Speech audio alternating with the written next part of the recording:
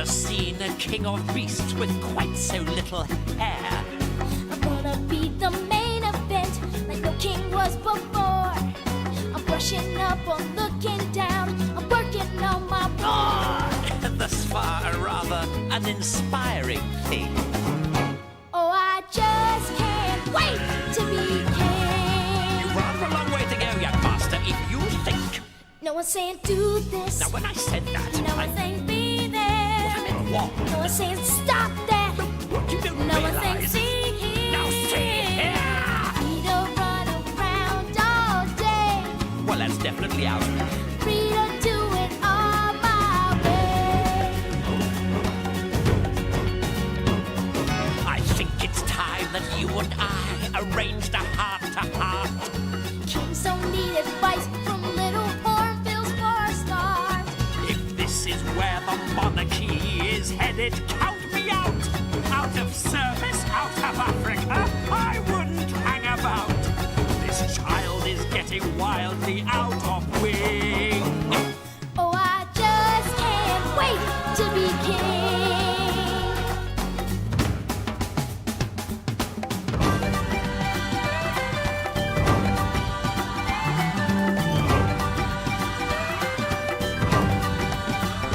Everybody look left. Everybody look right. Everywhere you look, I'm standing in the spotlight. Not yet.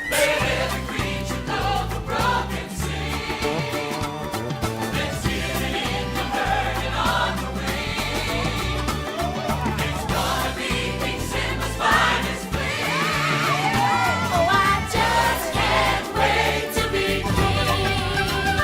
Oh, I just can't wait to be king. Oh, I just can't wait to be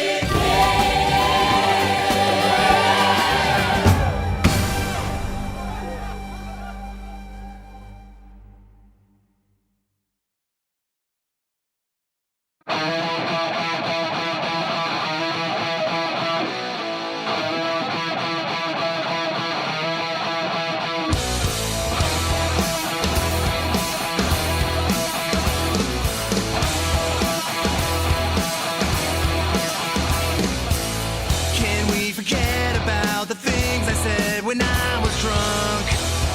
I didn't mean to call you that. I can't remember what was said or what you threw at me. Please tell me why.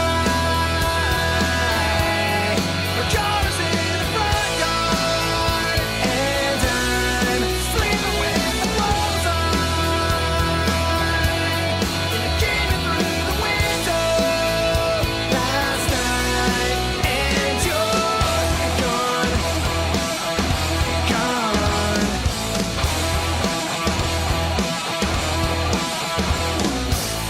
It's no surprise to me, I am my own worst enemy. 'Cause every now and then I kick the living shit out of me. The smoke alarm is going off and there's a cigarette still burning. Please tell me why. My car is in the front yard, and I'm sleeping with the clothes on. Came in through the window last night, and you're gone.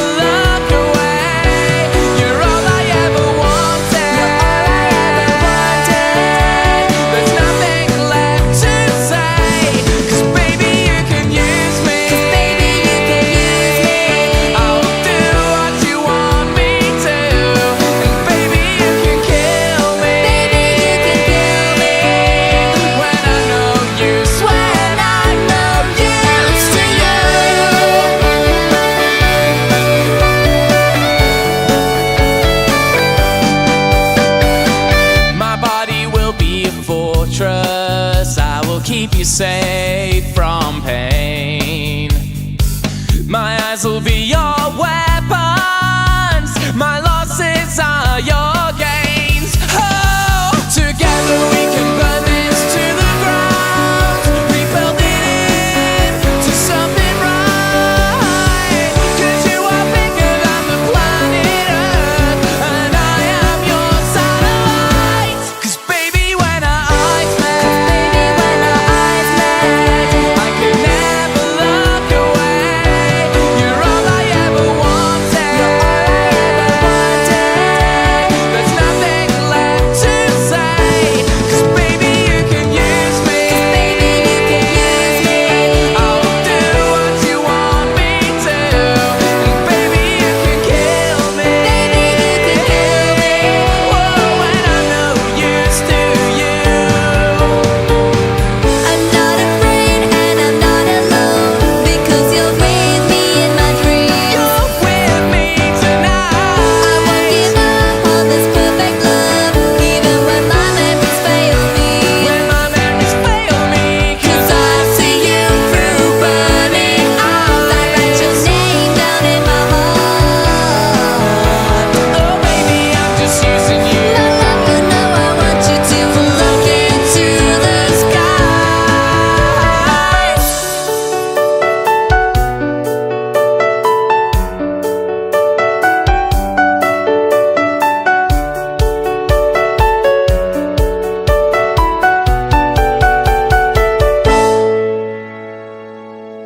Cause baby, when our eyes met, Baby, when our eyes met, I could never look away. 'Cause you're all I ever wanted. There's nothing left to say, because baby, you could use me. baby, you can use me. I'll do what you want me to.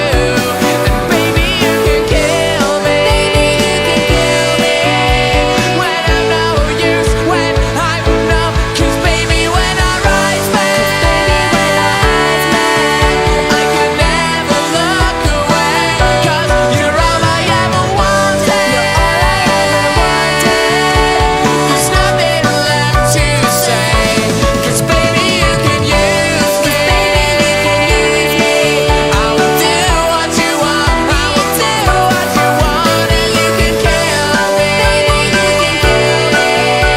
When I'm no use to you, baby. When our eyes met, whoa, you're all I ever wanted.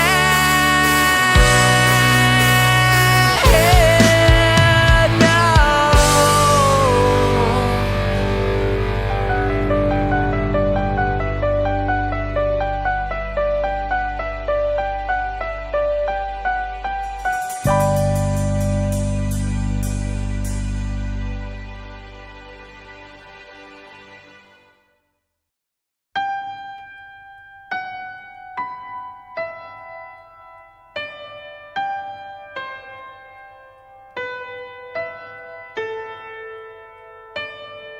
When I was a young boy, my father took me into the city to see a marching band.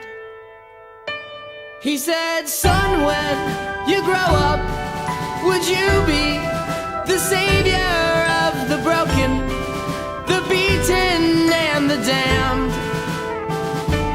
He said, will you defeat them, your demons, and all the non-believers, the plans that they have made?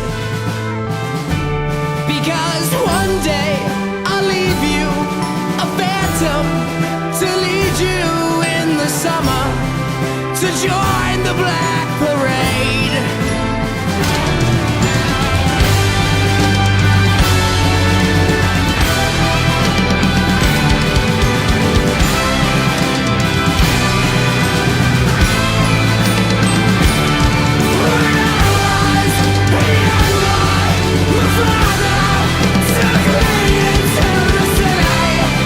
To say I want to be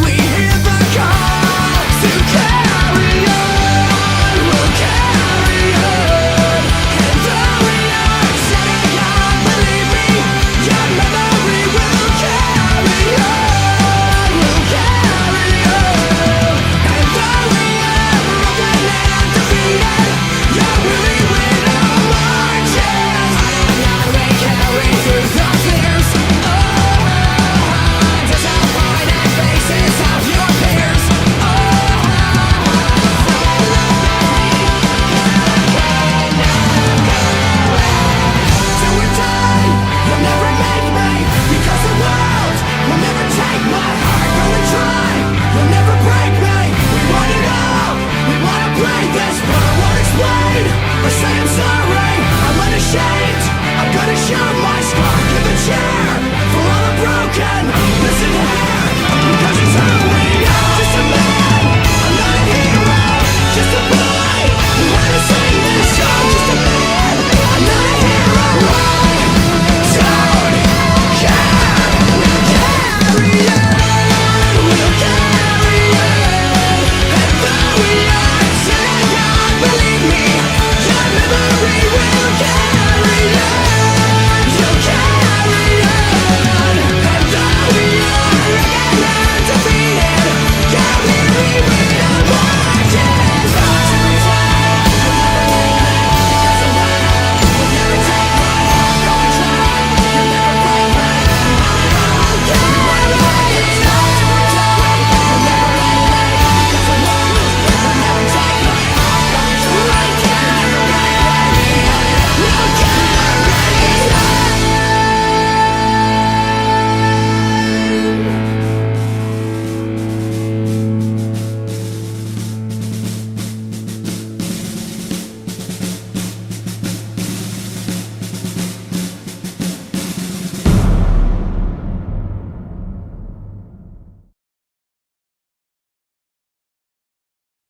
Hi, hello, Smile.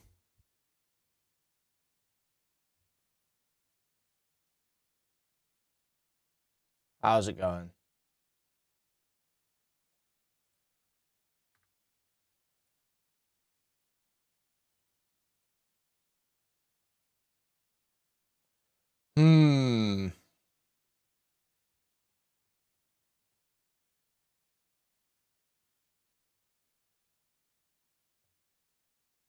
I don't know what to start with. Maybe we'll just maybe we'll just take a look at those Gokanari debates quickly. I did sleep, but I kind of fucked it up again. I got like 6 hours earlier than a nap in the evening, which is not ideal.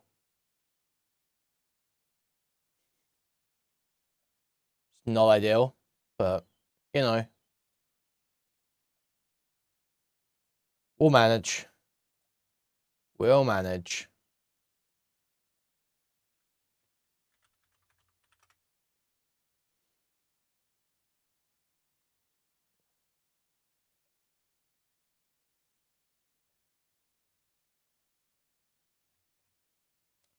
Does anyone have a link to the Gokanari VOD from last night?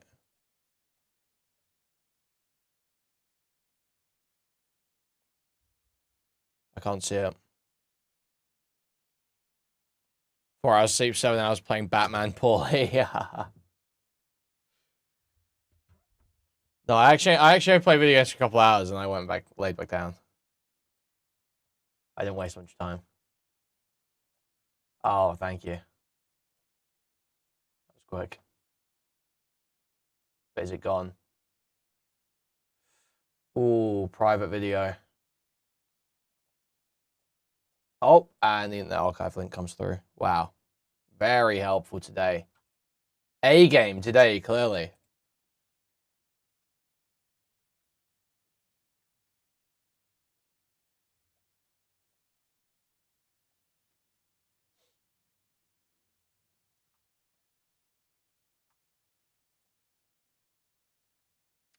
Okay, so basically, guys, my understanding is last night Gokanari took a little look at some of the Conor and Destiny stuff, and DGGers descended. Say, no, you don't understand. Destiny's not having total narcissistic collapse live on stream. Actually, this is a really well-reasoned, intelligent thing to do. You just have to understand all this context. So let's take a look at that. Let's see.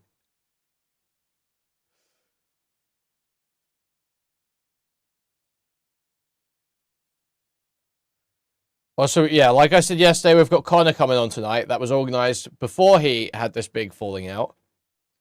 So I don't want any implications that I'm... Oh, you're...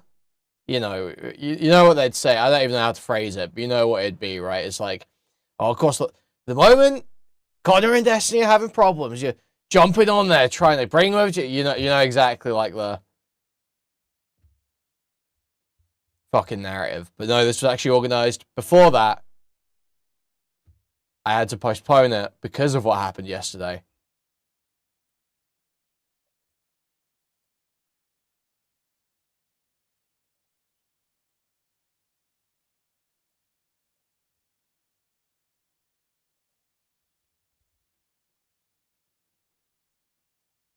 I'm wrecking tart. I think he was trying to pin it on me. I'm trying to remember what the drama was, though. It was like a couple months ago. Why are you pretending this won't be the narrative anyways? Well, yeah, of course. Obviously, they're just disgusting liars, you know? They are just disgusting liars. That's true. Was it the dog? Was it the dog thing? Oh, it might have been the shot caller thing. Oh, fuck. Of. He has no morals, no principles, no values. He supports the opposite of whatever he thinks you support, pure spite-based True. politics. Yeah, 100%. And Like, there's more stuff posted online that substantiates all of my beliefs, little bro. while he is utterly irrelevant, Anyway.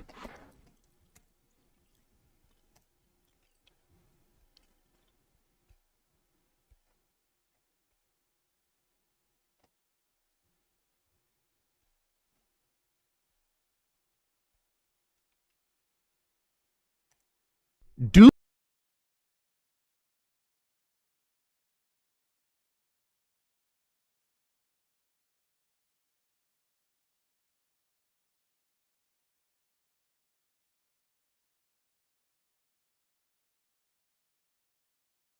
Sorry, yeah, I was muted. Okay, the only one in the stream, guys. Still waking up, okay? Still waking up. Take it easy. Take it easy. Take it easy, man. Okay? Still waking up. Take it easy. Go easy on me.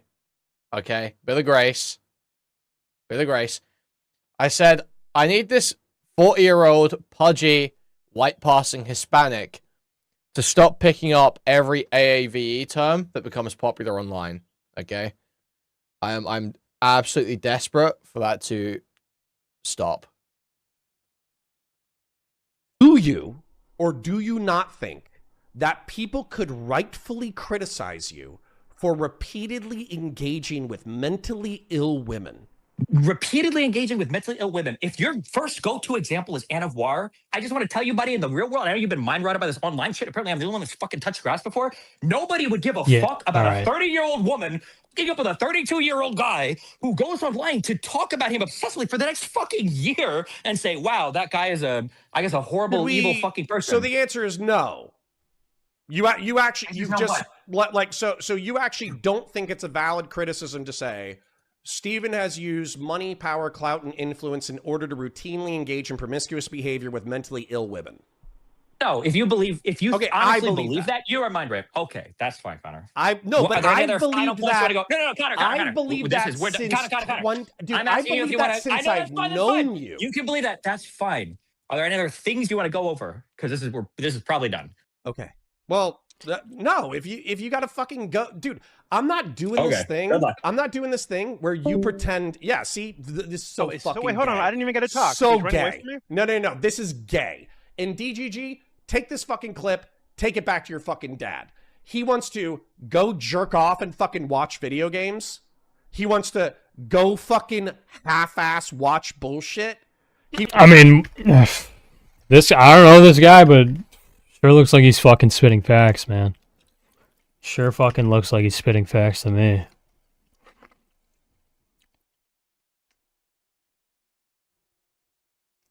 Oh, okay, so that guy's name is Conor. Why does Conor even have... Please, Conor, off yourself.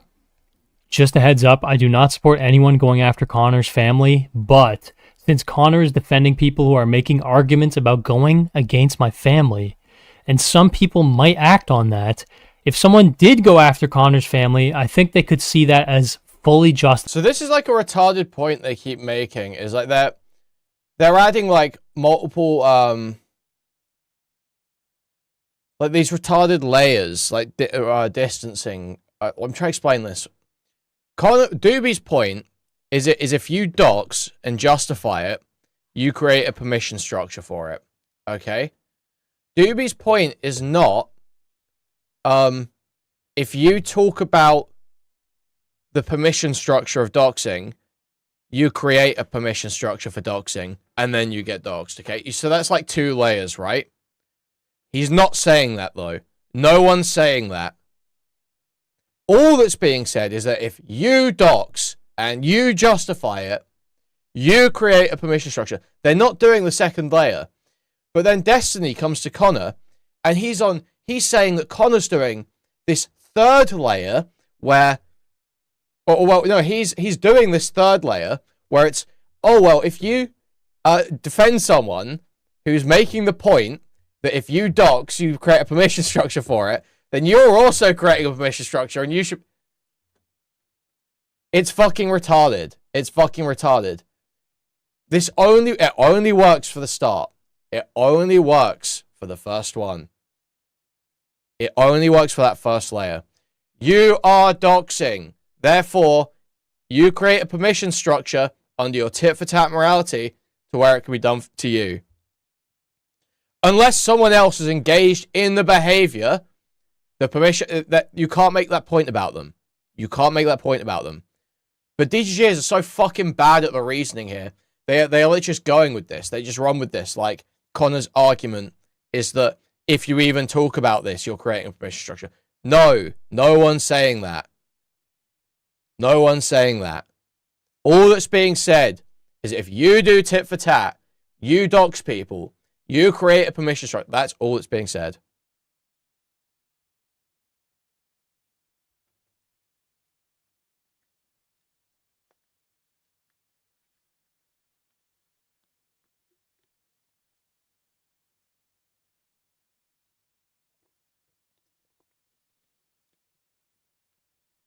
Yeah, the goal every time is just like, Destiny's losing an argument against someone, or Destiny's, someone's making a criticism of Destiny's character that he can't defend against. You should be doxxed for that. You should be doxxed for that. Now stop saying it. Now stop saying it. Justified, by the way. Yeah, this is the kind of fucking scum that we operate within. This is the kind of fucking disgusting facts. Dirt. The dirt that this fucking garden has to work with. Fucking scum, man. Having a fucking argument with someone I'm assuming was his friend. I don't know this Conor guy, whatever the fuck. And it seems instantly turning around and not whistling, having a fucking loudspeaker at the idea of people fucking with their family? Yes, scum. Scum.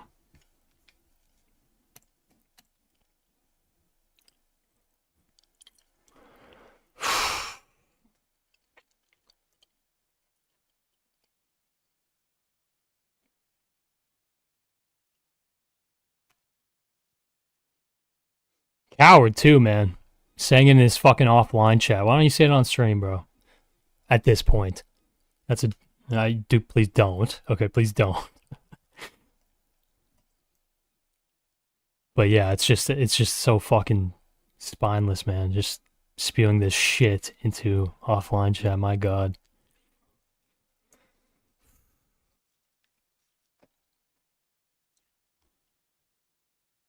This is more blowback from that guy basically holding him to the fucking iron, holding him to the flame.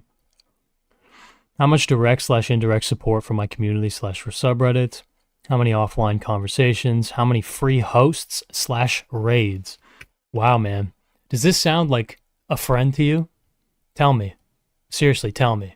If you get into a fucking argument with your friend, where one friend, I'm assuming in this circumstance, the Conor guy, is trying basically to have you held a little bit to the flame with the intention of easing over some major contradictions, having, some standards re-invoked, or at least trying to temper your fucking online conduct, etc. When someone's trying to have a conversation like that with you, who assumedly is your fucking friend. It's just obvious that Chud is desperate to have, zero heat on him, so he'll just, say anything that's just, totally vacuous, retarded, oh, I disagree. So he's just got a distance. It's like beyond transparent. I watch it and I just groan listening to his coverage of it. It's whatever. You want to keep your channel, I get it, man. But, you know, just maybe, if you can't reason through it, just don't talk about it. And the reaction, in the wake of a conversation like that, is to go in your offline fucking chat, the same chat where you accused Ethan fucking Klein of being a pedophile who molests his children, the same chat message that iDubbbz is getting fucking sued for now. Not you! You go to that chat, and you start So I heard him bang a lot about commentary standards and all this shit as well. JSook's not a fucking commentary. I don't think JSook considers himself a commentary YouTuber. And just saying my commentary standards isn't an argument.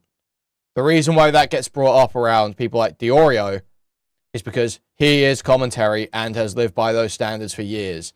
You can't just go my commentary standards at random fucking people and expect it to be a good point. Well, it's so fucking stupid. Instantly fucking propping up all of these things that you've given your friend. Well, guess what your friend is giving back to you? The fucking truth. And if you can't fucking handle it, I think that says a lot more about you than your fucking friend, buddy. Seriously, look at this shit. This shit. Just a heads up, I do not support anyone going after Conor's family. But since Conor is defending people who are making arguments about going against my family, and some people might act on that, it's if someone did go after Conor's family, I think they could see Why that does as the caller fully come in? asocial and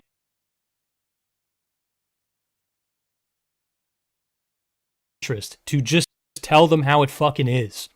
To not feed into their fucking delusions. To not worry about the fact that, oh, if I shit talk this guy, if I step on his fucking toes, or if I kind of try and correct his fucking behavior, he's not going to raid me anymore. He's not going to support me with his guys. He might threaten my fucking family. Yeah. Whoops, wrong. If you are a good friend, and you see your friend behaving in a way that in the long term will leave them alone, and maybe worse,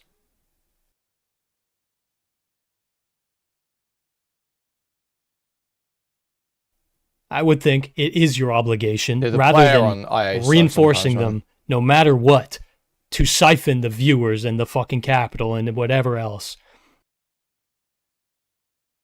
Let's go on the file version maybe. Oh, thank you, Combustion. All right, let's see. It's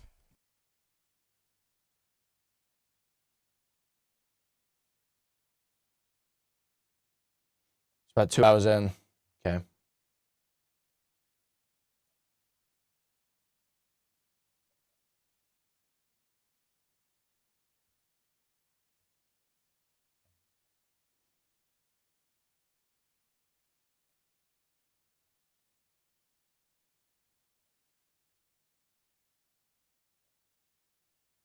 Shit can blow up and like there can be retaliation past yourself. Yeah, okay. All right, I think I understand what's going on, basically. It's basically that Destiny wants to go... Oh, wait.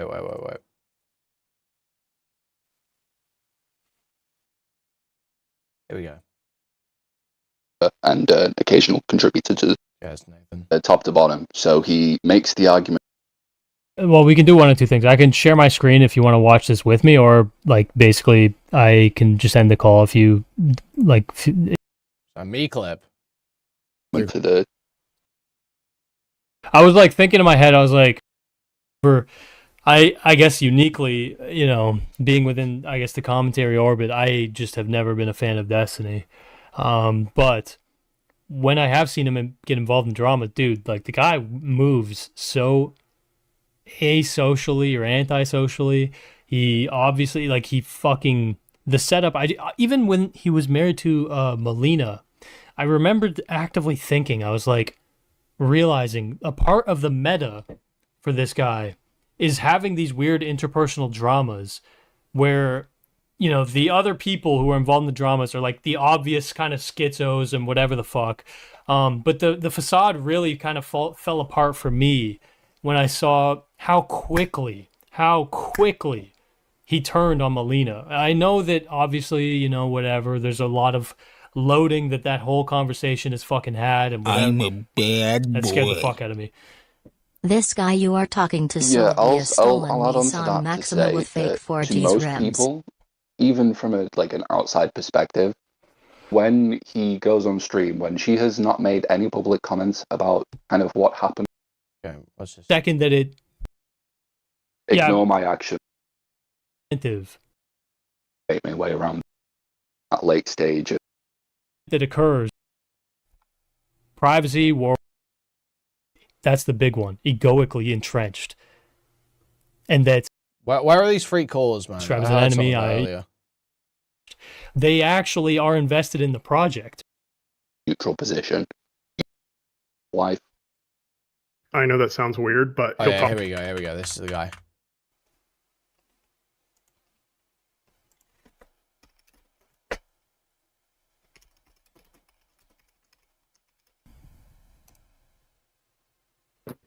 Yeah, what up? Yo. Okay. Yeah, Okay, I'm I saw you were in chat saying I was missing context, and I'm here to get the context. But and yeah. look, I'm just saying right now I'm biased. Okay. So you have to understand that. So what I say, you just take with a grain of salt. Okay. All right. But sounds good. First off, I think really. Is this the caller? At Destiny, at Mr. Mutant. Gokunaru is attacking Destiny. Destiny's getting fucking attacked. Destiny's getting attacked. What the actual fuck is this ass fuck? Get this out, Destiny now. Holy fuck. Guys, spam Destiny. This guy needs to be fucking destroyed. WTF. I'm about to blow up against this Gokunaru. Fuck. Yeah, because I defend Destiny. Fuck you all, fake fucking Destiny fans. Fuck out of here. Dan would be on my side. I did nothing wrong but defend Destiny. I fucking hate this piece of shit goat guy. I will dox my fucking self to defend him. He's a massive YouTuber. Holy shit. You should just reach out to Destiny. I know that sounds weird, but he'll talk to you. He can tell you the full story, and you can believe him or not. The thing is like you're I remember watching your like Sneeko video. Okay. And so I know I don't know if you're gonna make a video about Destiny, so that's why I'm like no. I feel like I need to defend him because you make some good hit pieces, which would be fucking fun to watch. So I'm not gonna lie. And This even guy Destiny is would like, this guy is super autistic, man. This guy's incredibly autistic. he's watched your shit. Yeah. So okay, the very first video I linked you in chat. I think you should start with that one, if anything, because that's. How does Gokunaru just get like the actual like full blown mentally disabled dick riders coming to his stream every time, man? Yeah, this with Tectone too. He got like a full blown mentally disabled Tectone fan who just ate everything up and knew nothing. That's where he's actually battling two snarkers that are a part of the JSTOC community. Okay. That's a good one to start with because it has Dan in there too. Okay. And the thing is like the reason why this is all coming out right now. Yeah. The most important thing you need to understand is From a website. will sound sincere, but this fucker is not sincere. Okay. Okay. Wow. And another thing is like you have to understand Destiny will admit that what he's doing is bad. I usually think He's Doobie has the opposite problem. He very rarely sounds sincere, actually. I think that's most people's perception of Doobie is actually that he's not sincere. And in the moments where he is trying to be sincere, like yesterday, he struggles to get it across. But hey, They're saying, yeah, I'm fucking bad, but I ain't hiding this shit. So yeah, I'm doxing specific people, like that Batman guy or whatever you want to fucking call him. Yeah. That dude was acting like a professional lawyer and going on to I these confess I do a little private trolling. discords talking about his case. And so he's like, yo, you're going to fucking put your credentials on the line. I'm going to show who you are. You can say that's bad. I get it. We all get that. And he even admits it's bad. But the reason why is because the snarker community has been built for 2 years that are continuously swatting him, swatting his kid. So yeah, he's uncovering all the shit. And that's why the very first video I so sent fucking stupid. Who is swatting? Who is swatting? you Find me who's swatting, they'll be banned. really important context because they're all terrified of him right now because Dan has found all of this evidence because he's had a mole in this private snarking community. This is the Snark Left one? Yo, thank you for the raid, Morale. Huge appreciate it. Thank you. Yeah. Or which? Wait. There's the video has Hutch. This is brutal. It's a video I sent you privately. It's like it's just a YouTube video. It just goes a link to that. Yeah. I can send you the actual original with the wick because he's involved in this. Yeah. But in this community towards the end of the discussion, it's learned that Destiny has a ton of fucking private logs of evidence of these guys actually doxing him, people in DGG, like us, myself, like people that defend Destiny, they'll find our information, dox us. It's a fucking dox war. The problem is, and this is what Destiny will say every time. He'll listen if he hears this. Like, it's so crazy, man. It's a dox war. No, it's not a dox war. No, there's one side that's like, we don't dox, and if you find examples of people on this side doxing, they will be dealt with. It will be handled firmly. There's the other side saying, we love doxing, we love doxing, we love doxing. It's like, this is not a dox war. This is just Destiny being a total psycho. It's back and forth between you and me. He's going to be like, yes, I'm out here. I'm telling you I'm a bad dude, but I'm not hiding it. These people are hiding it for 2 fucking years. Yeah. It's a coordinated effort of just this. He would claim that, he would claim basically that they don't have the high ground. Like they're trying to have the high ground. Yeah, they're trying to have the high ground. And he's not trying to hide behind any high ground. And the other thing is like, okay, you saw those messages between Conor. I mean, you'll see in the fucking, when you watch that video, you'll see them, Conor will say that Destiny needs to go TOS himself. He says TOS, you need to go TOS yourself. Oh, no. He'll say that to him. So, and like that context is really weird because Destiny's trying to say like, basically, that's actually the exact same thing you said to me, basically. It's like, you're going to come after my family. He's using it in the context like, yo, fucker, I'm your friend. What the hell? So then he's like pushing back. And I know he's putting it out in public, but that's just how Conor and him talk. I mean, they're they're abrasive. They just do that to themselves.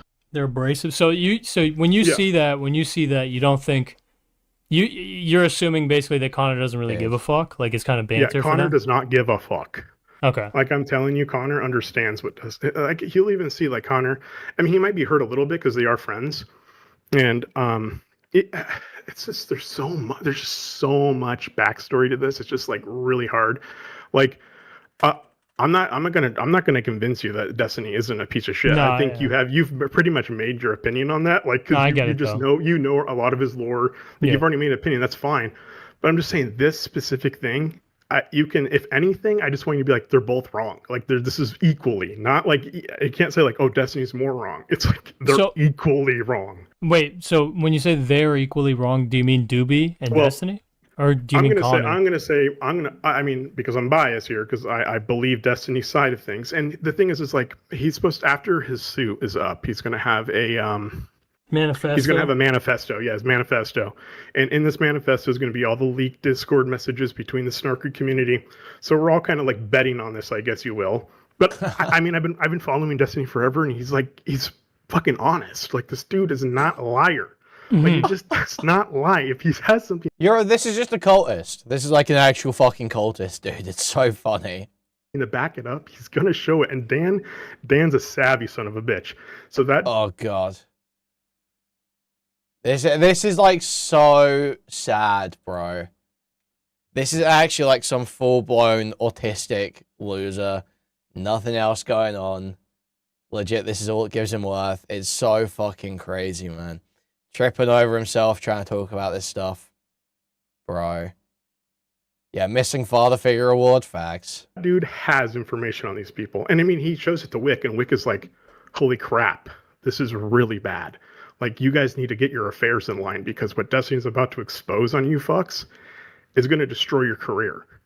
And they haven't released that yet, right? No, they have not released it, and they keep. And so the thing is Doobie is now. These are the people you bully, man, and the beef. This does make me feel bad. This does make me feel bad about all those DGs I've insulted. All of these communities, Wick, Conor, all these people, and is trying to spin this. I don't even know what the fuck he's doing. It's just weird. It's DG Geeks.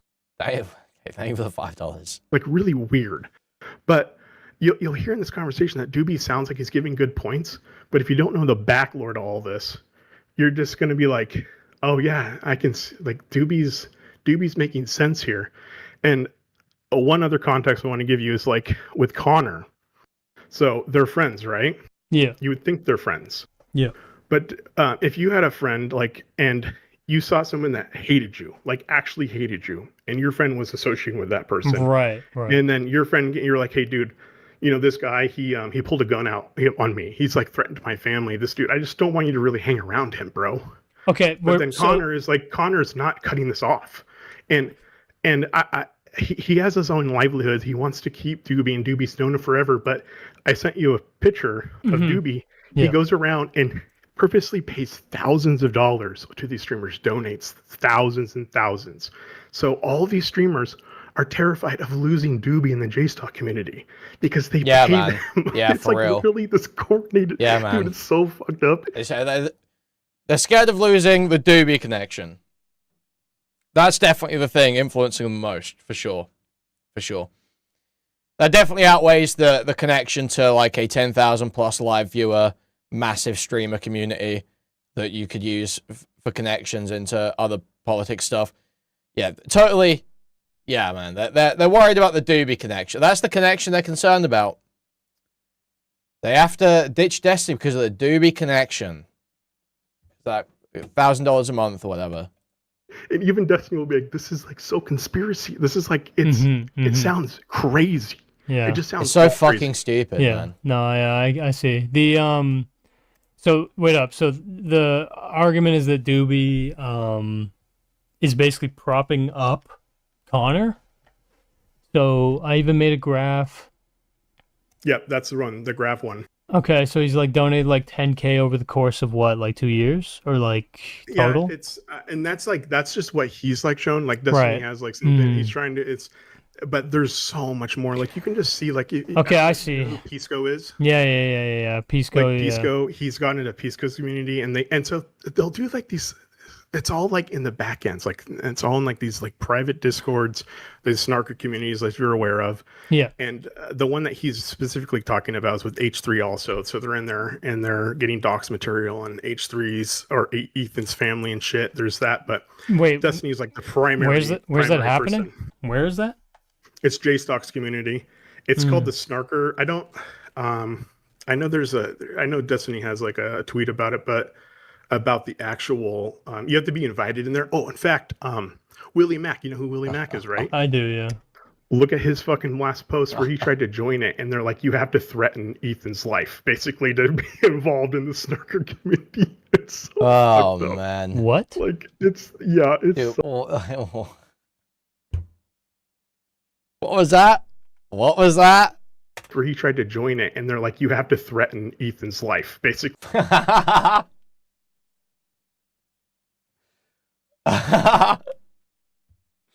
Dude, we have a hazing. We have hazing. You have to threaten Ethan's life before you come in.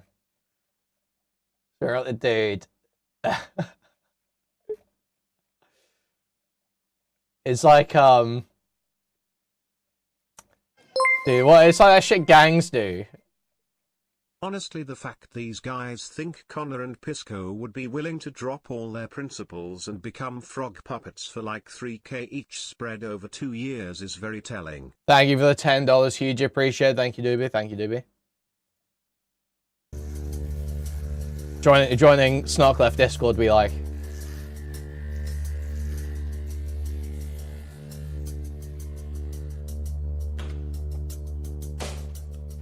Like a monkey ready to be shot into space. Space monkey. Ready to sacrifice himself for the greater good. They have to go make a threat on Ethan Klein's life. You have to show up at his door with a skull in your hands. To be involved in the Snarker community. It's so fucked up. What? Like, it's so fucked. It's, maybe it isn't that. Wait, ooh.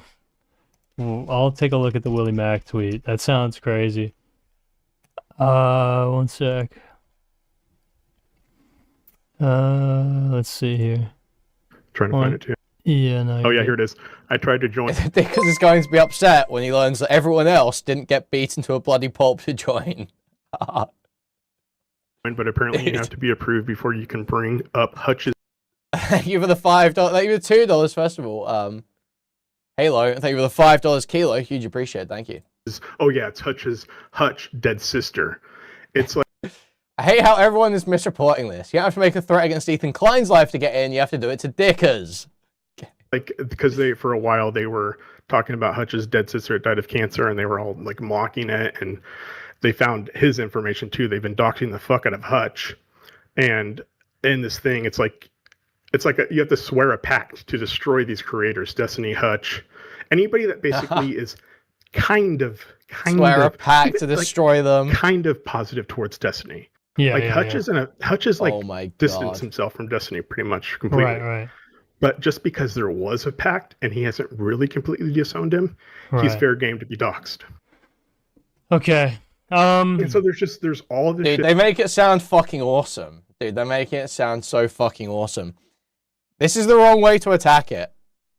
Talk about how gay the rocket boost shit is or something, man. That's the way better angle. So basically, the main thing you have to think about in the back of your head, because I know you're gonna have your opinion. Say Jay still needs to make a whole snark Discord to get any likes on his tweets because he's got no motion. At the end of all this, Right. is like Destiny is honest about being a piece of shit, which you can say is like that doesn't make it any better, but to me it does make it a little better because he's not hiding it. And these little snarker rats are out there. And then you read the logs, and it's 3 weeks of buzzball, 24/7. Like literally they have a job. Like they're in this Discord 24/7 finding information on people. And that's all they do. It's like they're unemployed losers. It's the weirdest shit. Facts. Okay. So that's what that was the information that you wanted to relay to me more or less? Yeah, basically. Okay. I just feel like it's important you know that context, and then like I just feel like you should really watch the Snarker one first when he confronts the Snarkers. You were talking about Hutch, the reaction with Hutch. Yeah, right? yeah. And I think that he links if you don't want to see Hutch's reaction. But actually, I think Hutch brings up some really valid points in it too. So when you're describing two Snarkers, are we talking about like this guy, which is Aiden Underground, I believe? Yeah, Aiden Underground. And then Dickers? And then Dickers. So they are in this. I don't think they're in the server. So they're in this Snark server, and they'll put up points like they weren't involved in any of the doxing. They don't know about the doxing, but then it's slowly Destiny starts getting it out of them like they know everything. Like they know how bad this server actually is because they start. Dan comes in. He's like, "Dude, I can see you guys actively because of our mole. I can see you deleting everything with my software because Dan owns Redact, like the cleaning service to clean your." Dude. Wow, DGGers are actually kneecapping Dan worse than any of us could. Redact doesn't do that. Redact does not tell Dan whether you're deleting messages. It's not sending signals to Dan telling him that you're doing shit. Thank you for the 50 Danish krona mirror. Huge appreciated. I'll just defend Dan on that from the aspersions cast against him by this DGGer. My understanding is people I trust have looked at the software and say that's literally, it does not do shit like that. People try and say stuff like that. I do not believe it to be the case. Shit, so he can literally. Yeah. So there's a conspiracy with that too, but he's said he's not. Wait, like, what's the conspiracy? Back end. Wait, but what's the conspiracy? I don't know much about this. This guy is gay or autistic, man. Listen to the laugh and shit. You know. I know that. All I know is that. Redact. Yeah, all I know is that it's like he sponsors the H3 podcast. Like I just see like a little redact button. Dude, I don't know, it's fucking crazy. Well, but so he owns the Redact software company. Okay. And they used Redact to clean all their messages, and so there's this conspiracy that Dan has hijacked Redact to see them deleting stuff, and I don't know how accurate that is. It might be true, I'm not sure, but there's some that could be a possibility. I don't think that is though. I I see. But like I said, dude, all the things I might be misleading you completely. But here's the thing: you just pop into Discord with Destiny, Dan, Mr. Moon. Mr. Moon's great. He's gonna pull you right up. You guys can have a chat and be like, dude, you're a piece of shit, and he's gonna be like, yeah, I'm a piece of shit. This is why. Mm-hmm. I see. Okay. So just before when you make your epic ass video to destroy Destiny, at least reach out to him. That is not. Okay. All right. Understood. It would be epic, dude. You're saying before, right? Yeah, before you destroy him, at least interview him. Okay. All right. Dude, all right. Yeah, I'm just saying that. Yeah. But hey, nice talking with you. Yeah. No worries. Okay. God bless, bro. Wow. Thank you take for care. the. Yeah, I'll check. Well, very intelligent caller. It's good stuff. All right. See ya. All right. Well, we just got filled in. He goes over the Reddit post. He's against me. And then what? Does someone else call in? That's going to be judged against him by one side or the other. If he bans Doobie.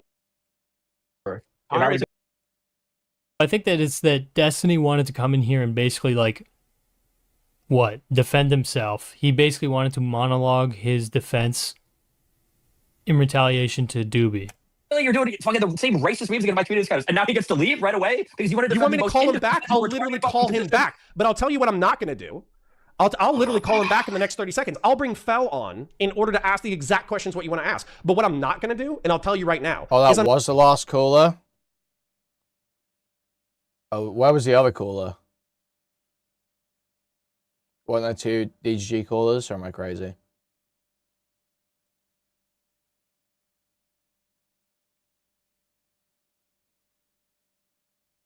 I was supposed to say about what Conor said about this. He should be doxxed, right? Because he's enabling the infinite rape machine. If I found out that Kafka was in a server where they were trying to reach out, I don't want you to change it. I want you to answer the question. I'm not changing it. I'm making it 1-to-1. I'm not watering it down like your dumbass just did. If Kafka was in a Discord server where people were reaching out to and harassing family and friends of J-Stop or trying to harass witnesses to bring into the case, and Kafka's in the background saying oh, well, look at these legal files. Yeah, I think, this is actually fine. I think actually this is totally permissible, blah, blah, blah. And fucking Jessica docs Kafka, be like, oh, fuck it, Kafka, what the fuck do you think would happen, dipshit? I'm the king of fuck around and find out. When the fuck have I ever looked at a situation like that and be like, wow, I can't believe this guy did this thing. It's fucking retarded. Of course I would understand it. But for you to compare... I'm the king of fuck around and find out. What a statement. Yo, Doobie. What the fuck? I apologize for having more money than the average DGGer and supporting content I enjoy. Bro, whoa. The fact that you're in here actually scares the fuck out of me. It means that this little stream has exited my own orbit, I think, I'm assuming. Unless you're really organically just listening in. Fuck. Ew, he's the king of fuck around and find out. Famously evil snarker Doobie. God bless. I mean, Doobie, I can't lie. So far in this exchange, I've yet to see anything disagreeable come out of your mouth. The bit where they were arguing over you being a pedophile, and you just saying, "Guys, I'm not a pedophile. What the fuck?" That was comedy gold. But yeah, thank you for the 10 bones, bro. Compare Kafka coming onto my public stream and talking sometimes, and now more towards the end of the beginning about court filings. You said that's the same as esports Batman, who exists at a server where they are reaching out to and harassing fucking witnesses in my case, and he's sitting there creating the permission structure for by credentialing himself as a lawyer and then giving For the record, everybody, for the record, gun to my head. That is the first donation that I have ever noticed or registered from Doobie.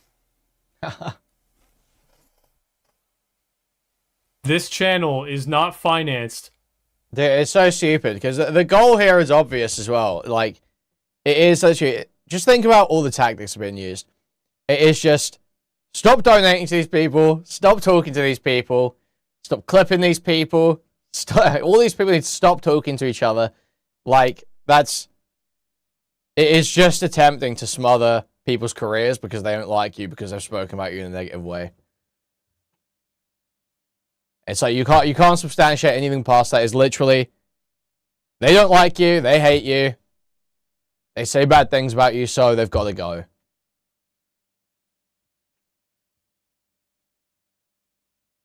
That's it. By Twitch poll coordinator Doobie.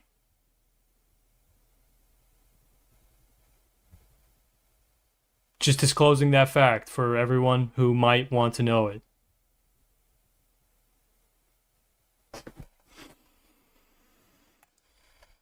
Retarded feedback on every fucking court filing? You're fucking retarded. But I know in your mind you're gonna find a way to make that equivalent. That's fine.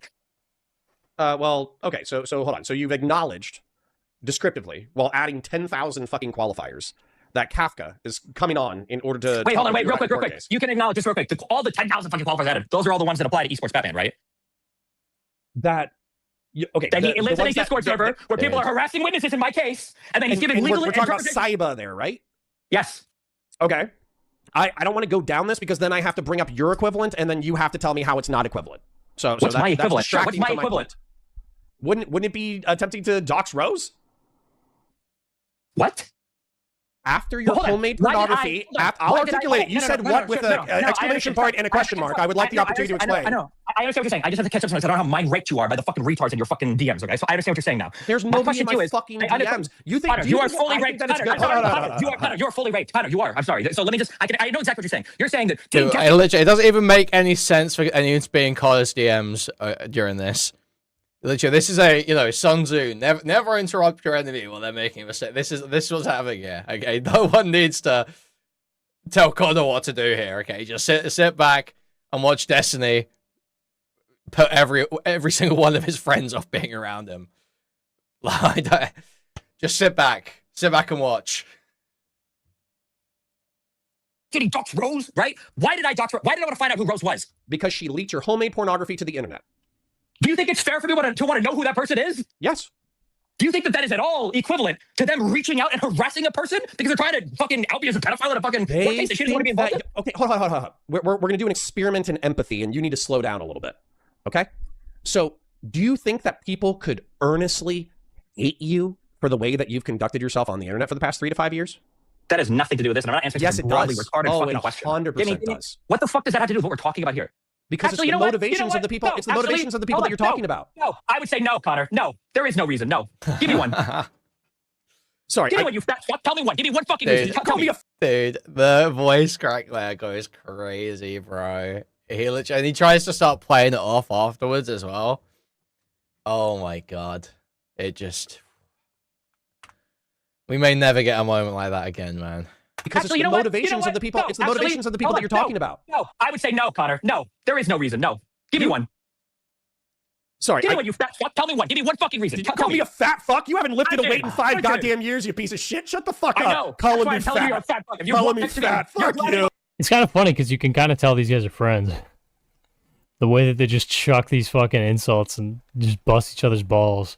Although now they are no longer friends, unfortunately. It seems as though Destiny has lost yet another one. Oh, kill me. I wouldn't be able to withstand the pressure, Connor. Tell me right now. What is one valid reason why these people could hate me for my behavior the past 5 years? Tell me. Well, hold on. I'll give you the general reasons for why people hate you. I know. Number one. No, you asked, I'm going to answer. You asked, I'm going to answer. You asked, I'm going to answer. I mean, that's a long list, man, probably. Assumedly. I don't know.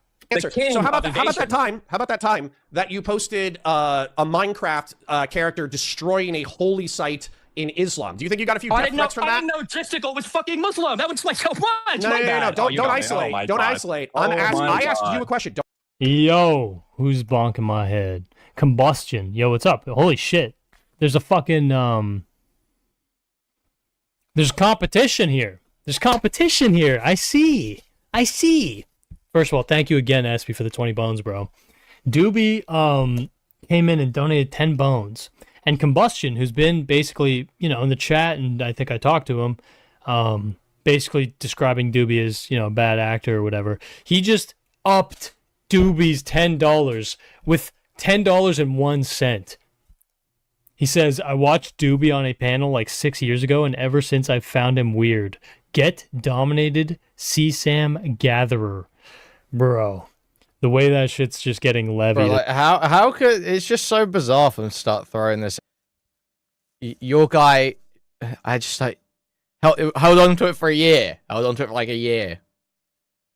Had it for the purposes of sexual enjoyment, and you're actually even trying this. It's just like the most retarded, dragging everyone down with you. Shit ever. It doesn't make them look any better to anyone. It's just, I don't know, man. It's just bizarre. There's a fucking accusation. It's crazy. All right. Doobie, there's really only one retort you can possibly have, and it's to donate $10.02, bro. No, I'm just kidding. I'm kidding. But yeah, if you do have a rebuttal to the fucking CSAM thing, I'll read it like in general chat, not no dono fucking need obviously. Do we getting penny mogged? Yeah, bro, it's insane what's going on over here. Is it the weirdest turn of events? Yeah, no kidding. Motherfuckers can't protect children without catching strays, huh? Facts, man, facts. All right, let's see here. What's going on? Stack. Is this where we were? Yes. Don't isolate. I asked you a question. Do you think that people could earnestly fucking hate you and want you dead on the internet? And then you sarcastically said no. Zoom out to the every fucking thing. My bad. Yeah, sure. Go Well, ahead. if you already know your chronology of sins, then you already know there's 10,000 reasons why people could earnestly fucking hate you and want you dead. None of that has anything to do with this situation at all. So hold on. You think J-Stock, Kuihman, Esports Batman, they all hate you for delusional or non-serious reasons? Yes. That's crazy. That's why when I asked you for one, the only thing you could name was the fucking Kaba Minecraft shit. Because you don't think that they could, dude, I could come up with a dozen reasons to hate you off the top of my head. Give me one. Yeah, bro. I mean, like, dude, there's a long fucking list, man. Give me one from their perspective. Go. Just well, one. they think that you fucking use your sexual power and clout and influence and money in order to rape mentally retarded women. Give me one example. Anavar. Uh-oh. Anavar reached out to me. Anavar wanted to meet me. Is she Anavar retarded? For 2 or 3 years. Why does he think that's a defense? Why does he think just saying she reached out is a defense to that? We've seen the DMs, bro. We've seen the, I want my public reputation fixed. I'm having a steep breakdown. Maybe one day. But until then, let's just keep, you keep writing your essays and I'll rub your legs and feet. We've seen it, bro. We've seen it. We've seen you sending people to Kiwi farms and it having a massive burst of attention. We've seen you threaten to report her to a grad school or employer or whatever the fuck. We've seen you threaten to revenge porn her if she proved that you were still sexting her while you were calling her a stalker. Bro, it's over. Thank you for the 5 gifted, Q. Hugely appreciate it. Thank you so much. Thank you. Is she more or less retarded than Cherry? Cherry's also retarded. That's not a good point. Didn't Justical fly her out to Canada, commit her for 3 days, continue to bring her on the stream to milk her and farm her for fucking content? She's Trying retarded. to fucking kill herself? Hold on. So how the fuck could there be any hatred of me when I hooked up with this girl one time, by the way, when she pursued me over and over and over? Was this the one time that he recorded the audio of the sexual encounter? That's the allegation from Cherry. Man, what a oof. Dark gaze into the abyss. If that's true. Over again, by the way, when there's not a single example of me leveraging more power dynamics to do anything to her, by the way. Whoa. Ooh, please push back, Connor. Hold on. Let's isolate this variable. Do you think, hold on, sorry, I want to isolate this variable because I think Steven needs to hear this. So, sorry. Do you or do you not think that people could rightfully criticize you for repeatedly engaging with mentally ill women? Repeatedly engaging with mentally ill women. If your first go-to example is Anne of War, I just want to tell you, buddy, in the real world, I know you've been mind run by this online shit. Apparently, I'm the only one that's fucking touched grass before. Nobody would give a fuck about a 30-year-old woman hooking up with a 32-year-old guy who goes online. Literally, if you showed any normal person the fucking Anne of War arc, they would be fucking horrified. They would say this guy's a fucking psycho. To talk about him obsessively for the next fucking year and say, wow, that guy is a horrible, evil fucking person. So the answer is no. You actually don't think it's a valid criticism to say Steven has used money, power, Conor in like an hour and a half, I think. Influence in order to root 7 EST. Keenly engage in promiscuous behavior with mentally ill women. No, if you honestly believe that, you are mind rape. Okay, that's fine, Conor. I believe that since Yeah, I mean, Conor has a stupid line of argumentation because Conor's like, I think it's... I don't even know how to put it into words. Conor does like this stupid thing where it's like, well, actually... who cares what happens in the relationships with mentally ill women? Because doing it in the first place is bad. I'm an epic virtue ethicist, so don't fuck mentally ill women or some stupid shit, man. It's like, no, he actually does quite bad stuff once the relationship starts. It's actually the bigger problem. Dude, I believe that since I've known you. You can believe that. That's fine. Are there any other things you want to go over? Because this is probably done. Oh, dude, he does not want to linger on this at all, man. He does not want to linger on this at all. Okay. Well, no. If you gotta fucking go, dude. I'm not doing this thing. I'm not doing this thing where you pretend. Yeah. See, this is so fucking. Wait, hold on. I didn't even get to talk. So gay. No. This is gay. In DGG, take this fucking clip. Take it back to your fucking dad. He wants to go jerk off and fucking watch video games. He wants to go fucking half-ass watch bullshit. He wants to go half-ass do fucking tepid fucking commentary. Get the fuck out of here. He doesn't have anything better to do. He has nothing better to do. Get the fuck out of here. Plus, that was the weakest shit. That was the weakest shit that's ever. That is just not what you want to be hearing from a long-time fucking friend, man. Recap on the Anna stuff. Wasn't paying attention to Destiny whenever that happened. Fuck it. How long's the Anna section in this?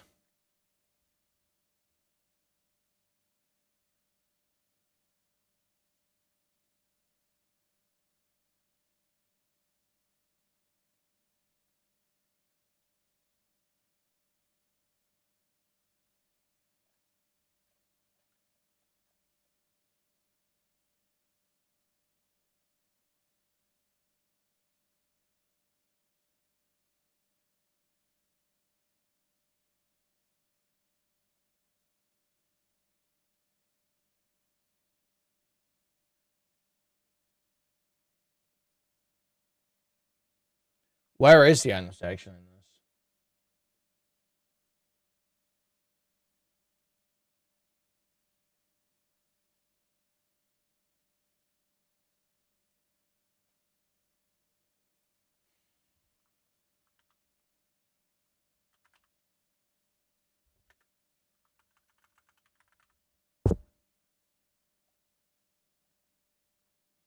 Woman that Destiny had a long conflict with was a woman named Anna. Just like with Lav, Destiny also encouraged his community to go to Anna's Kiwi Farms thread, and he encouraged them to post in her thread. Oh, okay. Also, heads up. This is my only non-media blackout time, okay? This is my only non-media blackout time. I will immediately back this, okay? Somebody on Kiwi Farms has made a thread of Anna. So if you are obsessed with Anna and you want to talk about her all the time, you, chatter, you can actually go to Kiwi Farms. And you can go and post all you want, read all you want. Go there, post about it, talk about it. People put a lot of effort into categorizing and archiving everything. There you go, okay? And in the thread about Anna that Destiny encouraged his fans to go message, they doxed Anna. And it was later revealed that at this time, Destiny was secretly in an ongoing sexual relationship with Anna. So you acknowledge that you've been sexting with her for a year? So,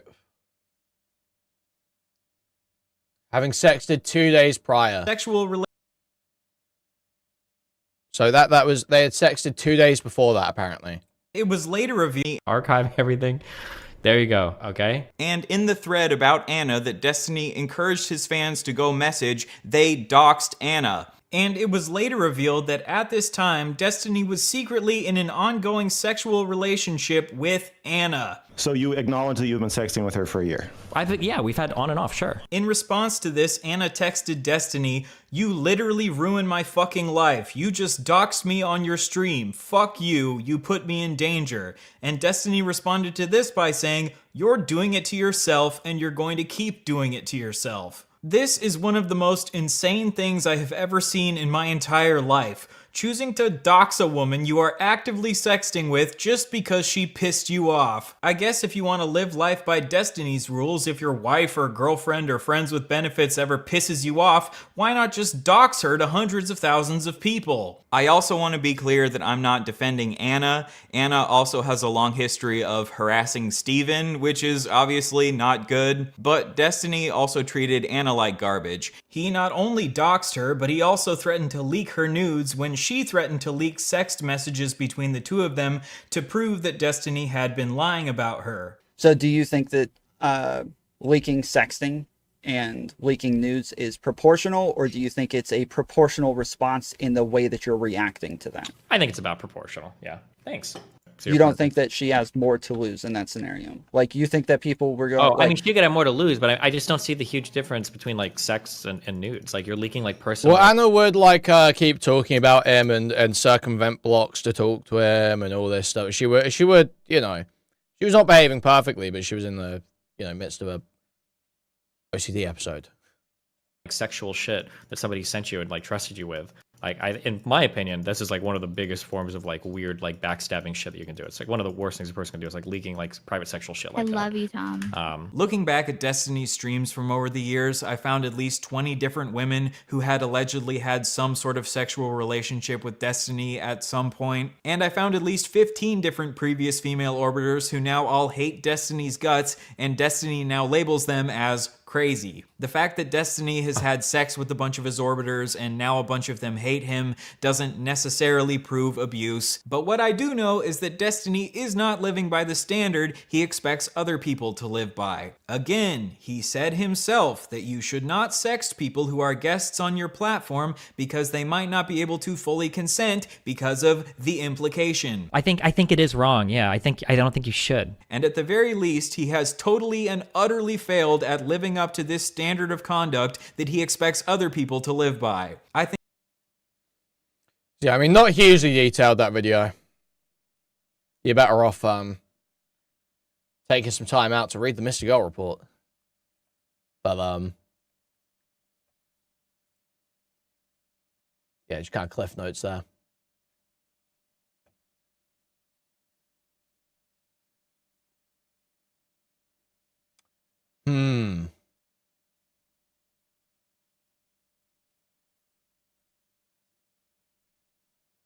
Maybe we watch a bit more of this. Fucking.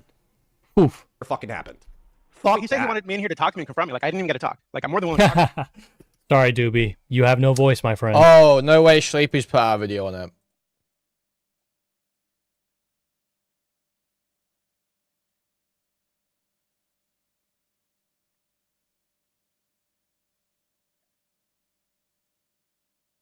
Now, if I told you that a streamer, a very 7 EST, very popular streamer, a lot of people are aware of, perhaps in the political space, somebody that gets posted on the Yeet Twitter account all the time, had a generational crash out just one night ago.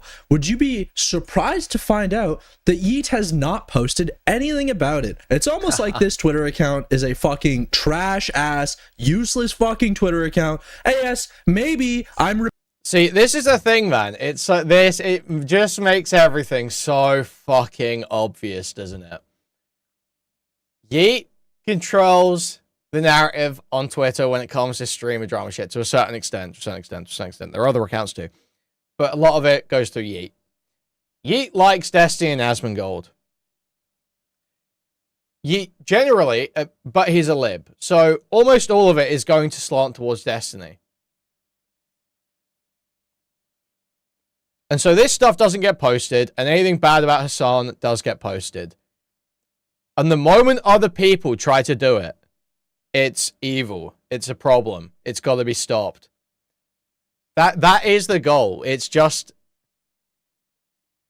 so obvious. They hate the fact that, you know, we might have a voice, basically. The people that think the same thing as me, or similar things to me, might have a voice, so they have to stop it. Repeating what people have already said and what people already know, but it bears repeating that this is fucking propaganda for your three favorite fucking ass streamers that nobody actually cares about. But to the subject at hand, okay, Destiny had a crash out, the likes of which I have not seen before. Okay, a mask off crash out. Now, in this call, you have recent divorcee counterpoints. You have two-time divorcee Destiny and Doobie, who I'm not too familiar with. But apparently Doobie is this guy who will often talk about the negative aspects of Destiny, which is not all that crazy. Destiny has some pretty negative things you could talk about. But the clip I want to lead this off with is the clip that is most interesting to me, and it's the clip I want to use to paint a broader picture, using all of the actions from this night to kind of show what type of guy Destiny is, how his relationships work, and how it is all quid pro quo. You guys are my friends because I have influence, and that's good for you guys. So let's play this. Friends don't just let you do whatever the fuck you want. They call you out when you're doing something stupid. Call me out. Oh my god, you guys are so entitled. It drives me fucking insane. But that's fine. It's okay. I'm sorry. What? Friends don't just let friends get away with anything. They call each other out. And Destiny goes, oh yeah, call me out. You guys are so entitled. Now, is he going to follow that up? Is he going to explain that? What exactly are Conor and Doobie entitled to? What exactly makes them entitled? Let's play the clip a little bit longer. Oh my God, you guys are so entitled. It drives me fucking insane, but that's fine. Oh, It's okay, I'm Connor. sorry. My question, I'm sorry. I think you're doing something cringe and gay. And I'm entitled because I'm saying you're doing something cringe and gay? Yeah. Yes. Oh, fuck you. So you do want to tongue up your ass. So yeah, dude, that's me. You totally figured it out, bro. Not the guy that's in here donating, what was it, $10,000 to streamers for the past 18 months to try to hold on to fucking friendships so they didn't go into Discords and talk about me non-fucking stop for a year? Not that guy. I'm the one who wants the special treatment. Wasn't your Destiny, forget about other people. What else is this? You get a criticism and you immediately tell the smaller streamer that you host and that you're friends with and that you associate with, you're Dude, what is this? Right, Mutaha showed up in Noah Sampson's chat and just said, Forza.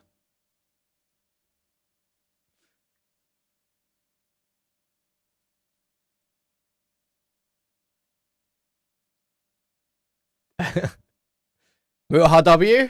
Possible Mutaha W?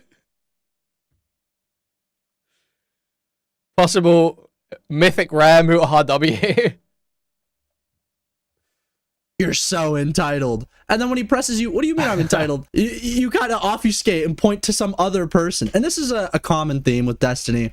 Anytime he gets cornered for some action that he is taking, he will then point to other people who do somewhat similar actions. Because at this point, it's very hard for him to defend a lot of the actions he's taking. So whataboutism comes in and kind of saves the day for him. But whataboutism really only works with people that will allow you to use that sort of logic. And with Conor deciding not to, well, he's entitled. And to expand on the idea that Destiny is mad at Conor for not defending him, being entitled and even questioning him, this was a post he made on his DGG chat where he goes, 0 people besides fucking food shops who can actually put up a non-cucked argument. 0 defenders. I have 0 knights. I have 0 good defenders. Which, like, on so many levels, this is the most awesome stuff I have read in a while, okay? First of all, why does no one want to associate with Destiny? Why is it that the only person who can defend Destiny is some Chinese peasant? Where have all of his soldiers gone? Food Shops responds, so apparently Destiny brought up how Counterboy's smack talks and complains about me every night Steven raids into me. What an actual snake. I'm happy this is most likely the bridge burn. Been warning my people. Friendly fire. Friendly fire. About the duplicitous nature of this guy for a long time. Actual fucking like a lot of the times you kind of have to, you know, are they a pedophile? Are they not a pedophile? But dude, there are so many quotes that exist of like her saying what she's into and what she likes. I don't want to play any of them, but I promise you they are not hard to find. But her being name dropped as Destiny's only defender is so fucking awesome. All right, I'm really gonna get into the role here. One sec, let me just name one. Holy fuck! There is no other streamer. He's reading them top to bottom. He's fucking it up. On the internet with an audience of my size who interacts with smaller content creators like this. How much direct/indirect support from my community/subreddit? How many offline combos? How many free hosts and raids? How many free collabs? How many hundreds of thousands of dollars were paid off because of progressive? Dude, this is so fucking awesome. Like, this guy is genuinely... He but DG logs are always bottom to top, or pretty much always. Everything as a transaction. The other thing. He views everything as quid pro quo. I gave you guys so much hosting, so much money, so many opportunities, and this is how you repay me? You're supposed to sweep! You're supposed to fucking sweep! Conor responds, Destiny's right. He has been gracious with clout and influence. It doesn't make him above my criticism. Deal with mine. If you dox someone, you better have a damn good reason. You put their family in danger. You should show evidence for why it's necessary. So we read that tweet that Food Shops put out about Conor, saying that that bridge needed to be burned because he's a duplicitous or whatever. Oh, yeah, Conor's just been saying to Food Shops on Twitter that you jerk off to kids. You jerk off to kids. Fuck. Conor responds, you jerk off to kids. What's Food Shop's response? He sure thinks about jerking off to kids pretty often. This wouldn't be the first time either. And then in the replies, he his own kids. He's projecting, duh. The Destiny skinwalking is crazy. And this is probably why Destiny likes her so much, is because she is this mentally ill pedophile freak who genuinely cannot form her. So, Food Shop says that, but I'm supposed to listen to a bunch of fucking concern trolling about turning Hutch's sister into a desk. I'm supposed to listen to a bunch of fucking moral frogging about jokes about Hutch's dead sister. Meanwhile, Food Shops is out there saying counterpoints molest his own kids. Please, give me a fucking break, man. Give me a fucking break. Her own thoughts, so she just mimics Destiny. Why does Conor even have? Please, Conor, off yourself, you fucking retard. Just a heads up, I do not support anyone going after Conor's family, but since Conor is defending people who are making arguments about going against my family, and some people might act on that, if someone did go after Conor's family, I think they could see that as fully justified, by the way. It bears repeating, this is in his DGG chat. These are like his most loyal followers that he's posting this sort of messaging to. That's insane. And I want to make it clear, okay? I have a lot of love for what Conor's done here because it's difficult. I'm just going to show you the comments of this stream, okay? This is brutal, okay? I'm not even going to read this one. Rip Conor, you will be missed. Hopefully the Snarker donos don't run out soon. Enjoy the doobie dollars. I can't imagine having a friend like Conor. What an awful mask off conversation. Yeah, Conor's the one who's mask off here. Imagine having a group. I saw this yesterday as well, man. Name a fat guy with aura. Federal rape tags counter Conor. Thank you, federal rape. Group of people try to destroy your life for months, and your friend says, but if they believe they are stopping evil, then aren't they doing a moral good? This could kind of go both ways. I'm actually a friend. That's why I proceeds to side with the enemies of said friend who are trying to destroy Destiny, said friend's life. Does anyone hold Destiny responsible for his own actions in DGG, like ever? Like, was him recording those sex tapes? Was that somebody else ruining his life? Those sex tapes getting leaked because he was sending them to people that he couldn't age verify, vet, really know in real life? Is that also not Destiny's fault? The rot found its way to Conor. Sad face. Sold out your integrity and your friend for money, Marine, huh? I feel like if he swept, that would be the selling out. Again, like I dramatically read the Destiny DGG chat. Like, he very clearly, he's like, look at how much money I invested into these guys. And then they don't sweep for me. I have no defenders. My only defender is the Chinese pedophile. Shameless behavior, Conor. Wow. And here I thought Destiny was the sociopath. What about this is sociopathic? What did Conor do? Conor lost his wife and now he lost Destiny. Nah, man, you gotta show some love for Conor. He did a tough thing, okay? He held Destiny's feet to the fire and Destiny fucking spurged out. Destiny could not believe that one of his underlings, one of his little sleeves is like, I'm sorry. I am laughing a lot here, but this is like the most awesome stuff.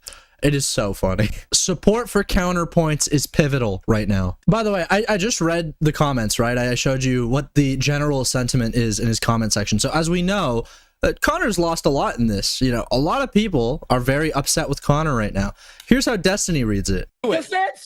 My sycophant? You're so how many? Yes. Doobie, I'm curious. Doobie, if you had to guess, how many side splinter discords could I open right now that are cheering on Conor for standing up to the evil, horrible, terrible Destiny? How many do you think I can open up right now?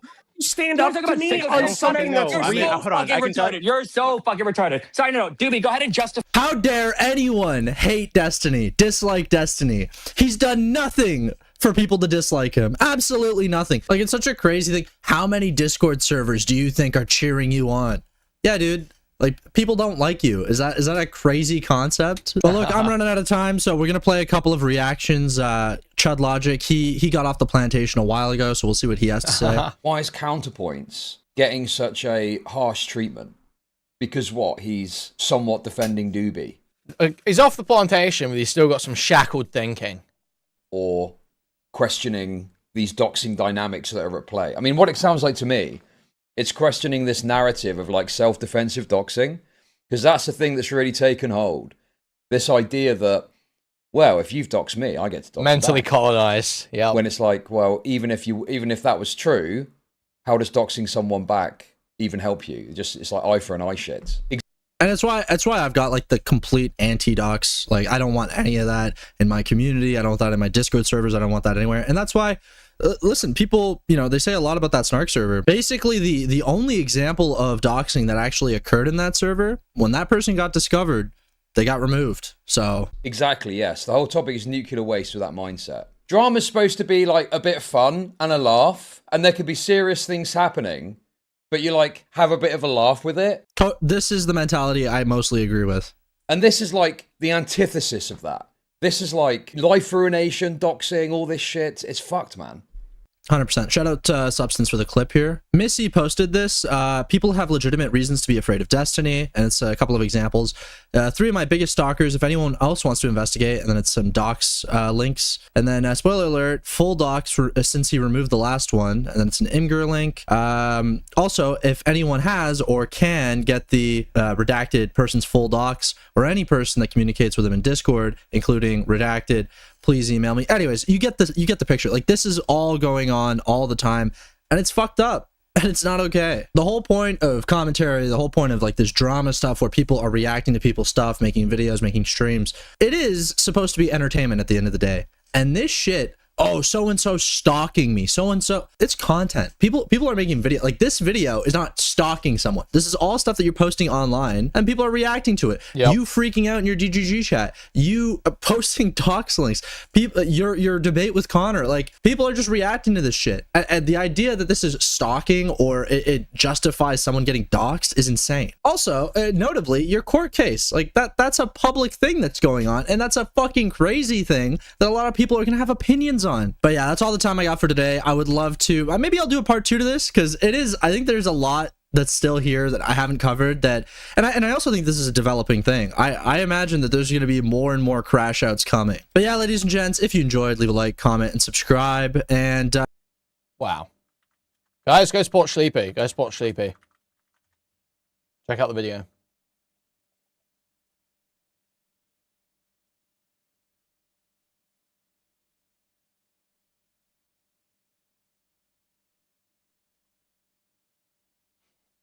Okay.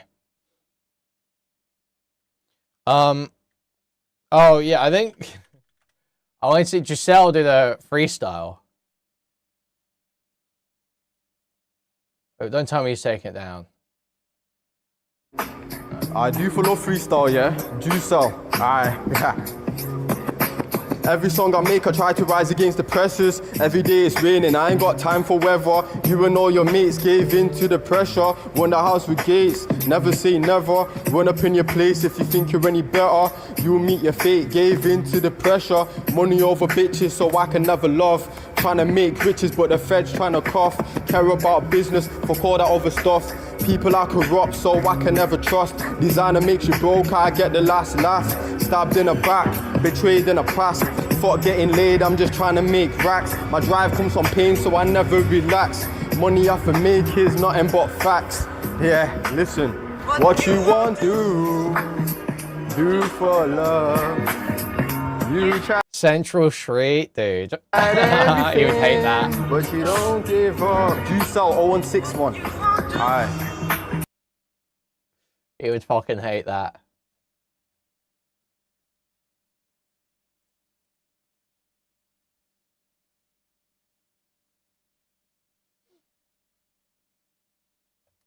Wow. I guess, I mean, I don't know what else to do. I guess we should kill some time before let's go Canary stuff, maybe. Was there anything else interesting in this stream?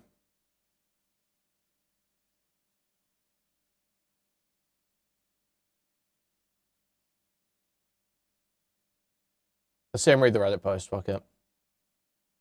To unmasking sins that he did commit, which is, first of all, I see. Okay. So just before I get what when you're you make saying. your Just as a heads up, here's the game being played in the background across several Twitch poll servers right now. Kiwi Farms, the Snark server, and Discord server. And several individuals whom I've been involved with in the past, JStock, Doobie, Kuihman, etc. Right, across several Twitch poll discs. There are no Twitch poll anything anymore. Twitch poll ain't a thing, bro. which what ain't a thing, will building their own thing. Been infiltrating and That's what- yeah. turning several communities against me by repeatedly debating for hours and hours and hours for months and months and months. The same stupid talking points over and over and over again. Okay, that's, first of all, bro. You know, if people are organically joining another community to basically debate others about you, like, I understand how that's fucking annoying, but dude, that's like, isn't that a part of this whole fucking thing? Isn't that what is done to Hassan by you? Like, what the fuck? But okay, whatever. This has been an active project they have been all been collaborating on for over a year, where several people will join Discord communities to make the same arguments or shower people with... Wait, what is this? What is this? Giselle, the newest famous black pill influencer, is 5'8", but has tall man proportions. Guys, I'm 5'8", but I have tall man proportions, so I have long legs. Like, watch. Like, I could pass for 5'11", but yeah, man. Guys, I'm brilliant stuff, man. Great stuff. money on stream to donate negative or disgusting things about me. All right. So the argument with like Doobie, Doobie's like buttering people up or whatever. I get the idea of like, okay, Doobie donates regularly to these people, but like the donation amounts are not life changing, if that makes any sense, right? Like it is money, right? Like over the last 2 or so years, he's donated like $2,500 to fucking Pisco. That's money, right? But it's not fucking life changing money. So it's not like Doobie's out here like authentic, you know, infiltrator or whatever. He's a benefactor, but he's not a fucking sugar daddy. So I don't know, but let's see. Okay, let's see. I have the challenge of balancing how much harassment and abuse I can take from these communities while not actually cutting them off, because it gives the snarkers a big win in that they can permanently manifest there and continue to rot that community. Dude, it sounds like he's describing the fucking Halo flood. And the people in it until they also believe the same lies and smears about me. Okay, what are the lies and smears, though? We should be getting into the specifics of the lies and smears that they like to proliferate. Unfortunately, today is probably a win for them in that they've managed to peel off Conor and mark his community as conquered. That's so funny, man. So funny. Isn't this what happened with Ethan? To an extent. Anyway, whatever. The talking points these people use will revolve around several things, a few but not all of them being Destiny is routinely attempting to ensnare mentally ill women using clout/power. Alright. This narrative also almost universally started with Mr. Girl/Lav, and the fixation point on this is Anna Voir. Anna was a 30-year-old plus master's student pursuing clinical psychology career, and was someone who was relentlessly pursuing me the entire time. It was her that first messaged me, her that suggested us hooking up, and her that relentlessly spoke about me looped due to OCD issues, I guess, for months afterwards, where my options for responding were all ineffective at getting her the medical treatment and attention she needs. Because I didn't handle this perfectly, people ascribed the most insanely malicious intentions imaginable to me, including Destiny's a pedophile/CP hoarder. Well, dude, they don't do that over the Anna Voir shit, do they? I'm pretty sure they do that over the fucking Willie Mac shit. Right? Isn't it? This all revolves around the recent... I mean, not just that.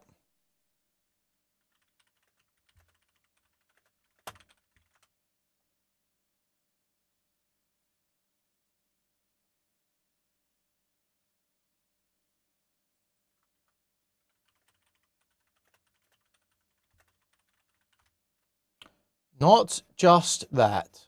Where's my hacking video?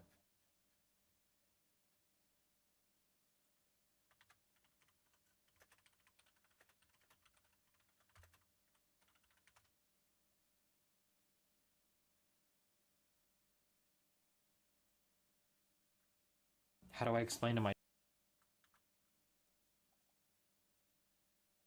How do I... Where's my hecking favorite video of all time?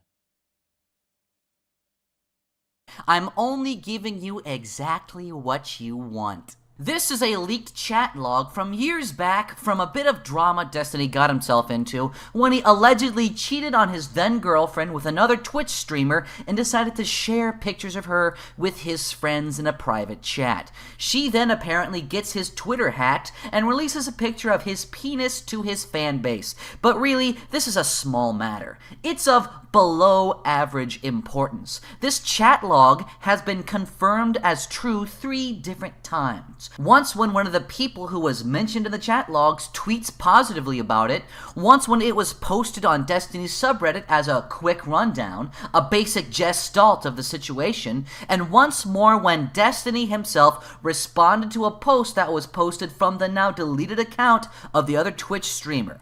The first thing that stands out to me is how vindictive and mean-spirited Destiny is. Thanks for the new work location. I wonder what your boss will think of this, or your dean for that matter. I wonder if it would affect your scholarship or financial aid. Second is how terrible his fans are, because after his dick pic got released to his fans, some of his fans actually posted pictures of their dicks online in solidarity with him.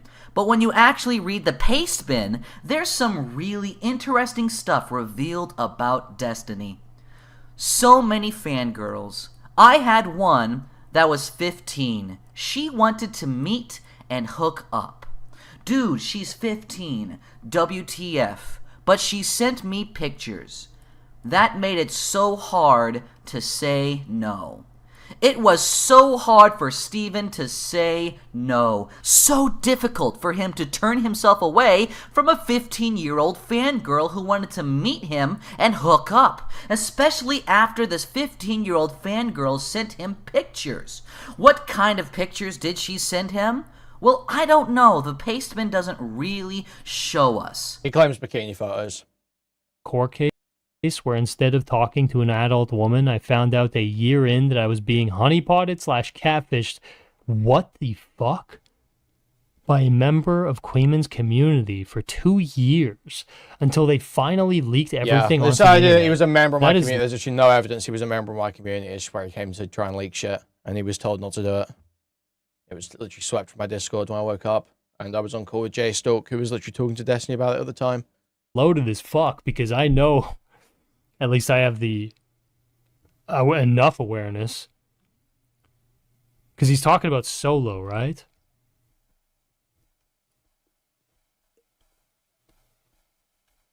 I thought that the whole thing is that Rose is a person, Solo is like a boyfriend who is dating the person or something like that, right? And there's 2 things there that are kind of like not engaged with, really. It's like, you didn't confirm this person's identity, right? Even though privately you realized you probably should, right? That you should confirm they were of age or whatever the fuck. There are Amos Yees with those, for those with eyes to see. Date. Okay, hoping to expose me as a pedophile because the woman whose pictures he was sending me was a victim he'd pursued on a platform for minors using a false account. And then later by threatening to kill her and her family if she didn't play along with his catfishing game. So we're talking about Solo, right? Solo Tiny Leaks. I mean, I would agree that guy's a fucking psycho. The thing is, yeah, so what I was going to get to is that as far as I'm aware, this Solo guy did approach these detractor communities. I am, if I remember correctly, near certain that they were refused by Kuihman.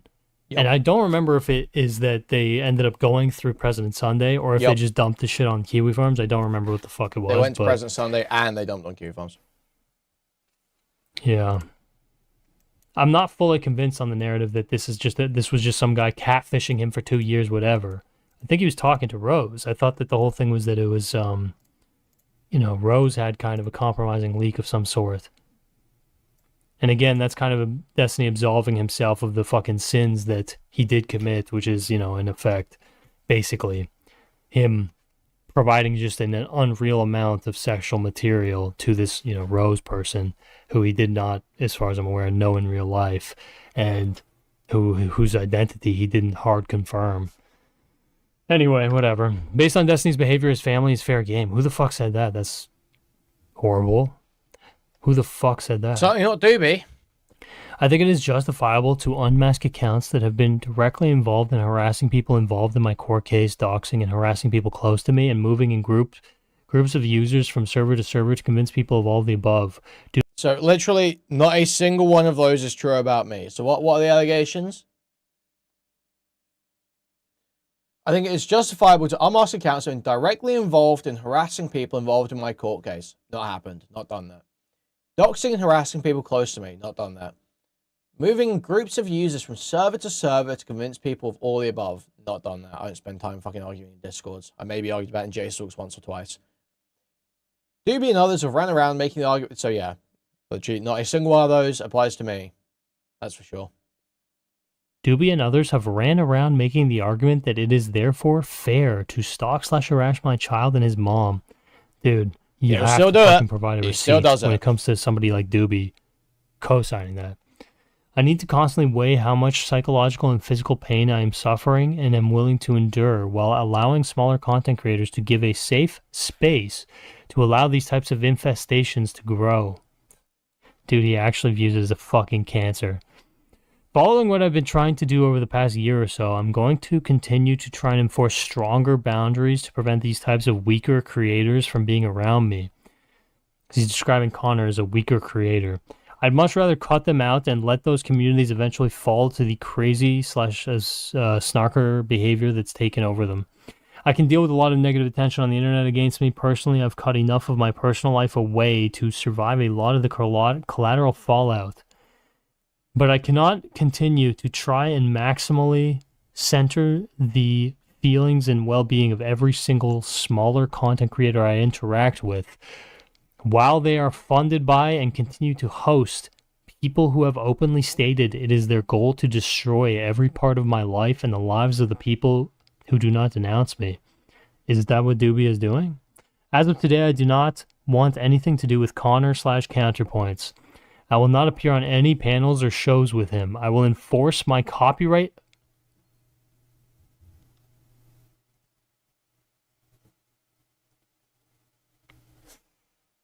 Dude.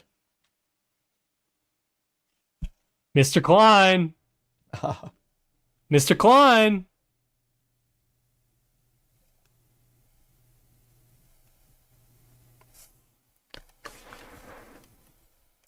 I wonder who inspired this.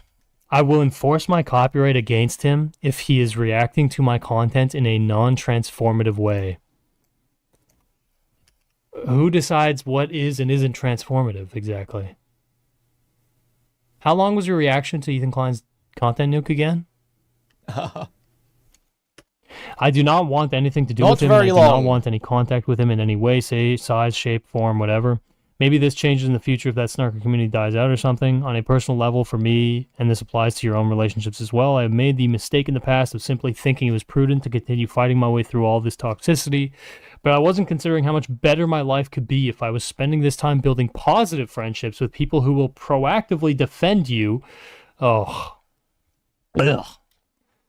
And your reputation, rather than me having to get on my knees like a fucking loser and beg people to simply slightly modify their community to cut out people who have devoted their lives to destroying mine.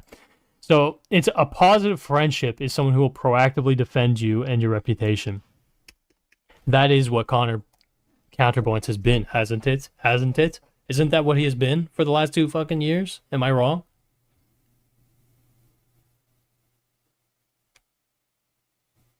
Levying a measured amount of parrhesia,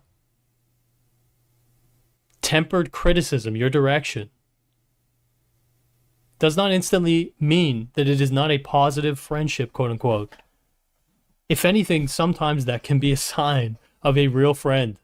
Someone who's willing to risk literally what you have taken away from Conor by emphasizing so fucking transactionally that... Yeah, literally. What dude, it's so funny. He wants real friends, but real friend means someone who understands how much power and influence Destiny has and realizes what's good for them. Oh, I will not be raiding him or helping him or doing anything, or I'm cutting him out, whatever.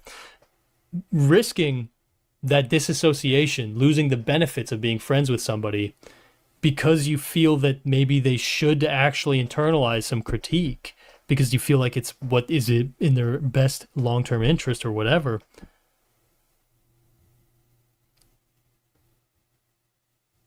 It can be argued that's a sign of a fucking real friend, man. Not just that they'll fucking blindly defend you and cut out any fucking critic of you or whatever. And that little comment about enforcing your fucking IP. Yeah.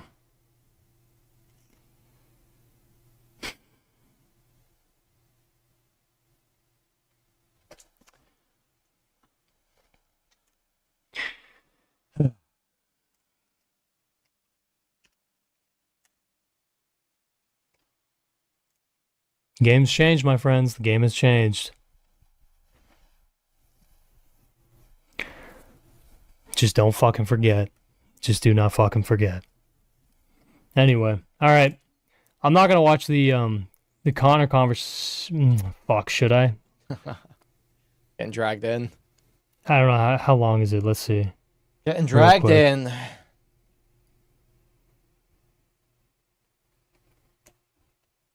Oh, okay, it's here. I actually skipped past it. I'm fucking lobotomite. Argument that he made. That is the argument. He's saying that my single unrelated family member, because the one person who got the... Oh, I think I did once.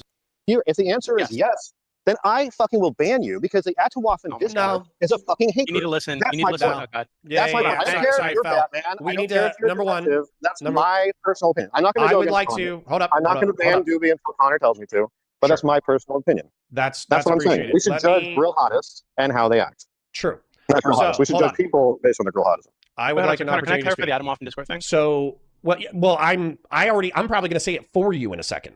So, Destiny wants to do a three-way, me, Doobie, me and Doobie, and Destiny. So we're probably going to move to that Yeah, if check me out. Doobie's okay with it. Love you, Fel. But and you can stay out for this explanation as well. Infiltrating Adam Waffen, joining it, LARPing as a Nazi, and then turning over the records to law enforcement is not the same as being fucking Adam Waffen.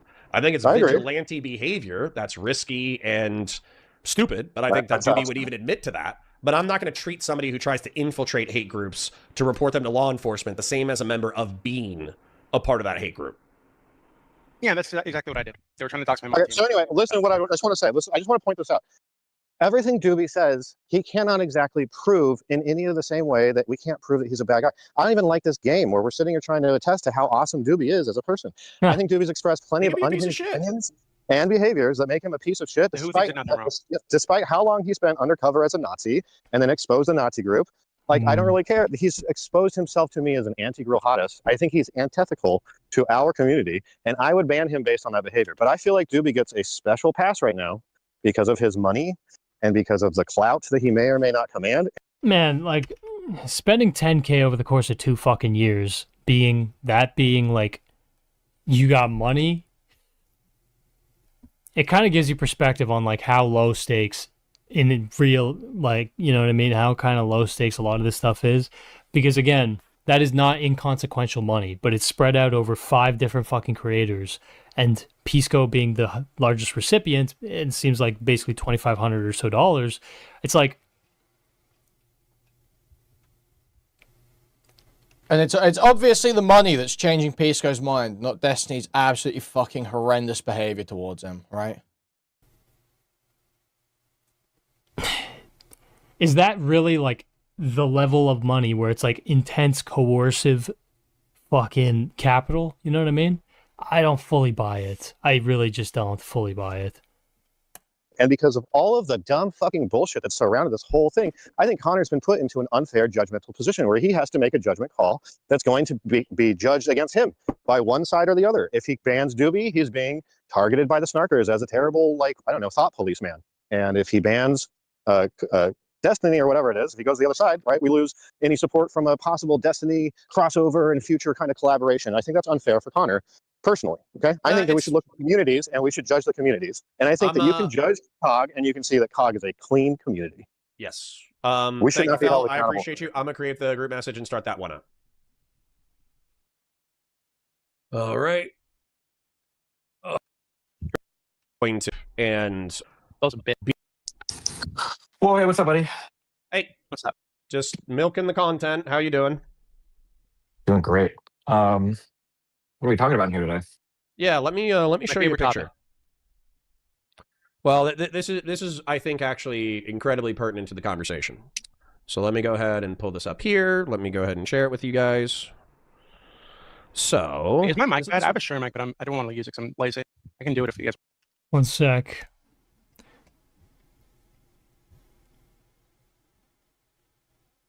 Bro, if you have 10K to give away over 2 years, I will send you my routing number.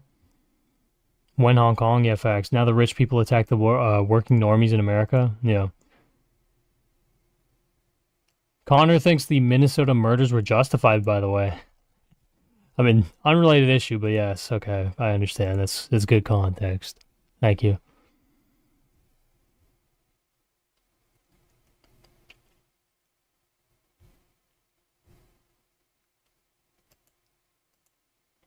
Oh, that is from one account. Doobie has other accounts he donates from?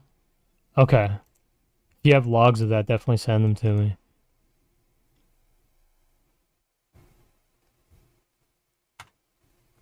Oh, almost all of his donos are about Israel, I see. Okay. He rarely brings up Destiny? Alright. Alright. You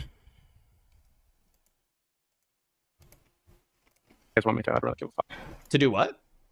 I'm asking if my mic is bad. So I have like No, a. you're, Okay. sounds like a fucking Blue Yeti. No problems on my end. So, what I started this morning stream with is the reasonable ask that I heard you articulate that I'm okay with is do not allow snarkers into your community to endlessly talk shit about me, or I will no longer associate, fraternize, debate, or talk with you. Which I think that's reasonable because we haven't done that. We don't have 6-hour anti-Destiny hate rallies in our VC or text thing. And so if you prohibit it from that... Wait a second. Can I ask a quick question on this just to check? Absolutely. Go ahead. And I'm asking from a total place of ignorance. So if I were to go around and ask, there has not a single time in the past 6 months been a 1+ hour voice call with Doobie in here talking about how I'm a pedophile or anything? That would be true? I would have to. Actually, I don't think I've ever called you a pedophile. Wait, no, I think I did once as a meme, but I think. Dude, shut the fuck up. You shut up. Let's They can correct me if I'm wrong, but I don't think we've ever had the conversation. Let's try to play nice just so we can get through the substance, and then if we want to be mean after the substance, then we can be mean after the substance. To my knowledge, has Doobie ever VC'd in here at all? I think he's VC'd in here. Yeah, a few times. And I've never been a subject of that conversation if I were to run around and ask people. I've never been a thing that he's been in. Nobody's ever been in here, for instance. We just bribed another Doobie-aligned congressman to get funding for 5 more Snark Dome batteries. Dude.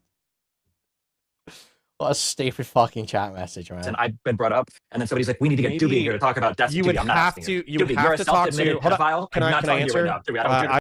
What the fuck? Okay, so Destiny just levied a pedophilia accusation at Doobie, a self-admitted pedo, apparently. No, I don't care.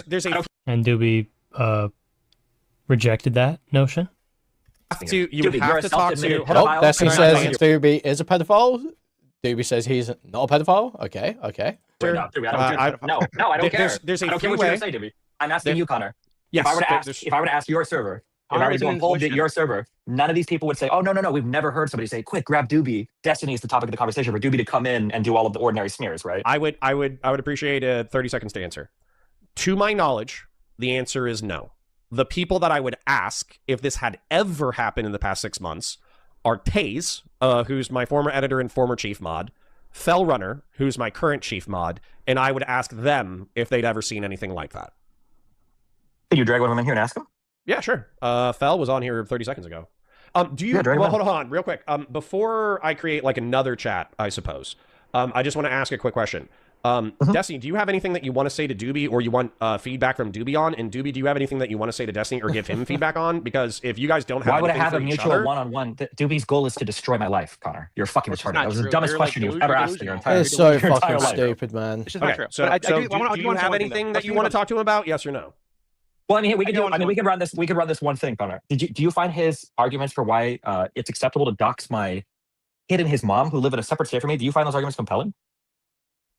As a description, yes. So you think that if you dox a person, then it is the equivalent to dox the other person's every single unrelated family member, because the one person who got doxed might have a family member that lives with them? Yeah, sure. Let me go ahead and ask you a question. Okay. Doobie, No, can I kick you? Can I kick you? I just wanted to hear that. That's okay. We don't have to Doobie, run can I that, kick you so Destiny and okay. I can just hash this? No. I don't. Connor, I'm not gonna have that conversation with you. I don't give a fuck, honestly. The second question is. I give a fuck. Okay, so Destiny just entered the conversation that Connor wants to have. I see what's happening. This is so interesting. He basically started entertaining the conversation Connor wants to have. Connor realized, oh, he's engaging with it, and now he wants to go in on it because that's the core of the issue. That is the core of all of this, is that Doobie basically made the argument that Destiny doxing these people puts their family members at risk, and that by that logic, this retaliatory kind of doxing, this is something that in almost a natural way could blow back and, basically affect Destiny's own family. And it seems like Connor is basically saying, yeah, I think that's a somewhat meritorious claim.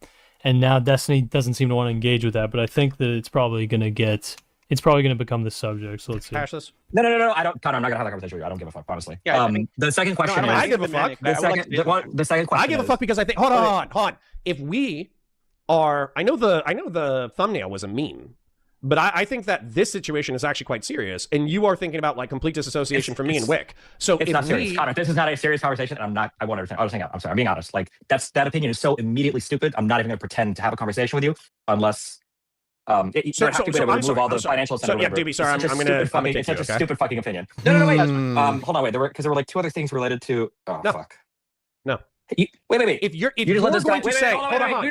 You just let this guy talk unchallenged. All right, what's this? Oh no, dude! What horrors am I seeing appear? Bo Black just posted a tweet saying, "Getting ready for Bobby Summer."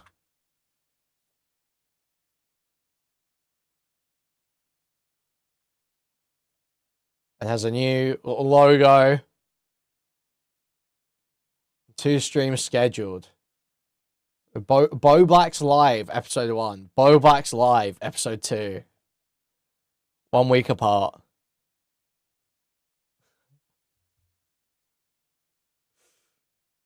Jesus Christ.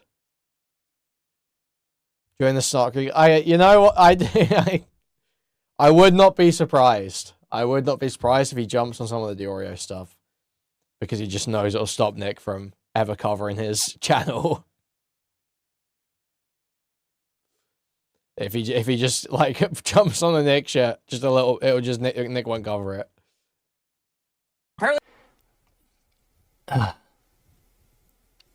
So I'm kind of confused. So I think that it's that Destiny wanted to come in here and basically defend himself. He basically wanted to monologue his defense in retaliation to Doobie. You're doing fucking the same racist memes against my community, and now he gets to leave right away because you wanted to. You want me to call him back? I'll literally call him back. But I'll tell you what I'm not going to do. I'll literally call him back in the next 30 seconds. I'll bring Fel on in order to ask the exact questions what you want to ask. But what I'm not going to do, and I'll tell you right now, is I'm not going to have you say that after you and I have had a 5 going on 6-year relationship, that you get to deem a topic undeserving of your time, attention, or conversation. Dude, the fucking mind map he set up, holy shit, it's such a caveman fucking mind. So dignity, turn the other cheek. Tit for tat with 10%, turn the other cheek. I see. Honor is eye for an eye, and barbarian retributive. Yeah, retributive violence. Okay. So I get what he's saying, basically. He's saying basically that it's kind of like a priority fucking, system or whatever. If you're fighting for honor, then you have to basically, it's much more of like you need to retaliate with the full brunt of it. And then if you want to salvage dignity, you kind of don't get muddy, effectively. You don't wrestle with the pigs, whatever. That's not happening. So if you want to have a conversation about whether or not doxing an individual is equivalent to doxing their family, we can have that conversation. If you want to talk to Doobie, we can talk to Doobie. Do it. Real quick, dude. Run it down. Go ahead.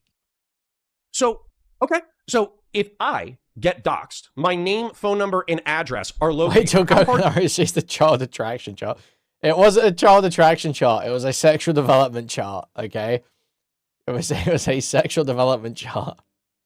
Do you think it is to find my extended family Stop members? smearing Conor. But I don't know. Depends on where they live. Could be pretty easy, I guess. It's sometimes it's as easy as a white pages or yellow pages Google search. So now I have to wonder whether or not because you didn't even want to talk about this topic. Now that we're talking about it, and I ask you a pretty simple and direct question, you're saying I don't know.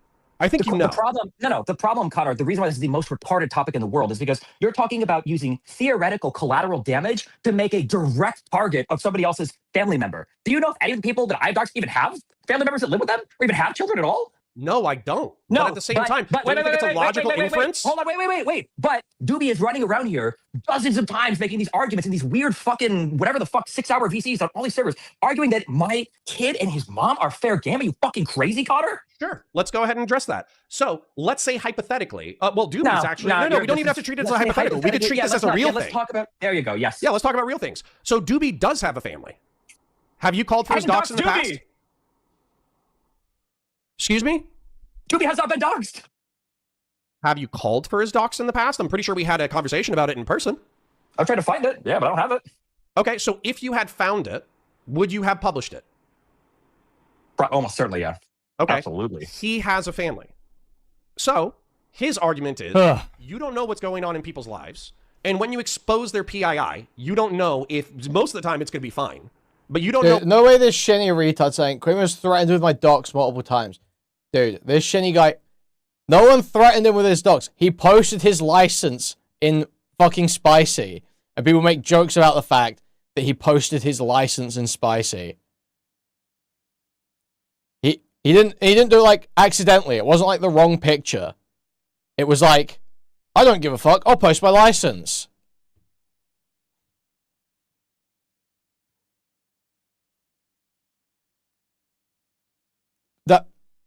No one's threatening with him with anything. He posted his fucking license. We make jokes about the fact he did it. Whether or not you're going to put them in direct harm, correct? I don't know what led to him post about. I mean, that's kind of the point of I don't think I was even there when it happened. I just heard about it afterwards. Yeah. He's like a total. He's like an alcoholic. He's like some just like total like. He was a chud YouTube mod. And he's like a massive alcoholic. Right. So, if Doobie was, we're not even engaging in hypotheticals, we're engaging in a real example. So, if you had doxed Doobie, let's say you just found his PII, you publish it to the internet, and let's say that he is the internet vigilante that he claims to be, and then Adam Offen finds his house and kills him and kills his fucking family, aren't you partially responsible for that behavior? You possibly could be, but no, do you think don't give me that bullshit. Let me ask you one question. This is what we're talking about. You know that you are. Connor, you don't have to talk to me about this because this has been my life for the last year. You fucking Absolutely. retard. Okay? So hold on. So shut the fuck up. Let's say that I were to find fucking Doobie's information, and then I found the information of his kid, and I started posting his kid's docs. Do you think that's the same thing? No. Thank you. Then you agree with me. Then move on to another topic. This is fucking retarded. No, I won't. No, because Shinny it's quite 616 clear. So let's say that you had posted his PII, and then he'd gotten swatted, and his dogs had gotten shot. Or his kids had gotten injured in the thing. You're partially responsible, yeah? Sure. Oh, wait. Oh, my mix. Oh, you're saying that. Oh, Shinji from Evangelion is the YouTube chat mod. Okay. Shinny was never mod. Inversely, Connor, it's still not the same as posting his children's docs. He wasn't a mod. It was just I don't chat. think that's even the argument that he made. That is the argument. He's saying that it is okay to A-log by minor child. And then it would be fine to post my kids and my kids' Do you have a clip, docs. or do you have somebody that could give me that clip? Bring him in here. He'll argue it. Okay. DGG chatters or DG Jeets, Connor? What? The dumbest motherfuckers who jumped in. DGG chatters or DG Jeets, Connor? What? DGG chatters or DG Jeets, Connor? I wasn't going to say Jeets. I'm not anti-Indian. Okay. butter chicken and fucking naan bread is fucking fire. Jesus Christ. DGG Jeets. Jesus Christ. All right, hold up. Let me go into Discord. Let me make a new one. Destiny. This whole, like, fucking, it's too sensitive to fucking talk about thing. I need to fucking go play video games and fucking jerk off. I'm not doing that. Wait, did it just end? Let me go here. Was that it?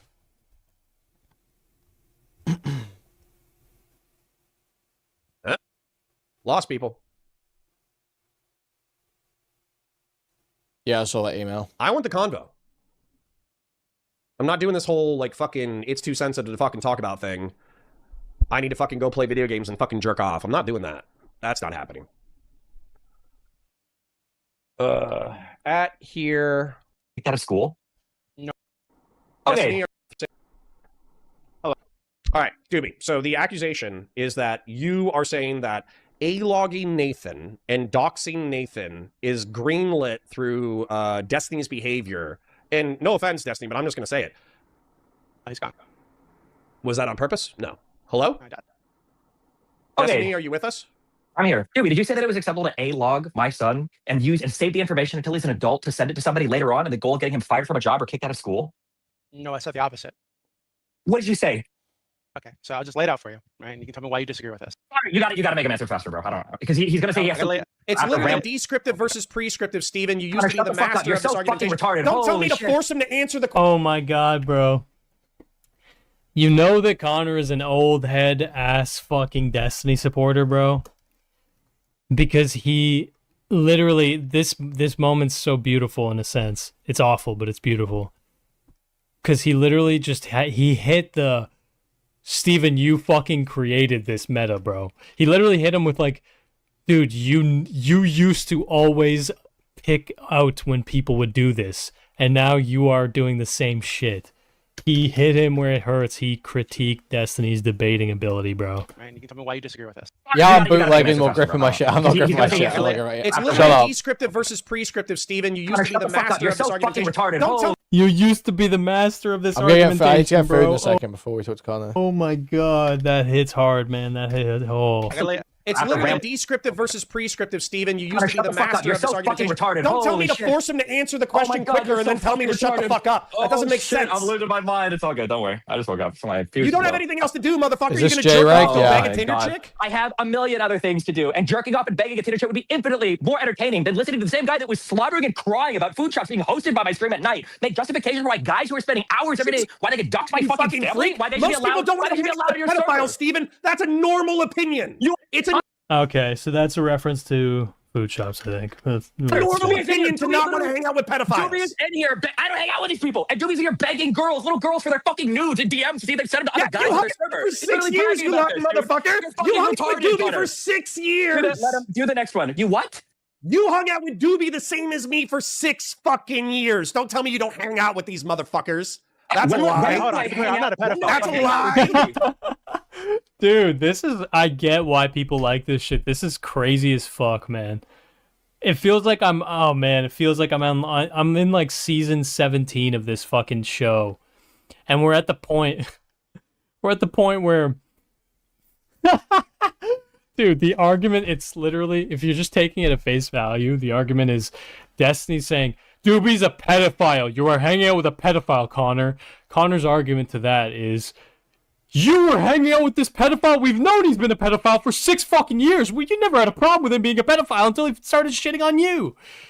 And Doobie just comes in. He's like, guys, I'm not a pedophile. Fucking gold, man. That we need to hit that one more time. For 6 years, you lucky motherfucker. You hung with Doobie for 6 years. Let him do the next one. You what? You hung out with Doobie the same as me for 6 fucking years. Don't tell me you don't hang out with these motherfuckers. That's a lie. Hold on, I'm not a pedophile. That's a lie. God, he's like, guys, I'm not a pedophile. Oh shit, this feels like a meme where it's like the fucking boys group chat got leaked and it's like everyone's fucking pointing fingers. When do I hang out with Doobie? Wait, hold on. To be clear, I'm not a pedophile. Prime time panels. Oh, guys, come on. Doobie, if you're not a Dylan pedophile, Burns you'll laugh panels. trying, okay? Fucking the entire goddamn panel scene where I met you too, by the way.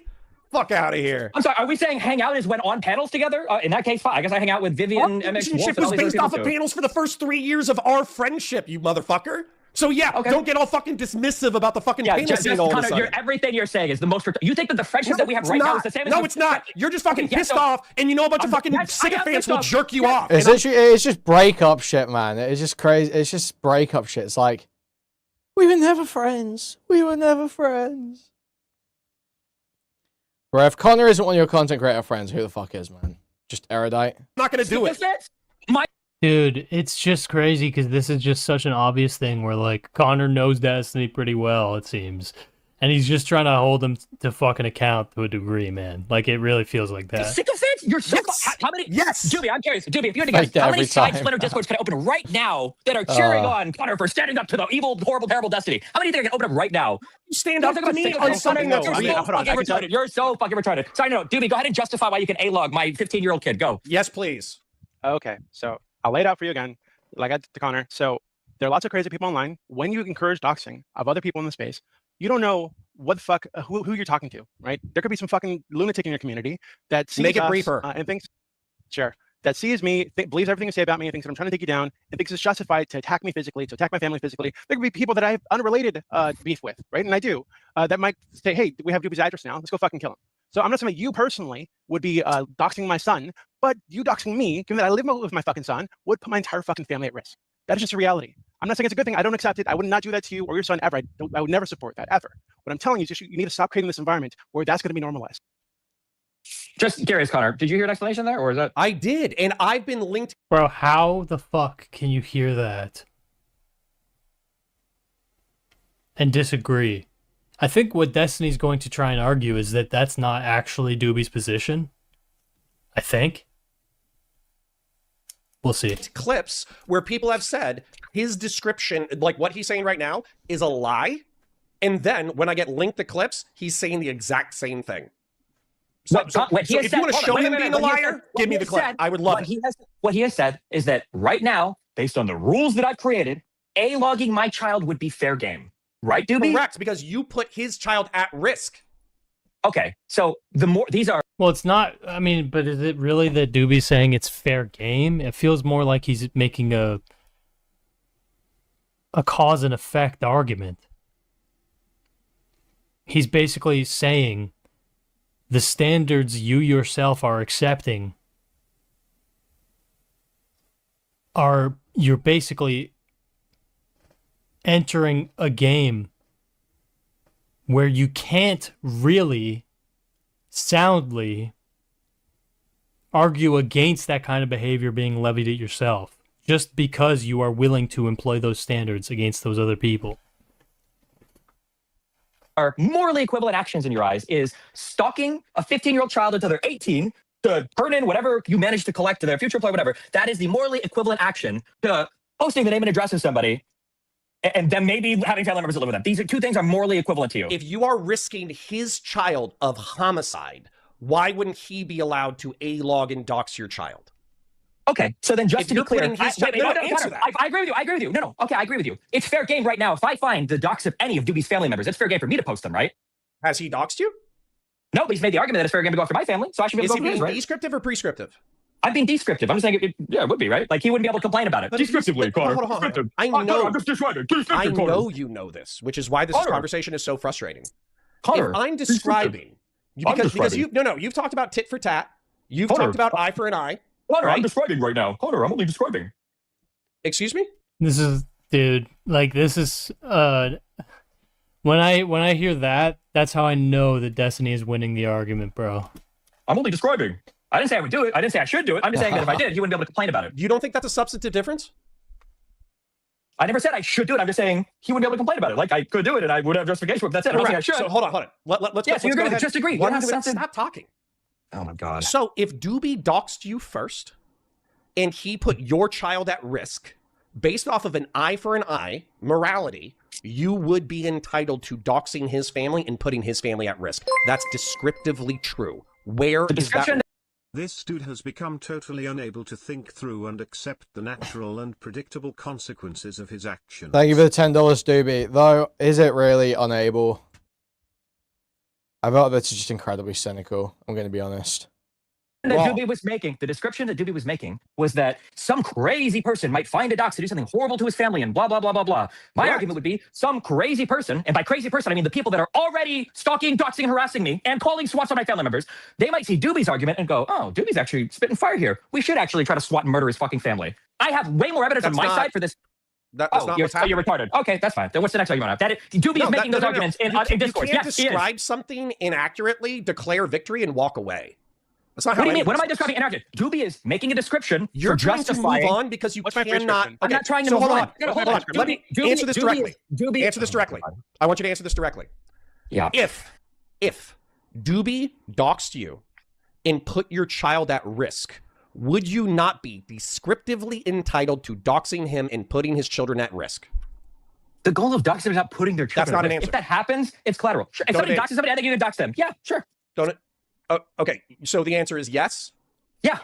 Okay. So 6 months to a year ago, you were calling for Doobie to be doxed. He has children.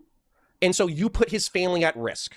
So descriptively, he's saying That's you are getting creating a BTFO by world Kant's in which categorical, it is okay. categorical I understand imperative. the same to you, but he's Yeah. not going to. I saw, yeah, there's probably like a bunch of Indians that literally only learned about categorical imperative from watching Destiny. And it's just like watching them fail to understand it in real time for like a fucking hour. He doesn't have to. He's out here in Discords doing the equivalent of calling for it. When you're out here saying, Destiny wouldn't be able to complain if people doxed his whole family because he's created the world for it, and that's the world we live in now, that's the argument he's making. If he's going to say that there's a chance that a crazy person in my community, of which this has never happened, by the way, is going to go and find his family members and cause damage to his family, why is it not the same on his side when people have done this to my family? Okay, so hold on. Let's go ahead and follow that. So based off of that, you're saying that he's creating the stochastic permission structure through which you can be doxed and harassed. And since you're being doxed and harassed, you have the right to dox him. No, hold on. I don't care about me being doxed and what I harassed. just As you're said. proving here, I'm barely fucking human to you guys anyway, so I don't care about me. What I'm saying You're is human that to me, you cunt. I'm your fucking what I'm friend. saying is that, But what guess I'm what? saying is that, Your friends don't just let you do whatever the fuck you my want. God. They call you out when you're doing something Yeah, stupid. call me out. Oh my God. You guys are so entitled. It drives me fucking insane, but that's fine. Oh, It's okay, I'm guys. sorry. So entitled, man. My question, I'm sorry. I think you're doing something cringe and gay. And I'm entitled because I'm saying you're doing something cringe and gay? Yeah.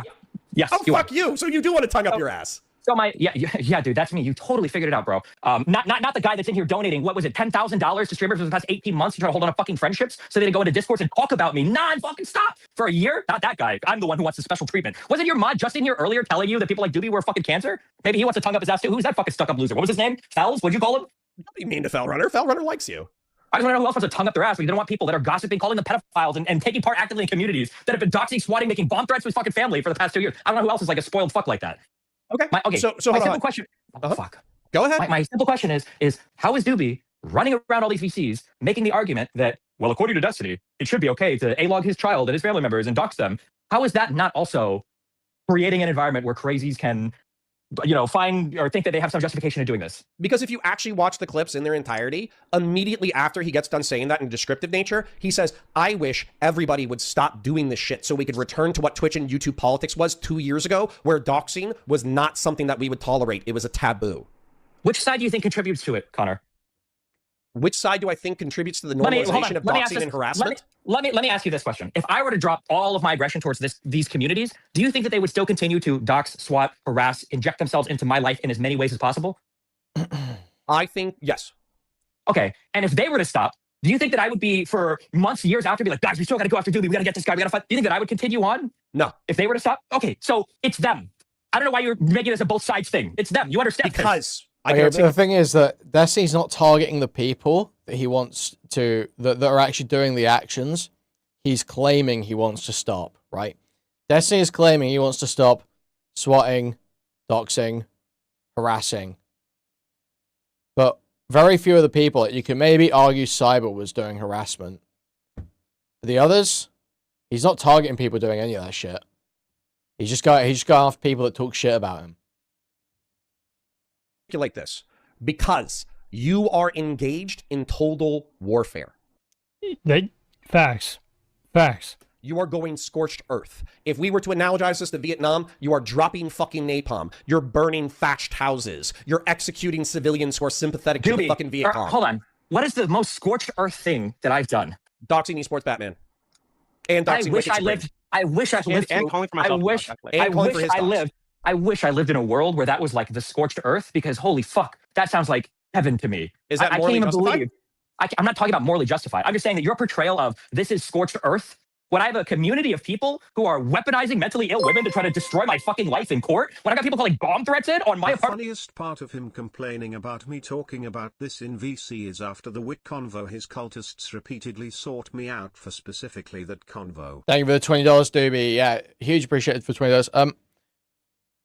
Yeah, I don't know how he set the standard that, oh, it's so wrong for people as part of a community to argue in discords about the things that they believe. That's what your guys have been doing for years. It just sounds like you're mad that you don't have a total monopoly on autistic Discord debaters that will go for 6 hours. That's how it sounds. My parents' apartment, you're like, the worst thing ever. Destiny, you're going scorched earth because you doxed a few of the most active Yeah, I'm members of mad that none of them can win anymore. That's the other thing. I was about to do an Indian accent, but I'm not going to do it this time. I'm not going to do it this time. Destiny, that's fucking scorched. By the way, just curious, what has happened to any of these people? Have any of them been swatted? Has anybody shot up at any of their places of work? Has anybody sued any of these people? Has anything happened to any of these people at all? I'll ask you something. Was it moral or just to do what you did? Yeah, I would say so, yeah. Self-defense and accountability. Wait. If Doobie So doesn't hold like on. the idea, It if is Doobie doesn't like the idea, self-defense. if Hold on, Doobie doesn't like the idea, say him running around saying insane shit about me 24/7 all this time, if he thinks that his real life name being attached to that would make him act significantly different, maybe he should reconsider the things that he says or does. The reason why when I post stuff, I post it on my name, in my chat, under my account, is because I will take accountability for the things that I say. Easy, full stop. You know my Right. full name. You know my fucking address because Pixie loves to fucking come all over it every 2 weeks at a court filing. So if you want to talk to me or do anything to me, you can show up to my fucking apartment. Laura De La Good get you the fucking floor to take the elevator up on. Meanwhile, Doobie wants to run around and talk the weirdest fucking pedo shit about me 24/7 while he's jerking off over his mountains of child porn that he claims he's hoarding for the FBI. He wants to talk to me every single day. He's like, well, I think that I should do this anonymously and nobody should know about it. And if people even knew my name, they would promise my family. Maybe that's an indictment on his behavior more than mine. Okay. So yeah, I hate that argument, by the way. This is an argument that's been really fucking normalized lately, man.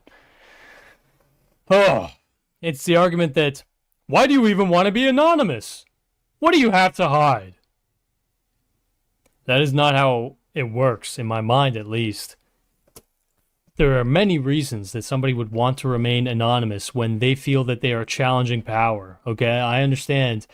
An individual actor like Destiny or whoever the fuck, they're not the most powerful force, you know what I mean? They're not the most powerful force, but within this context, they are more powerful.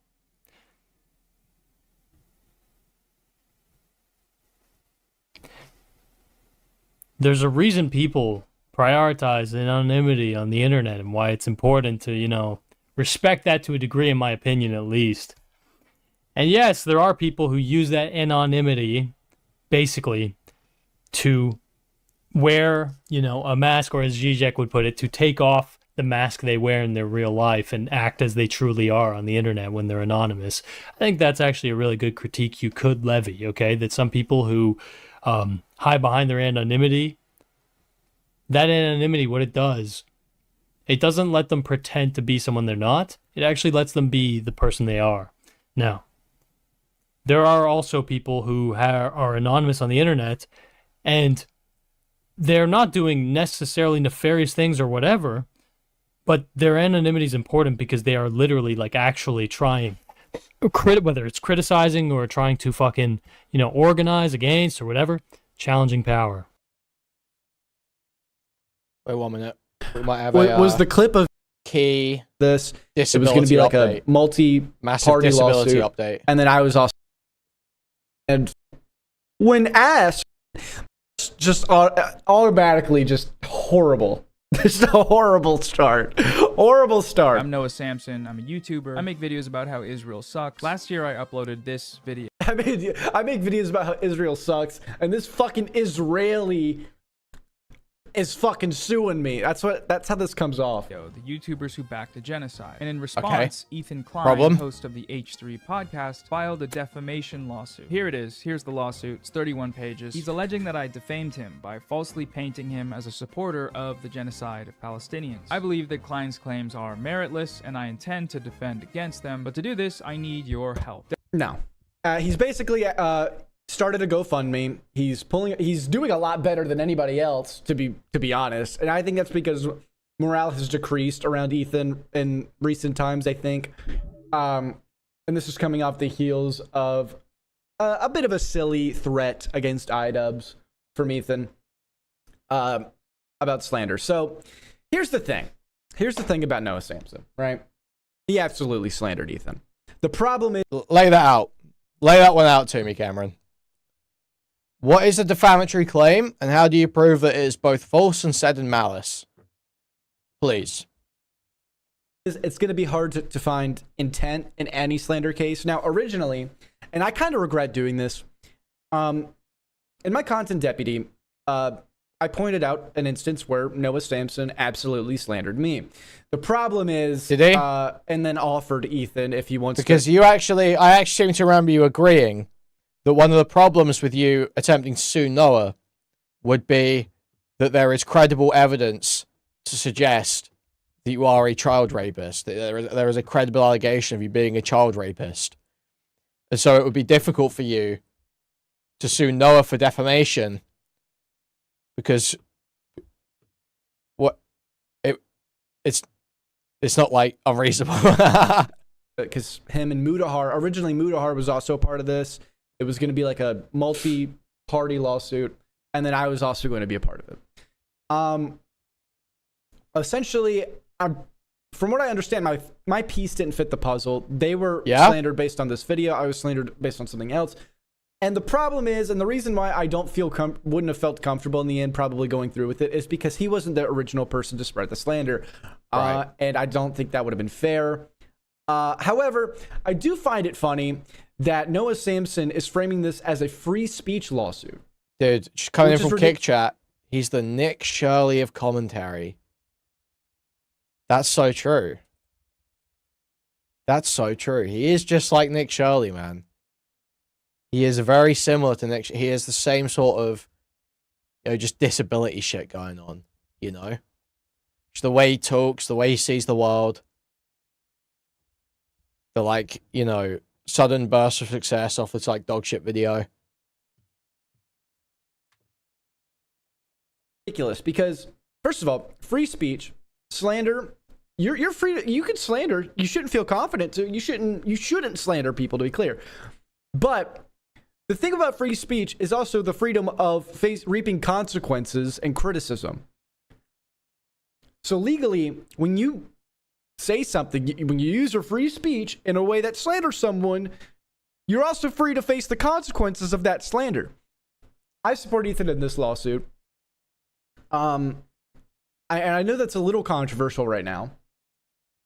The iDubbbz one, I don't. I have some mixed feelings on that.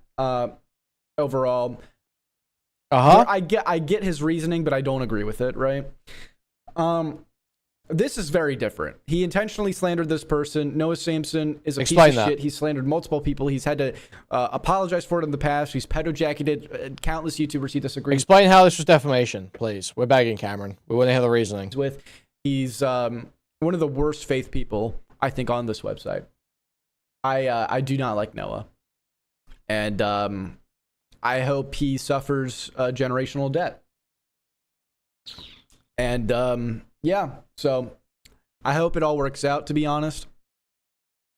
But yeah, Noah sucks. But yeah. But as for my piece of the original case, I'm glad it didn't go through. And if Ethan approached me in current day, or even like 6 months ago, I probably would have said no to being involved, because he wasn't the original person to spread it, and it would have been hard to prove. And no. If I were to have pursued a lawsuit based on that kind of stuff, it would have been against people who wouldn't have been able to give it. It would have been an easy win, but I wouldn't have been able to. I wouldn't have gotten anything out of it. It would just, because he will. I'm glad it didn't go through. And if Ethan approached me in current day, or even like 6 months ago, I probably would have said no to being involved, because he wasn't the original person to spread it, and it would have been hard to prove. And it would have been hard to prove. No. If I were to have pursued a lawsuit based on that kind of stuff, it would have been against people who wouldn't have been able to give it. It would have been an easy win, but it would have been an easy win. Difficult to prove, but an easy win. Okay. I wouldn't have been able to. I wouldn't have gotten anything out of it. It would have just been like a debt machine, and I feel like I've already proved what I needed to prove.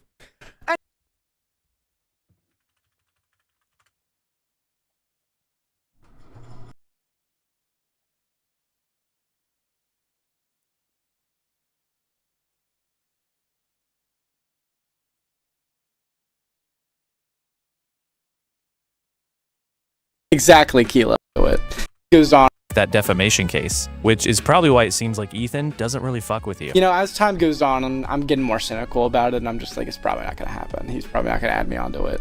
It just might not fit the case that Ethan and Muda have. You know what I mean? Brother, you would have to prove that Noah knew it's a lie and there's credible evidence against you. That Noah knew. Exactly, Kilo. And that's like where like it's extremely hard to prove that stuff. And anywho, so I checked. So Noah decided he's also going to be like starting a live stream to also raise money for this lawsuit, and I checked in on it, and I get this jump scare. He's got this dweeb on his show, and turns out there's like a fucking this bad empanada. He's like the fucking, I don't even know how to. He's like a super villain, right? He's like a legitimate like super villain. He acts like a super villain, dude. He's like one of the why do they not know how to make people sound uncool? Dangerous people I've ever seen. He like maliciously spread claims about Ethan's kids. He's basically like Mr. fucking slander. He's one of the worst people. He's like disgusting. He's like he went out in a video game and like pretended to kill Ethan Klein's wife. Like this guy is like really disgusting person, right? And like there's like a load of things against him, but I look into his schedule, and Bad Empanado was not on the schedule. Apparently Bad Empanado was pissed about something that someone else was saying and got brought on. But he's having Denims, Frogan, and Idubs on, so we're gonna have some fun. There's gonna be a lot of content that comes. What's with the Vodpocalypse on your channel? Destiny calling to mass report me, so I'm just playing it safe. From this, you can still see all the last 30 days on Kick. Kick. This clip older than where that. I have to start it You're out of midway luck through right now. because he says the hard R, but the hard ER. You That. defended Norm Can you let me Finkelstein's respond? use. Like, I don't understand a lot of soying. how you think this is. Or is it 90 days? I don't know how long Kick goes back. This is like some sort of good Can't response remember. to what I'm saying, I because think the you don't term understand, 'cause goy slave is. And look at Noah. He looks like a PNG. He's like he's got like a face freeze thing going on. I have never seen his eyebrows have a different expression. I've never seen. Oh, his does big one of them old- say the hard R here? Okay, maybe we skip past it. Pardon. Jesus Christ. Okay, that's enough of that.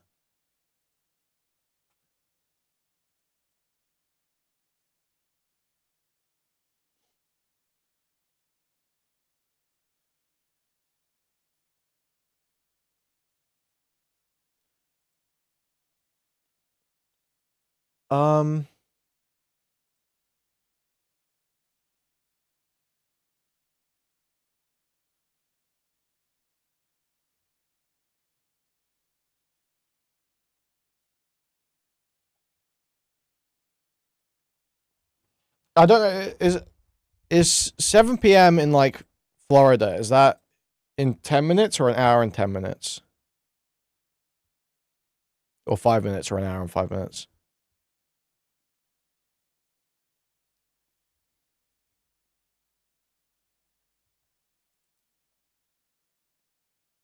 Yeah. I think Conor should be coming on soon.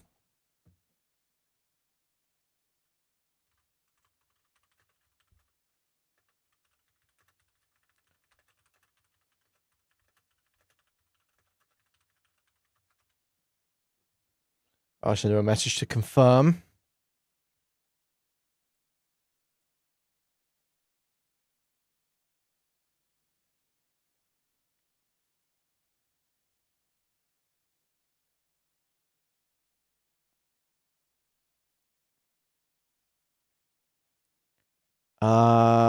What else can we take a look at for just a few moments here?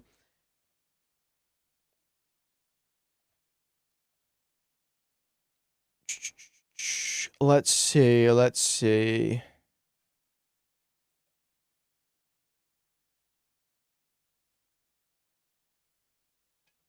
Hmm.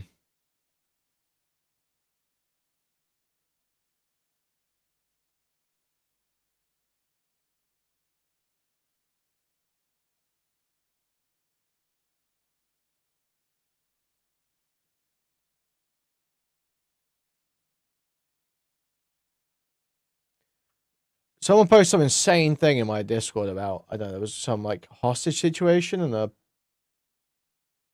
subathon or something. I don't even know what this is about. Sounds fucking crazy though.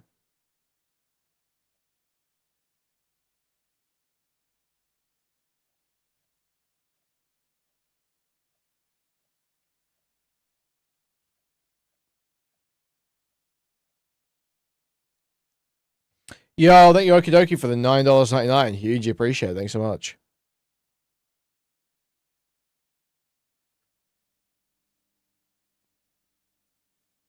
So FD Signify was just dropping hard R's. That's pretty awesome. That's pretty awesome.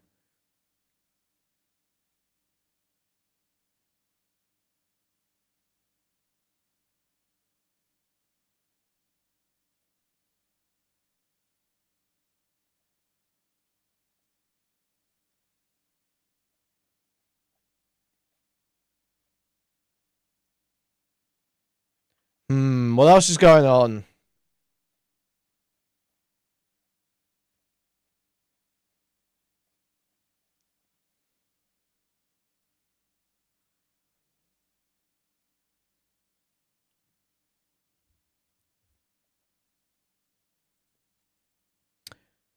Oh, dude, I kind of want to look at the early reviews for this new Bond game, but also that'll like nuke my viewership, I'm sure. So we should probably find something drama related to take a look at. So we got something also drama related.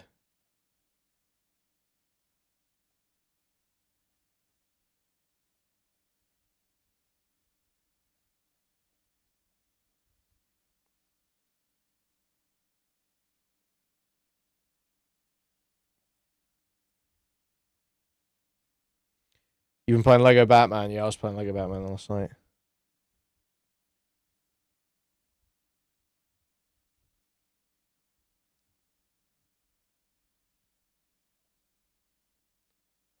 Okay, Connor's still good to come on.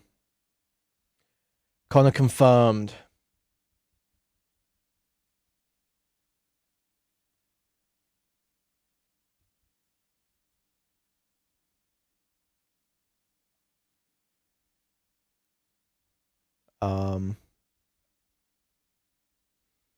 Okay, fuck it. Let's look at a first light review. It's gonna be on in 5 minutes, so sit tight, guys. Sit tight. We're gonna just pull this up quickly. So yes, we've got to talk about 007 First Light. I am extremely excited about this game, but today we're going to be talking about early hands-on impressions from the latest build, both the positives, and we're definitely not going to be shying away from the negatives. We have a lot to go over, plus we are going to be talking about the gameplay. We're going to dive a little bit into the story, not too much. We're going to talk about James Bond as a character, and yes, we are going to be talking about that performance on consoles and PC. Even like the lower end PCs, can they handle this game? We have a lot to look into from Digital Foundry there as well. But hearing that this game is kind of emerging between Hitman and Uncharted, dude, I'm there for it, and I'm super hyped for this one. But yeah, let's go ahead and dive in here and talk about it. So yes, of course, 007 First Light, if you did not know, drops on May 27th, has an early access period of May 26th. For those that pre-order. But I think the most important thing to start off with is the fact that this game is made by IO Interactive, the Danish studio behind the entire Hitman franchise. And if you're a Hitman fan, you already know why this is especially exciting here. These are the very people who spent over 2 decades building some of the most iconic, creative, system-driven stealth sandboxes in gaming history. Paris, Dubai, Miami, these are levels that people are still finding new things to do in years after launch. So when IO announced back in November 2020 that they've acquired the James Bond license, well, I was totally shocked and absolutely excited because I felt like they were the ones to obviously develop this type of game. But here's where it gets kind of interesting, and what we're going to be diving into more immediately is that IO, they didn't just make a Hitman reskin with Bond's face stapled on. That's a very deliberate, creative choice to go in a very different direction. It's going to be more narrative focused, more cinematic, more Uncharted than Hitman in many ways. And there's definitely some opinions about this. Now, IO's CEO did put it this way, and I'm kind of paraphrasing here. They wanted to push the boundaries of what a James Bond game could be while telling a completely fresh original story. So this isn't tied to any film. There's no Daniel Craig, no Pierce Brosnan. This is their Bond, built from scratch. So we've got a little bit of 007, Hitman, and Uncharted in this game, but how prominent is the 007 in this mixture? Does it really stand out, or is it lost in the mix? So let's talk about gameplay first. So yes, the core structure of 007 First Light is best described, and IO's own creative director confirmed this as a sandbox that leads into stealth action, which leads into a gunfight, which leads into a vehicle chase, and then it loops back around. It's kind of like a rhythm. Linear cinematic sections funnel you into smaller sandboxes, then back out again into more directed movie-style sequences. And the early impressions really got to dive deep into the game's systems. I got to experience several levels as well, and really got to experience the variety on offer here, from the stealth to the gunplay to the hand-to-hand melee combat, all the way up into the boss fights and vehicular stuff as well. But we got to talk about the mechanical stuff here. So the license to kill system, how has this been received? So this is one of the design decisions that everyone was talking about. In standard gameplay, Bond cannot just draw a gun. If you try to aim at someone in a non-combat situation, Bond will actually refuse. He just won't do it. Only when enemies escalate to lethal intent does what the game calls the license to kill phase activate here. Suddenly, Bond's full marksmanship comes online and range combat integrates into the flow of the level. Now, this is a very deliberate design choice to kind of reinforce the idea that Bond is a spy first, not a shooter.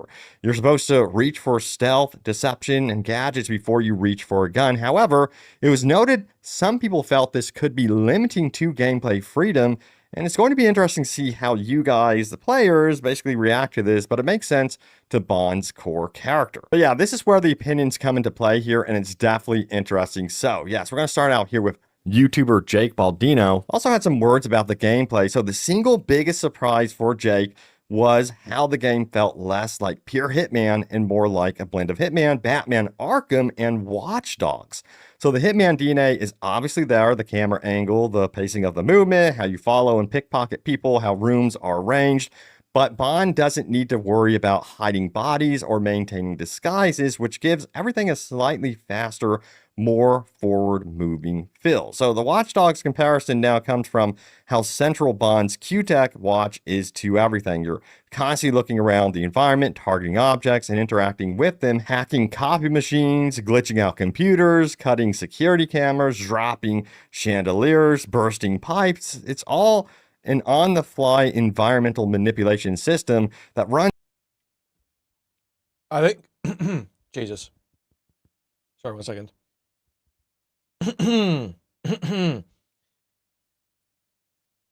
I think this game is going to disappoint me in the exact same way that I thought it would. You know, it's just going to be Hitman with less options, less experimentation, more linear. Runs through both the stealth and combat portions of the game. Now, the Batman Arkham comparisons, where are those? So this really crystallized for Jake during a boss fight against a classic Bond henchman type villain. The structure of the fight was essentially the Mr. Freeze battle from Arkham City. You can't use the same trick twice because the enemy adapts, so you have to cycle through every tool Bond has. And I gotta say, it's great to note here that IO Interactive, they're looking at like some of the best franchises in the world for inspiration. You know, their own franchise, Hitman, of course, Batman, Arkham, and Uncharted. So that right there tells you a lot of their kind of like mental mindset when developing this game. Also, by the way, I should mention that this game takes roughly around 20 hours to complete. Some people are saying that's perfect, and then others are like, that's way too short. I think that's perfect because that is just about how long I think Uncharted 4 takes around to complete. So yeah, I'm there for it. I want kind of like a movie experience with this game to know that this is one game that I can actually finish and see those credits roll. And we also have some other opinions from press that got to sit in on this game and go hands-on with it. So check this out right here. So yes, Kotaku, IGN, and GameSpot all praise the gunplay. Oh, Connor's calling.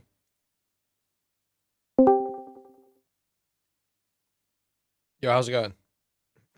Hey, pretty good. I'm just getting a little set up myself, but you know, you're more than welcome to talk if you want to.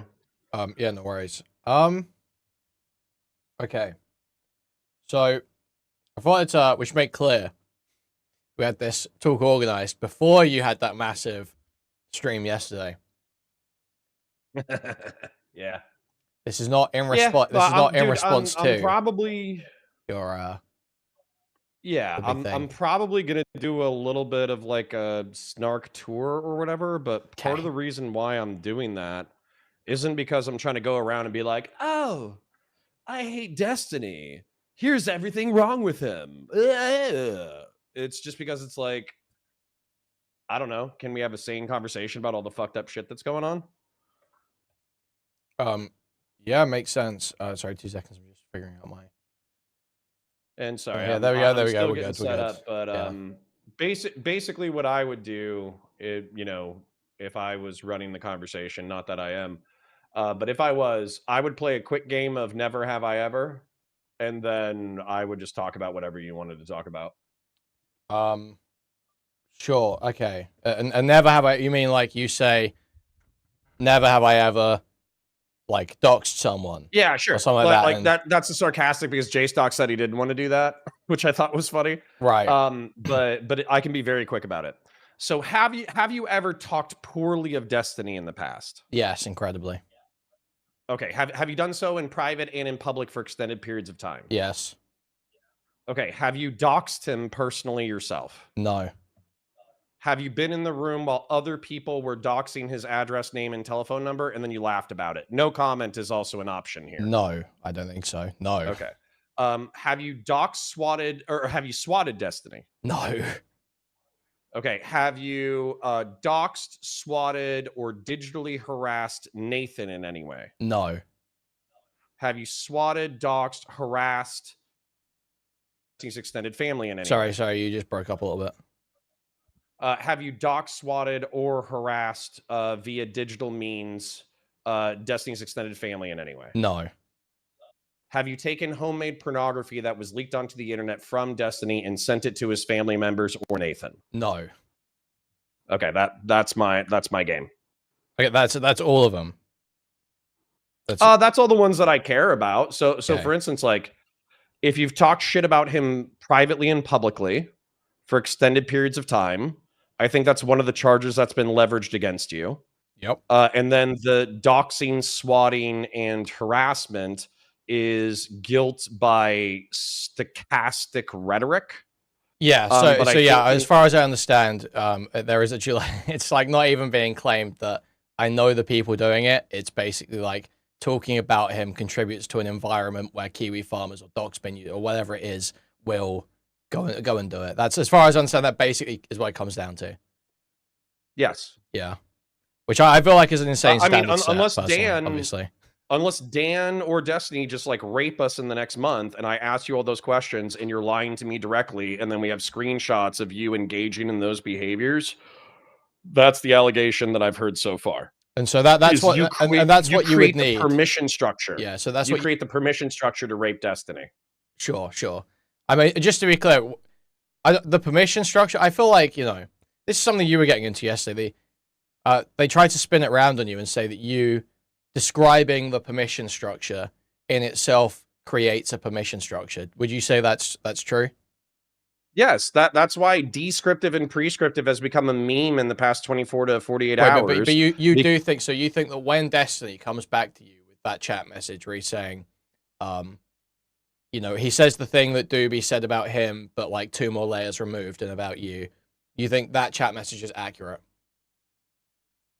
Correct, but I want to point something out about this.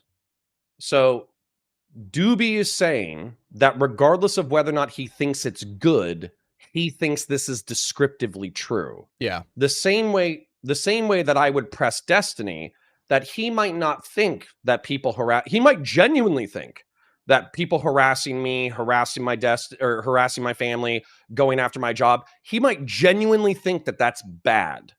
but just by describing the situation sarcastically or whatever, he increases the chance in which it would happen. The way that I would point out, the way that him doxing Esports Batman or doxing you or doxing JStock or doxing Doobie, that obviously increases the chances that you guys will be harmed, Sure. regardless of whether or not that harm actually occurs. Sure. But you think just making the descriptive claim is the creation of the permission structure? Because the way I would look at it is Destiny doing the action, Destiny doing the action of doxing and then justifying it.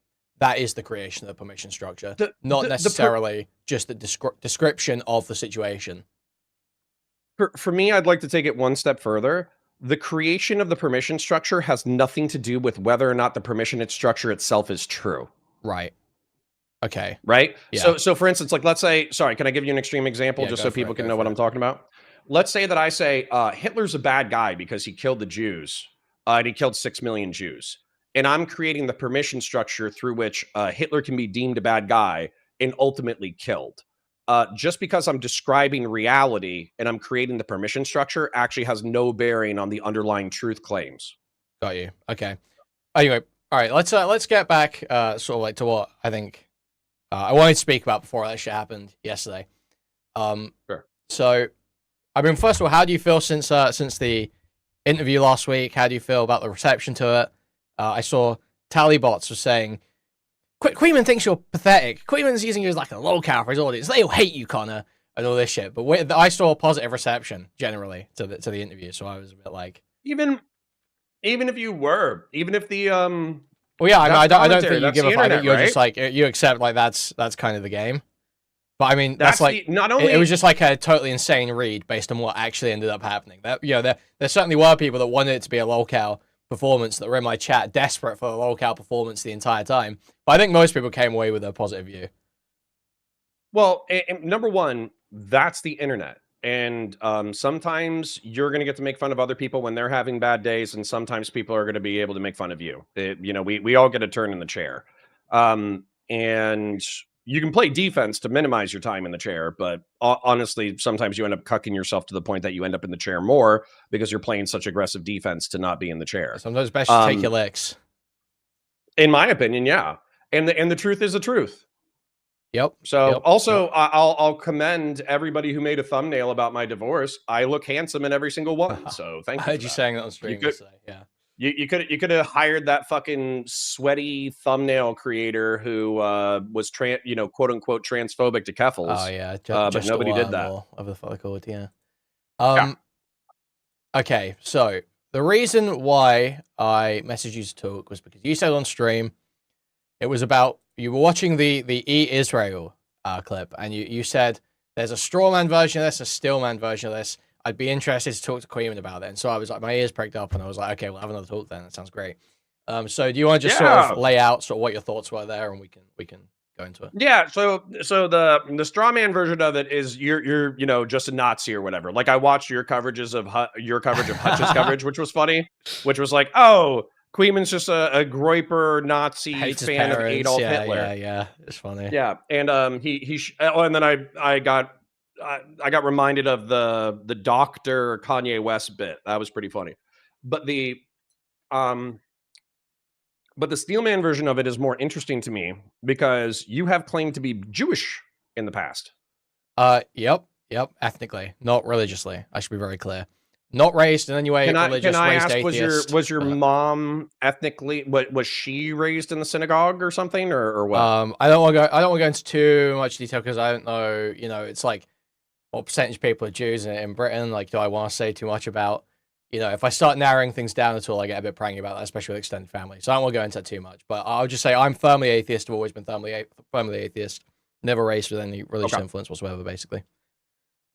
Okay, well, hold on. So, actually, that's kind of funny too. So were you raised in a church or a synagogue? No. When I say my parents raised me, I think my mom was always sort of more agnostic. My dad was firmly atheist. That's the way I was raised, was firmly atheist. And you didn't attend any church or go to any Sunday school or anything church, like that? I went to like sort of maybe like church-related events that were basically just places to send kids for like an afternoon or whatever the fuck, not actual worship shit in any way, literally just like fuck off for an afternoon sort of thing. Basically, that's my extent of engagement with religion and shit that I was, that was in school as well. Okay. Then so you don't have any kind of, based off of that upbringing, what kind of affinity or non-affinity do you have for the state of Israel? I would say I had going into, okay, this is probably the best way to put it. Obviously I've had throughout my life, explained to me like, X, thing happened, and that's where we all came over, and there was the war, and all this stuff. That was all said to me by extended family growing up, and obviously I am visibly Jewish, I would say. So I don't know what it's like in America, but this is what I always said. This is why I claim the Jew label, even if I wasn't raised religiously. I was always treated Jewish. I don't know what it's like in America, but there were like endless Holocaust jokes, gas chamber jokes, K-slur, shit like this. Just like not even like always super hostile, but just like that's, how British schools kind of are. People rip on, there's a black kid, they'll make jokes about him being black. Pakistani kid obviously get ripped for being Pakistani. So I claim the Jew label 100% because, I get treated Jewish. That's just the way I look at it. Well, was that like a badge of pride almost, that fucking people would banter with you for being Jewish and you would just lean into it? It's not just even a badge of pride or leaning into it. It's just like it sort of becomes sort of part of your identity as where you grow up. You end up making jokes about it, they make jokes about it, and you're that's just sort of where you end up fitting in, and you get sort of put towards that. So as I got older, I was sort of like, aware that like, the argument that obviously super pro-Zionist people make is, well, if there's another Holocaust, Jews need a place to go. So I'm always sort of acutely aware when people say that. That does kind of mean me, that I would be one of the ones if there was another Holocaust, right? So I'm acutely aware of that going into stuff. So sort of, I would say that's the level of affinity I had for Israel, was sort of like the idea that argument does kind of pitch to me. Right? Not necessarily that I agree with the argument or that I care about it. I was going to ask, how did you feel about that argument as a teenager versus how do you feel about that argument now? I don't feel, I would say even around the time of October 7th, I probably had slightly more belief in that argument, but I would never have actually employed that argument I would never have said I believe that, It's sort of like an argument I would entertain. At this point, I'm like, okay, I don't think having, these ethno-states is good for anyone. I don't think it's necessary. I think Jews are pretty well integrated into a lot of countries around the world. And so what would your ideal state of affairs? Because obviously in Eurasia, there's plenty of like ethno-religious centered. My ideal state of affairs, if it's like, I can change the whole, I'm like I'm a principal globalist, basically. I would want like, the one world government, United Nations, whole world government democracy, where anyone can move to wherever they want and all this shit. That would be like my principal perfect state of affairs. Would it be liberal? Would it be illiberal? Yeah, it would be liberal. Yeah. Would it be socialist? I mean, in a Marxist sense. In a Marxist sense. Yeah, sure. Explain what you mean by that. So, I mean that like a lot of Marxists want the food, water, and shelter to be free, and they want workers to have effectively like some kind of stake in the economic institutions they participate in, so they reap the rewards. So obviously there's like market socialism. There's 10,000 different kinds of socialism, but decommodification of basic human needs and workers owning the means of production is the main thing that I identify as socialist. I would say I don't have a principal commitment to that. It would depend on, because it's sort of like, there's the whole, I'm sure you've heard Vosh talk about, the whole like Star Trek thing, the gay space communism, post-scarcity shit or whatever the fuck. Like I can imagine a world where that's achievable, and it's like, well, why wouldn't we do that? But I'm not principally like it has to be that way. If there's better outcomes that are achieved by remaining in a more capitalist framework, then I would absolutely take the capitalist framework. Would you prefer the United Kingdom's current like mixed economy capitalist state or the United States' current mixed economy capitalist state? In my estimation, being that like our state has less welfare programs. Wait, you mean mine or yours? You said. I think my country, while our welfare programs are huge, Yeah, I but I'm don't saying think you're comparing ours that are to the as UK, right? It's complex. UK versus US, right? Yeah, basically, where I want to get to is UK versus UK versus US versus Scandinavia. What's a society you would live in? Probably Scandinavia. Okay, so you would be like a social democrat. If Yeah, you I'm could snap I'm a your social fingers and democrat Thanos right now. it. That's how I describe myself. Probably, yeah, social democrat. Yeah.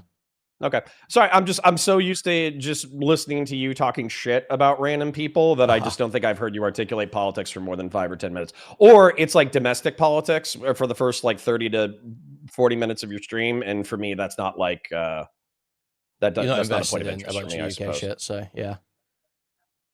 Yeah. Well. So let's go to Israel then. So you're atheist agnostic. You had a mild ethnic affinity for the state as its existence. October 7, 2023 happens, and then in the past 9 months, you joined a Discord where the joking or non-joking Criteria group for affiliation, according to Dan Saltman, is hating Ethan Klein, hating Destiny, and hating Israel. How do we get there? Okay. How do we get that? Okay, let me try and think back and lay this out. So, initially after October 7th, I believed Israel had a license to engage in military action to secure their defenses, to make sure that they are safe. Now, the moment it happened and they started doing stuff and the rationale was to destroy Hamas, I was immediately saying, even though I was still sort of supportive, that that's essentially a blank check. That just sounds like war on terror shit. That is like, there is no way to ever truly stamp out this organization or whatever incarnation of this organization comes after. Ultimately you can't just solve these situations through endless violence and destroying the opposition, because that hasn't worked historically. So that was my mindset, but still supportive, and was like, if there was going to be like limited strikes or whatever, yeah, cool, go for it. I understand the country won't defend itself. As time's gone on, seeing that blank check realized, learning more about, not even like, I don't want to say like the history, because not a lot of my analysis I don't really care that much about like, who's right or wrong in the history, because it's just about what the outcomes are, but more just about why a lefty would say something like, genocide is a necessity to the existence of Israel. That, like, the way that stuff like the Nakba shook out, that's made me realize, okay, when you have these hard, principled commitments to maintaining an ethnic majority, it does require you to, according to ethnicity, displace people, maintain a majority through sort of like second-class treatment under law. This does kind of just flow from the principal commitment to the ethnic majority, and that's a problem. So I've become more sympathetic to that view over time. That just simply. How do you feel about the liberal Zionist Hasbara, the propaganda that 20% of the citizens of Israel are Arab Muslim Palestinians and are therefore it's not an ethno-religious state?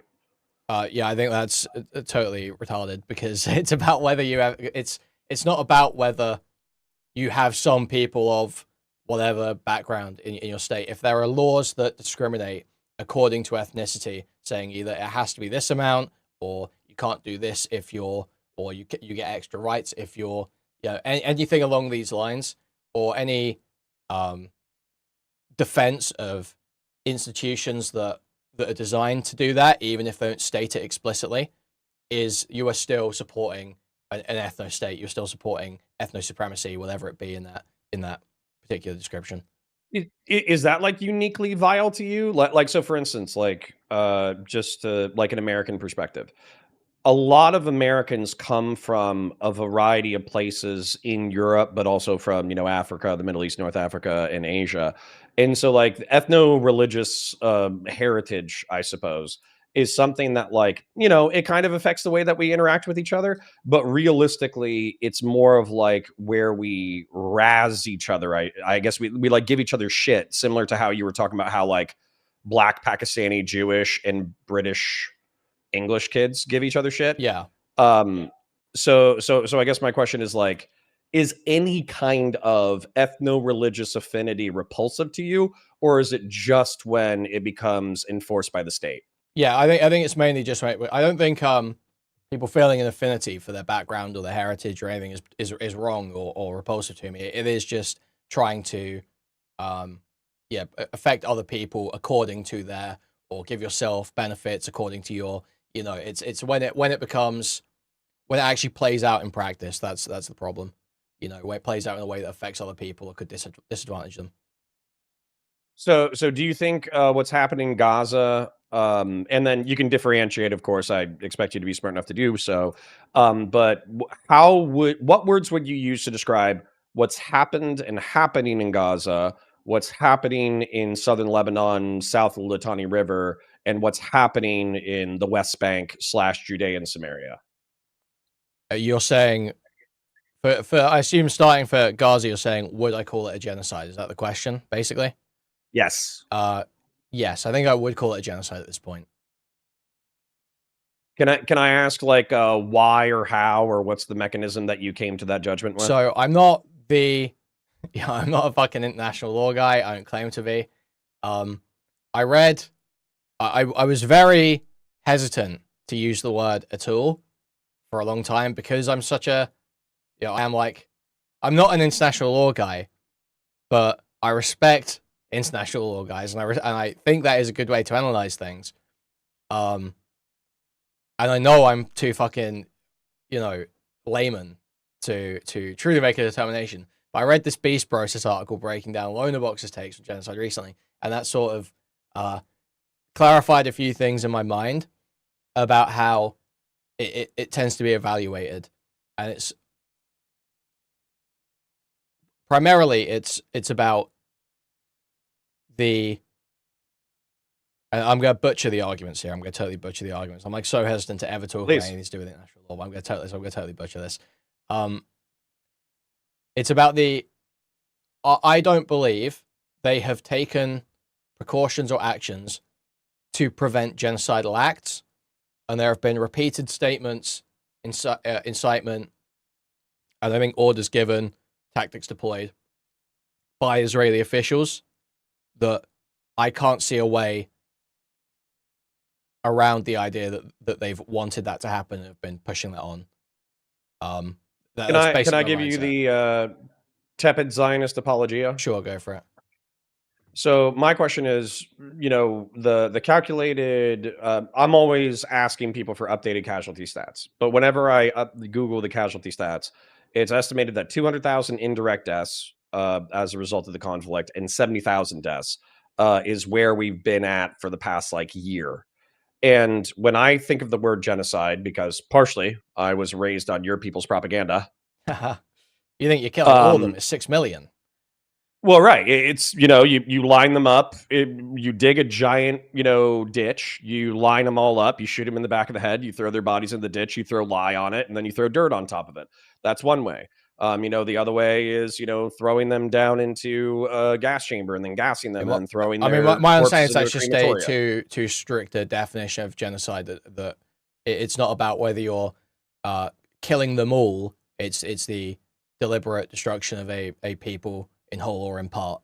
You know, so you could only genocide 100 Palestinians and it would still be a genocide. You know, it's about Well, the and I guess intention that to gets target. back to what you were saying was the intent, like the stated intent was part of your motivation for labeling it a genocide. Yeah. Because basically they said, oh yeah, because part of the UN definition, as far as I understand it, is like it's also bringing about living conditions that are supposed to, in whole or in part, and so and then there's stuff, and so existence when of I the say about people. tactics and stuff, there's stuff like targeting like the IVF clinic, where like I don't see what was the military objective to targeting the IVF clinic other than to basically prevent the continuation of this people in whole or in part. You know, that just seems like, you know, when you've destroyed Why did you have to destroy like every school? That's basically destroying a generation of this people's education. You know, it is a just continued sort of like destruction of the culture and identity and living conditions of this people that seems to be only driven by the want to be rid of that people. Would you call me a Zionist dick sucker if I said that I think that you can establish the genocide thing?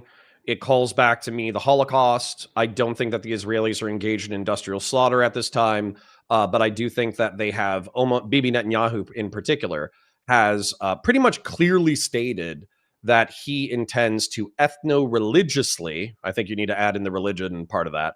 To ethno-religiously cleanse southern Lebanon, Gaza, and Judea and Samaria. So do you think that I'm sweeping for the Zog government by sanitizing my terms? Yeah, I think that's probably sweeping. I think that's probably sweeping for Zog. Okay. Identify as a tepid Zionist, so that might just be true. So my question is one of the things that is interesting about the Snark Discord, because this goes back to Israel, and then obviously you guys are under a lot of public scrutiny right now, was that, jokingly or not, the motivations of the Discord or how you get in is hating Ethan Klein, hating Israel, hating Destiny. Sure. So why is Ethan Klein such a piece of shit in your worldview, considering back when he was still talking to Hassan, he was saying shit like, oh yeah, I agree that West Bank settlers are valid military targets? Because for me, to see an Israeli say that shit, that's crazy. Yeah, I agree. Back in the day, and even sometimes now, Ethan will say something that seems to be very pro-Palestine or very lefty or whatever you want to call it. He will say something that seems to be that way. But when you look at the sort of lion's share of his coverage and what message comes across on his podcast for the past 2 years, the message that has come across is lefties are crazy, pro-Pally people are crazy, Israel's not that bad, Israel defenders aren't that bad, and you should be nicer to Jews. And that is just the message of the podcast for the whole last 2 years. Why is that? Can I maybe I could write that down or something? It's like lefties are crazy, pallies pro pallies, sorry, are crazy, and then not all Israelis are evil. Well, it's not even just not all Israelis are evil. It's Israel's not that bad, right? Generally, it's he'll say about how Israel's so diverse. You guys need to see how progressive it really is, and all this shit. It's just bizarre. Yeah, but doesn't sorry, I'm gonna do some Ethan Klein apologia here real quick. So for instance, a lot of the charges are ethnic cleansing, right? But then one of the arguments, which by the way, I think still covers up a lot of bad behavior, but the Jewish population that's in there is not exclusively Ashkenazi. I think it's 60 to 70% Ashkenazi, but then the remainders are Maghrebi and Mizrahi and Ethiopian and all that kind of shit. So I think what they're trying to say is you guys are accusing us of being goose-stepping fucking Nazis, but we have our own version of black and brown Jews, and we don't have beef with each other. Yeah, I just don't think that's at all relevant or responsive, because it's not the line that's being drawn, right? It's about Jews. That's the line they draw. They don't draw, you can say, oh, Israel's progressive because there's lots of different types of Jews, but fundamentally it's being progressive or regressive isn't about sort of how wide or numerous your identity group is. It's about how you treat people of other identity groups. And they do that. Okay. They do that pretty What if they say, well, my buddy Ahmed is an Israeli citizen and we're best friends. I have a black You friend. may be able to point to one progressive Israeli who has a black friend or whatever, but the point is about sort of the polling. Generally, Ethan's saying this in response to people implying that the Israeli population is a fascist population. And if you look at the polling and what they think of key issues about their military, about their government, it's not a unreasonable thing to say they've got a massively fascistic population who believe in a ethno-supremacist mindset. Okay. I mean, I just accept that descriptively because, like, I'm sympathetic to the Hasbara or whatever, but I also understand how a leftist would be repulsed by. I have an Arab Muslim best friend, but we must ethno-religiously cleanse southern Lebanon. Yeah. Yeah. I understand why they would be upset by that.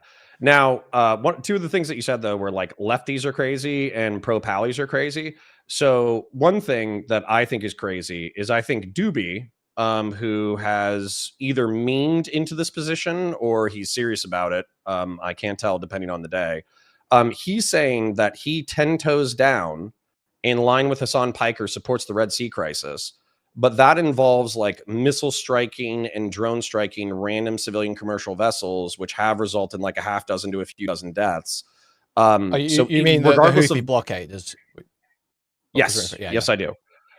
So I find that crazy. But how do you feel about, regardless of the moral loading of the word terrorism, I'm just talking about like the strict definition of like extra legal killings of civilians in the name of a political, ideological, or religious goal.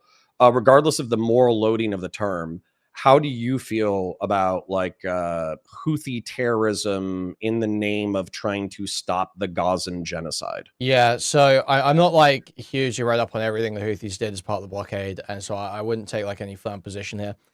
However, I have a lot of sympathy for the argument that when international law has broken down for a certain group of people, it's kind of bizarre to get up in arms at the group that now attempt to institute it for that group of people. You know, now that the only group attempting to stop this in any forceful way, you're like, wow, that's terrible because terrorism, and it's just a mindset that only benefits state actors, only benefits the most powerful, and you basically just lead to the underdog getting raped every time. Okay, well, just doing an extreme hypothetical though. Let's say that there was shit, I'm probably gonna butcher this, but fuck it, I'll try. Let's say that there was like a serial killer in my city, and I know analogies always get messy, but just bear with me for a second. Let's say there's a serial killer in my city, and people are not doing enough. He's literally killed dozens of people. But then what I do is I find a hooker who has nothing to do with the situation, and I shoot her in the face in broad daylight. And then I'm going to get arrested for that, obviously. But then I say, hey, guys, the reason why I killed this random person was because I wanted to draw your attention to the serial killer that is going unaddressed in our society. So I don't know that this is a perfect analogy because it's probably not. It's off the top of my head. So here's sort of my problem there is that my understanding is that the idea was a blockade to prevent supplies, economic benefits headed to Israel, basically, or in that area. And when the Galaxy leader, people contest that it was headed for Israel and all this stuff, my understanding is that ultimately at the top of the parent company, it was owned by an Israeli. See, my frustration with this, and is I feel like Hassan Piker, who I'm a huge critic of, capitalizes on the ignorance and sanitization of these incidents in order to make them more popular than they otherwise would be. So, for instance, you can just go to the Wikipedia page on the Red Sea crisis, and you can see the dozens of ships that have been attacked either by missile, by drone, or by helicopter with Yemeni special forces, which is obviously not very special. But these tankers are not Israeli. They're not even American. Weirdly enough, the Galaxy leader is the one that I've heard disputed the most, and they say that one is owned by an Israeli. Well, will you begrudge me if I think that the Galaxy leader is being used by for propagandistic reasons because that might have been the one that the Houthis actually researched in order to attack, but realistically they've attacked dozens of other commercial that may be the case, case, but that may be the case. But the one that always gets argued over and the one that people attack Hassan for supporting and playing the video of is the Galaxy leader. So that's the one that everyone always engages on. So I would agree. So here's what I'll say: I will take a position here, which is that I support basically stuff like the Galaxy leader in principle, because if there is a well researched, not necessarily saying that I know all the information here, but if there is a well researched, target selected, instance where they are actually targeting something that will be an economic benefit to Israel for the purpose of basically imposing a blockade or sanctions as a non-state actor. That's the sort of thing where I look at it and I go, yeah, I kind of get supporting this. I do kind of get supporting this. Once international law is broken down, it's clear that there's no recourse for this group of people. There's no one's stepping in. Okay. However, what I would say, targeting civilian, sorry, not civilian. I don't know if you'd say civilian, but non-affiliated vessels, stuff like that, I would be against. And the issue is, I'd accept as well that the issue with supporting stuff like that is that when it's a non-state actor, when it's non-regulated, the chances that they're just going to focus on affiliated actors is quite low. They're probably going to be bad at target selection. They're probably not going to research everything. They're probably going to be self-interested in many ways. And so you shouldn't broadly support terror groups doing this sort of thing. Okay, that's where I'm just going to tell you part of my criticism of Hassan Piker and the people who like him, follow him, apologize for him, et cetera, is the fact that I feel like, correct me if I'm wrong, the Galaxy whatever, part of the reason why that he showed that is because they videotaped a helicopter boarding mission.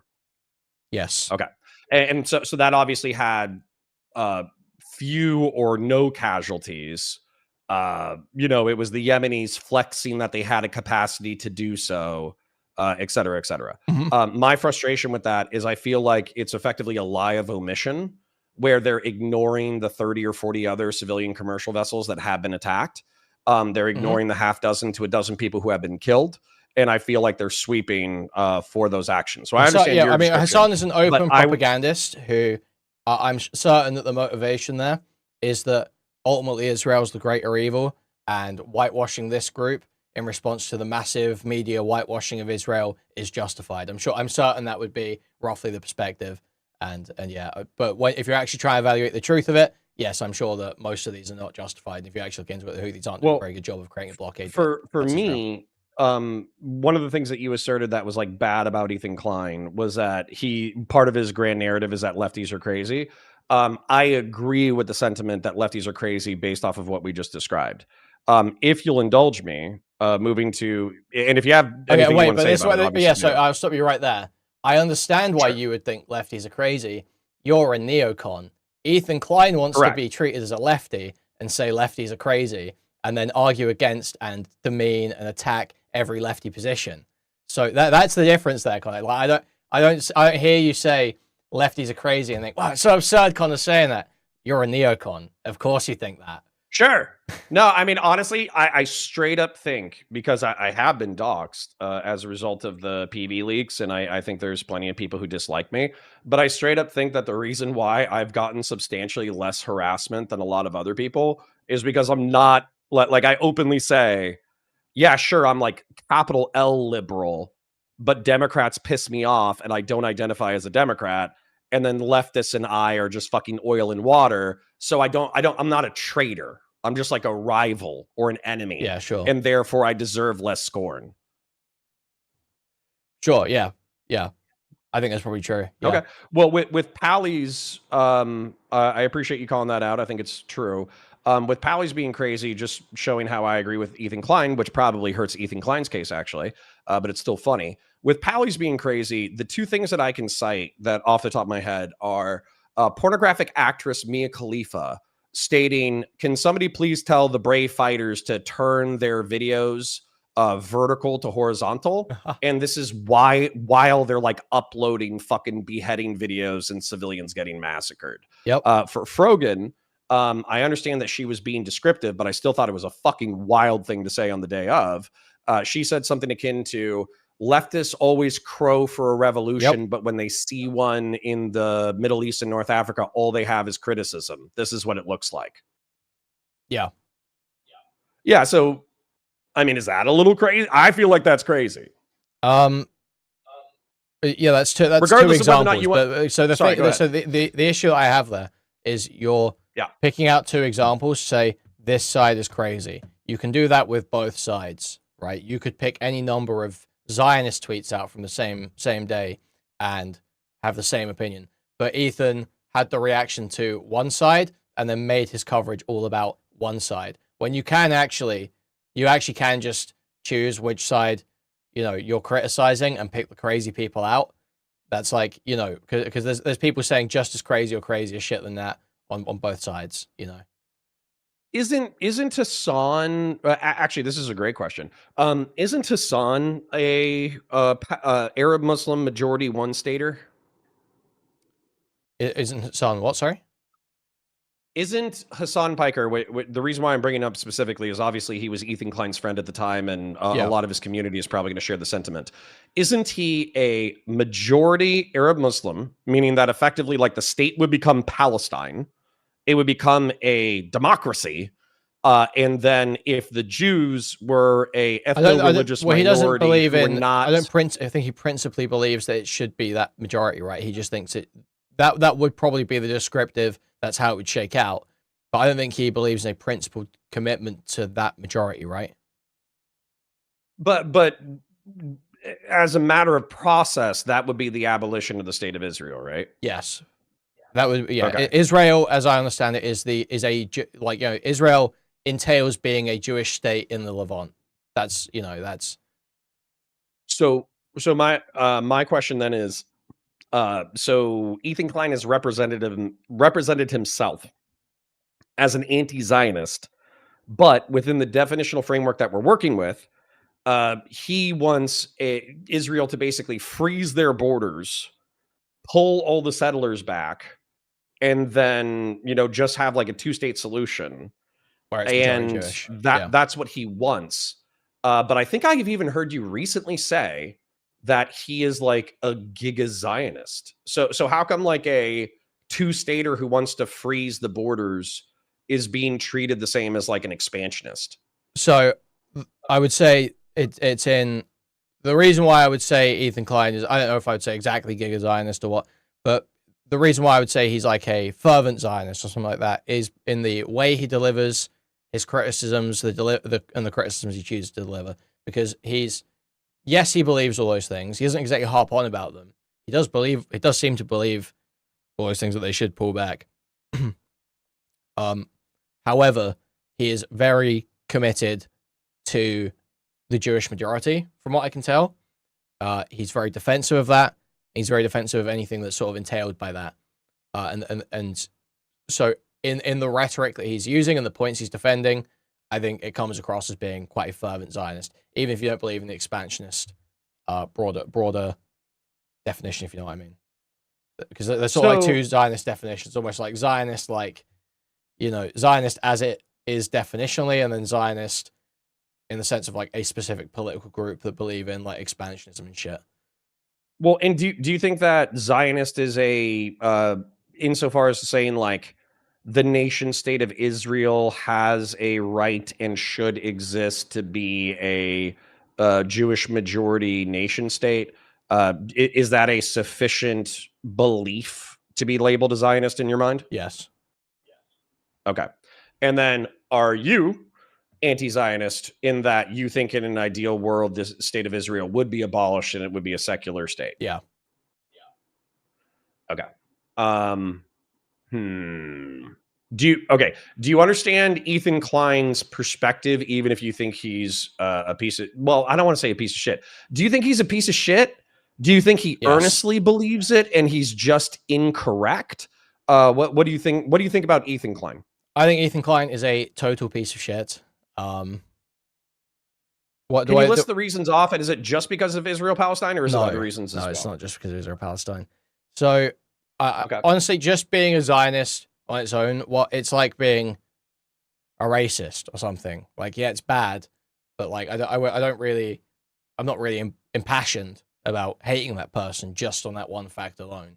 You know, there's a lot of racists out there. There's a lot of Zionists out there. You know, you don't really get impassioned to hate someone just off of that.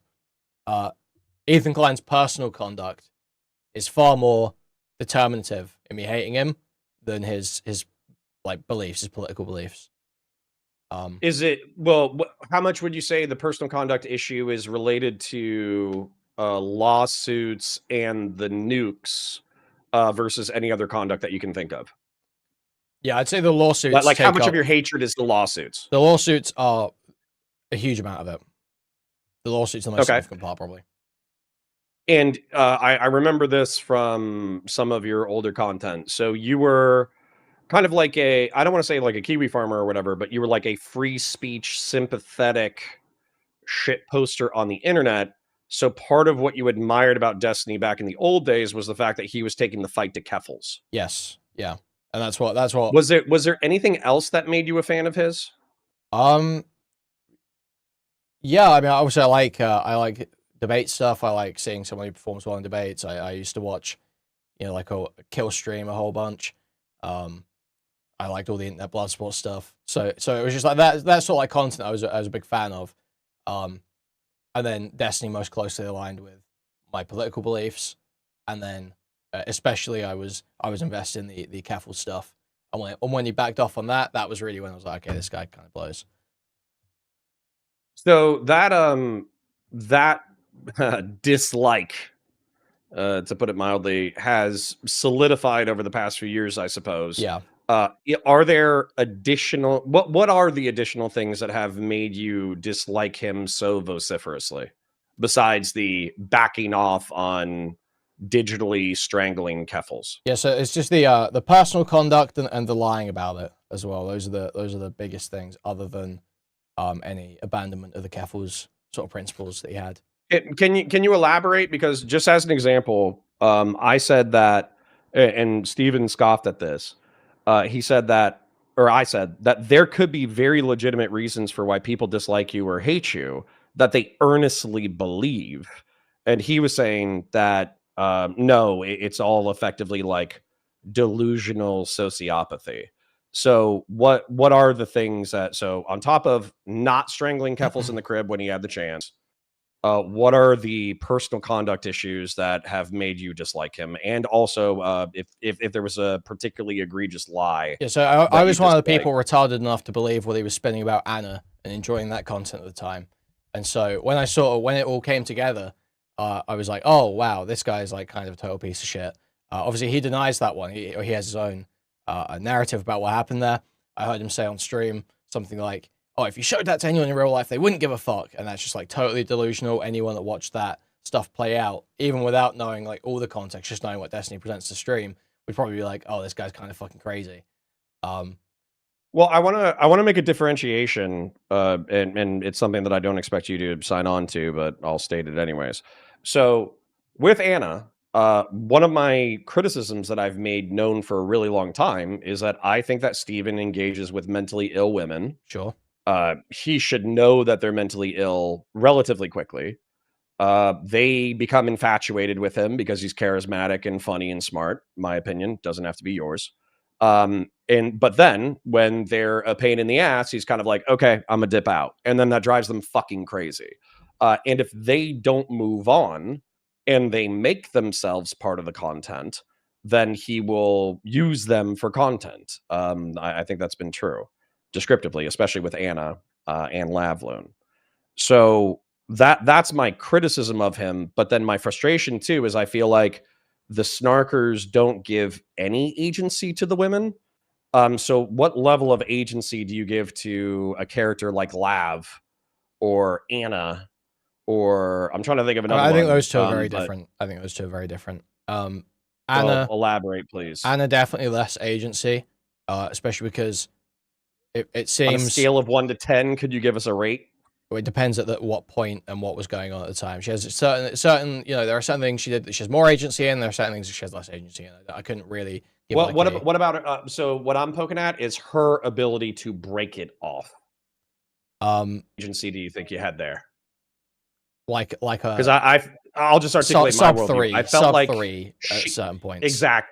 I was going to say, I felt like she, while she could adult, quote unquote, in other parts of her life, I felt like her capacity to break off was very low. Yeah, so my feeling about it, based on the evidence, is that there was a level of willful exploitation of her specific triggers around this sort of thing for both content and the continuation of the relationship.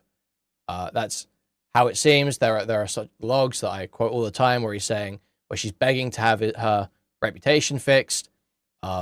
And he says, maybe one day, but for now, I'll just keep robbing your legs and feet or some shit like that. So it always felt like there was a bit of a carrot and stick approach where she was being both punished and rewarded and strung along, and that's it. That's kind of depraved to me. Like, it comes off kind of fucking insane to me. Okay.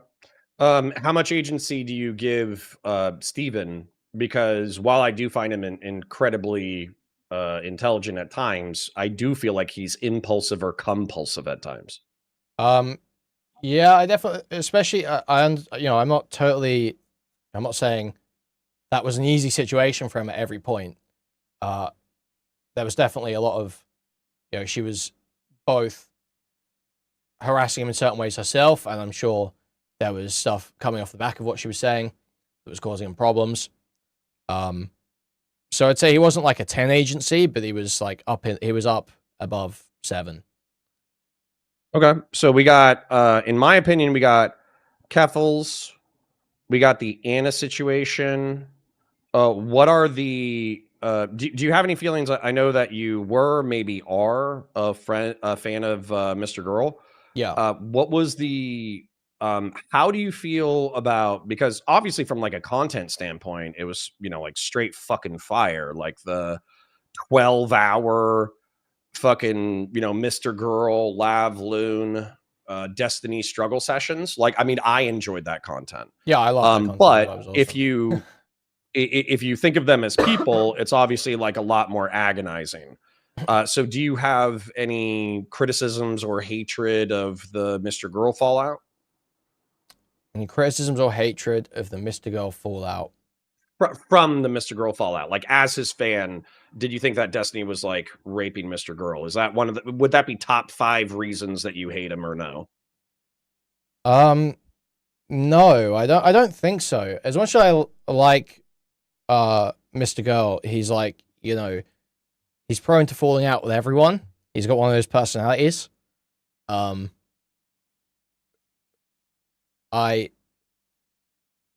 don't think that any specific, I'd say it just plays into other things. It's just like, the way, so like there's the nuke stream, right, where he's like, he goes on stream to talk about Mr. Girl, and Mr. Girl calls in and is basically like, you were still sexting Anna, you were still, and then Destiny's obviously like rattled and freaks out, and I think he gets kicked like a few minutes later, and then he goes and starts on his crusade after that. I'd say like stuff like that doesn't make me hate Destiny in and of itself. It's just like more of him trying to cover up the Anna stuff. I just see it as just the way he was behaving there was like pure self-preservation. Nothing there was like crazy gross in and of itself, because it's all part of other things that he's trying to get out of. Okay, well then I got Keffels and Anna as like top 2 so far. What would you say would be like another reason why you dislike Stephen Bonnell II extremely? Keffels, Anna. Oh man, what's another reason? Well, there's the endless barrage of doxing aimed at people in my general vicinity. There's that. That's probably a big one. And calls for violence and all this shit. I would actually like to deal with that narrative head on, because this is obviously something that I'm getting in trouble for right now.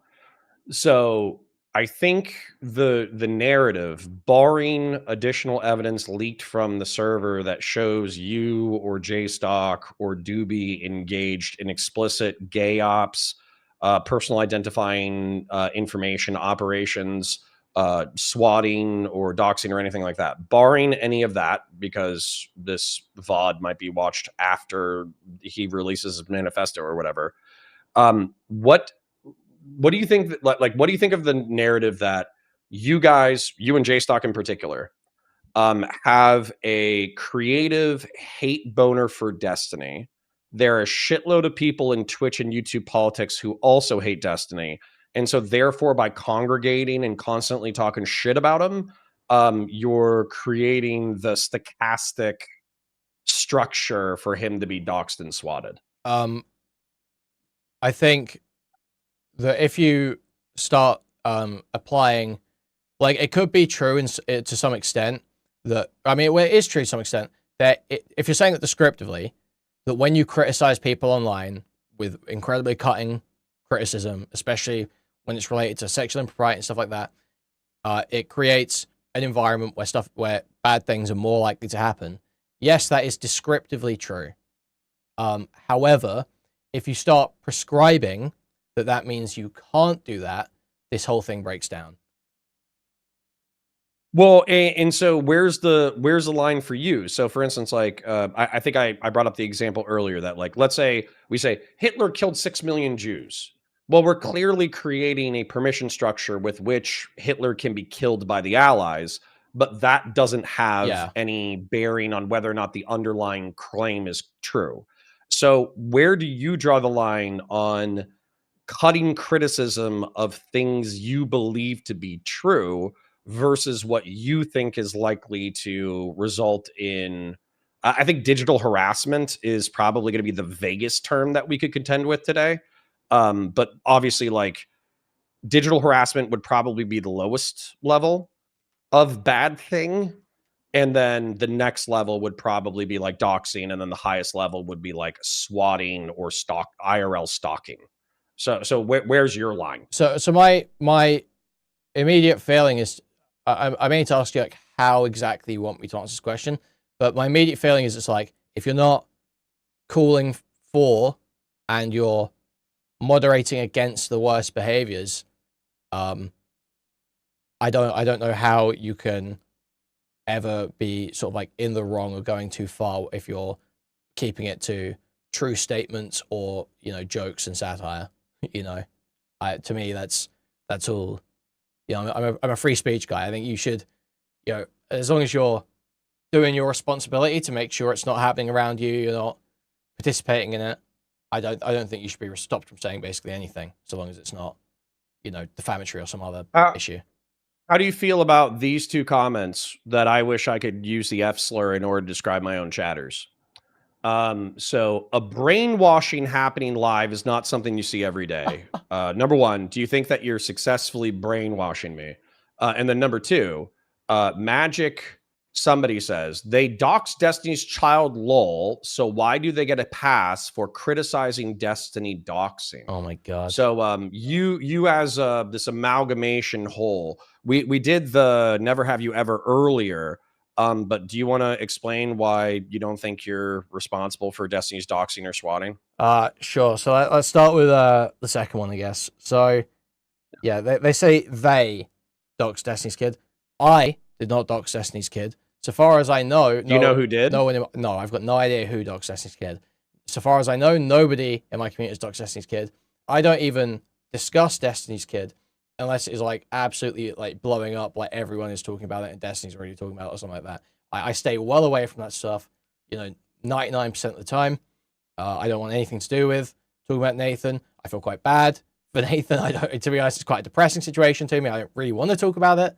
So I just don't understand how I could be ascribed responsibility for things happening to Nathan. That makes no sense to me. Are Dan Saltman and Destiny going to be able to rape you at the last minute when the manifesto drops? No. I literally avoid it. I just avoid it.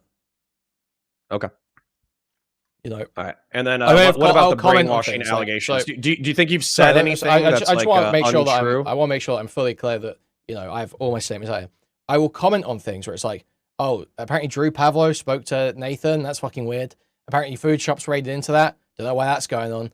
I'll comment on things like that, but there has never been sustained coverage or significant attention brought to Nathan. It's always just things that are already, you know, swirling around in fucking, like, you know, everywhere. No one wants to pay significant attention to him. There was, for instance, there was this guy called Joe Podawful. Have you ever heard that name? I haven't. He's sort of like a Joe Red Bar. Okay. Do you know who Red Bar is? Have you heard that name before? I don't. I'm sorry. Okay. I am terminally online, but I'm not as terminally This whole online world as of I like should these be. trolls. Okay, they're like these trolls. They just go around fucking with people and doing live streams on it. This guy called Jesse Podawful, Jesse PS, some shit, who showed up at I think he A-logged Ethan Ralph in real life or something. He basically just crazy stuff. And he had like Destiny's kid on one time, and they had like this conversation where he's prodding him with all these jokes about his dad's sexual impropriety, his dad's sexual fetishes, and all this stuff. I always literally stayed well away from anything like that at all points, because that shit is just like, it's just too far. It's just like obviously over a line, and it's bizarre that anyone engaged with it. So I still have gray names. Sorry that I'm addressing the chat, no, it's all good. but I still have gray names in my chat who are saying that Kuihman is just lying. So I just posted my Discord link in the chat. You are welcome, like seriously welcome, to go join the Discord, click on my profile, and DM me evidence of Kuihman's duplicity. I asked for Doobie's duplicity for the last 30 minutes or 18 minutes of the stream on Friday. Yep. I got nothing. And so you likewise have an invitation to send me evidence of fucking Doobie's duplicity. So then the other message was something about brainwashing you, right? It was yes. Do I feel like I'm actually? Hold on. Can I share one thing before we go into brainwashing? Of course. So I have evidence. I have screenshot evidence that there is a Telegram group of groypers who actively plotted to go to Miami to kill Steven, and they thought that they were hyping each other up to the point that one of them would do it. I have that evidence. So if there are groypers who are willing to try to hype each other up to go kill Steven in Miami, would they be willing to dox or SWAT him? And I think logically, inferentially, the answer is yes.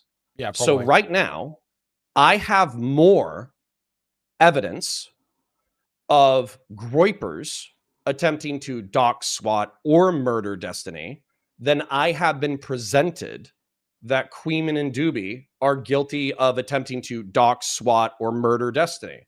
So if you want to give me contrary evidence, my Discord link is open. Sorry for the yap, but I feel like that needs to be articulated. Yeah, no worries. So the brainwashing thing as well.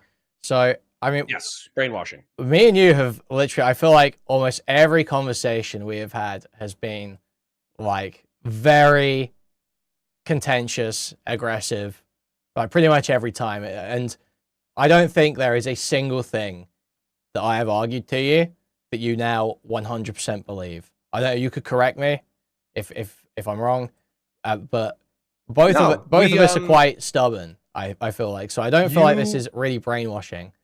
I said that I was going to challenge you, and then Brianna Wu, for whatever reason, said, "Oh yeah, I'd love to challenge Kuihman." And then we let that happen, and that was a moment in internet history that was very interesting. I think that you described Ethan Klein. I think lefties are crazy. I think the pro-Palestinian side is crazy, and I think I could probably find more evidence for these people. I think that Israel is bad, but it's not as bad as it's being categorized as. And I think, generally speaking, you should be nice to Jews. So realistically, I haven't sued anybody into silence. But you should still probably hate me about 20% as much as you hate Ethan Klein based off of that rationale. So, yeah, just because we're speaking calmly doesn't mean we agree with each other. So yeah, sure. I don't think I hate you 20% as much as I hate Ethan Klein, but sure, yeah. Okay, well that's fine. That's probably good. Okay, so we kind of got to Keffels, Anna in Line, and doxing. Are there any other reasons why you can think of why you hate Destiny? Great one. And then do you think, sorry, second part of the question. Second part of the question is, these are the top 3 reasons that you gave me for why you hate Destiny. Do you feel like your conduct on the internet for the past 2 years has been proportional to his sins? So yeah, another reason why I hate Destiny, he took sugar and spice away from us. Okay. So I assume you know what sugar and spice was. I assume you know. Yes, it's Pixie Straighterade and podcast. Pixie's podcast. Yeah, and there hasn't been an episode in over a year and a half, Connor, if you can believe it. There has not been a single episode in over a year and a half. I could not be more angry. I could not be more angry. Okay. So I do think I feel like that's partially sarcastic and partially earnest. Well, yeah, but it's I'm obviously entailing the underlying behavior that caused that to be the case as part of that. Yes. So yes. Oh, okay. So Pixie would be unironically one of the ones that you dislike. Yeah, I would say Pixie and everything that's wrapped up in that. I wouldn't necessarily put Pixie alone. You know, if let's imagine, because Destiny has already admitted to sharing nudes without consent in the past. He already in the Bob 7 manifesto admits to doing that. So that was already publicly known that he has done or would do that. Not really controversial to say. So how did I heard you mention that previously as well with the Bob 7 manifesto. So in reference to that, like the Bill Cosby joke is popping into my head of like, I think the worst part was the hypocrisy. But my question for that is like, I think you've pointed out that hold on, I'll sweep for Destiny real quick.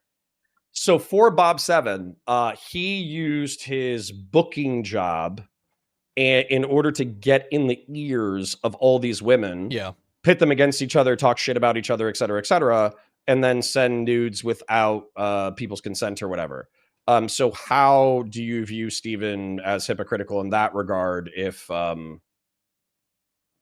was the criticism that destroyed Bob 7's career? Well, I mean, Destiny does, like, there's a clip of him actually laying out in no uncertain terms it's unethical to try and get with the women you're booking for. That's basically it's I don't understand where the line would be between what Bob 7 did and what he does with his stream. Obviously, I think he said he doesn't really believe that anymore. I don't know that I believe it as a hard rule even, but that is absolutely, I would say that there's no way around the hypocrisy there. And I think there are certainly considerations that you need to make if you're going to do that sort of thing, and Destiny does not make any of those considerations. So this is a descriptively true statement, and this is why I am not going to become a snarker who endlessly, obsessively stalks Destiny. Not that you're stalking him physically. I'm just saying, like, just be clear, I reject even that characterization. I feel like I should be firmer on this. The idea that I'm just totally obsessed with Destiny. I don't cover him that much at this point. There was a long stretches where I'm just not covering him. Only recently, because he's gone so fucking crazy at me and people around me, have I started covering him again. Like basically, should I sweep for you by pulling up your video? Please, I always accept sweeping. Your video compilation, because I will say that part of the accusations against you are reliant upon your obsessive desire to destroy Destiny. But it does look like you not only does your video diet have a substantial amount of diversity, but it seems like gaming. I'll literally list all the creators that I see. Okay.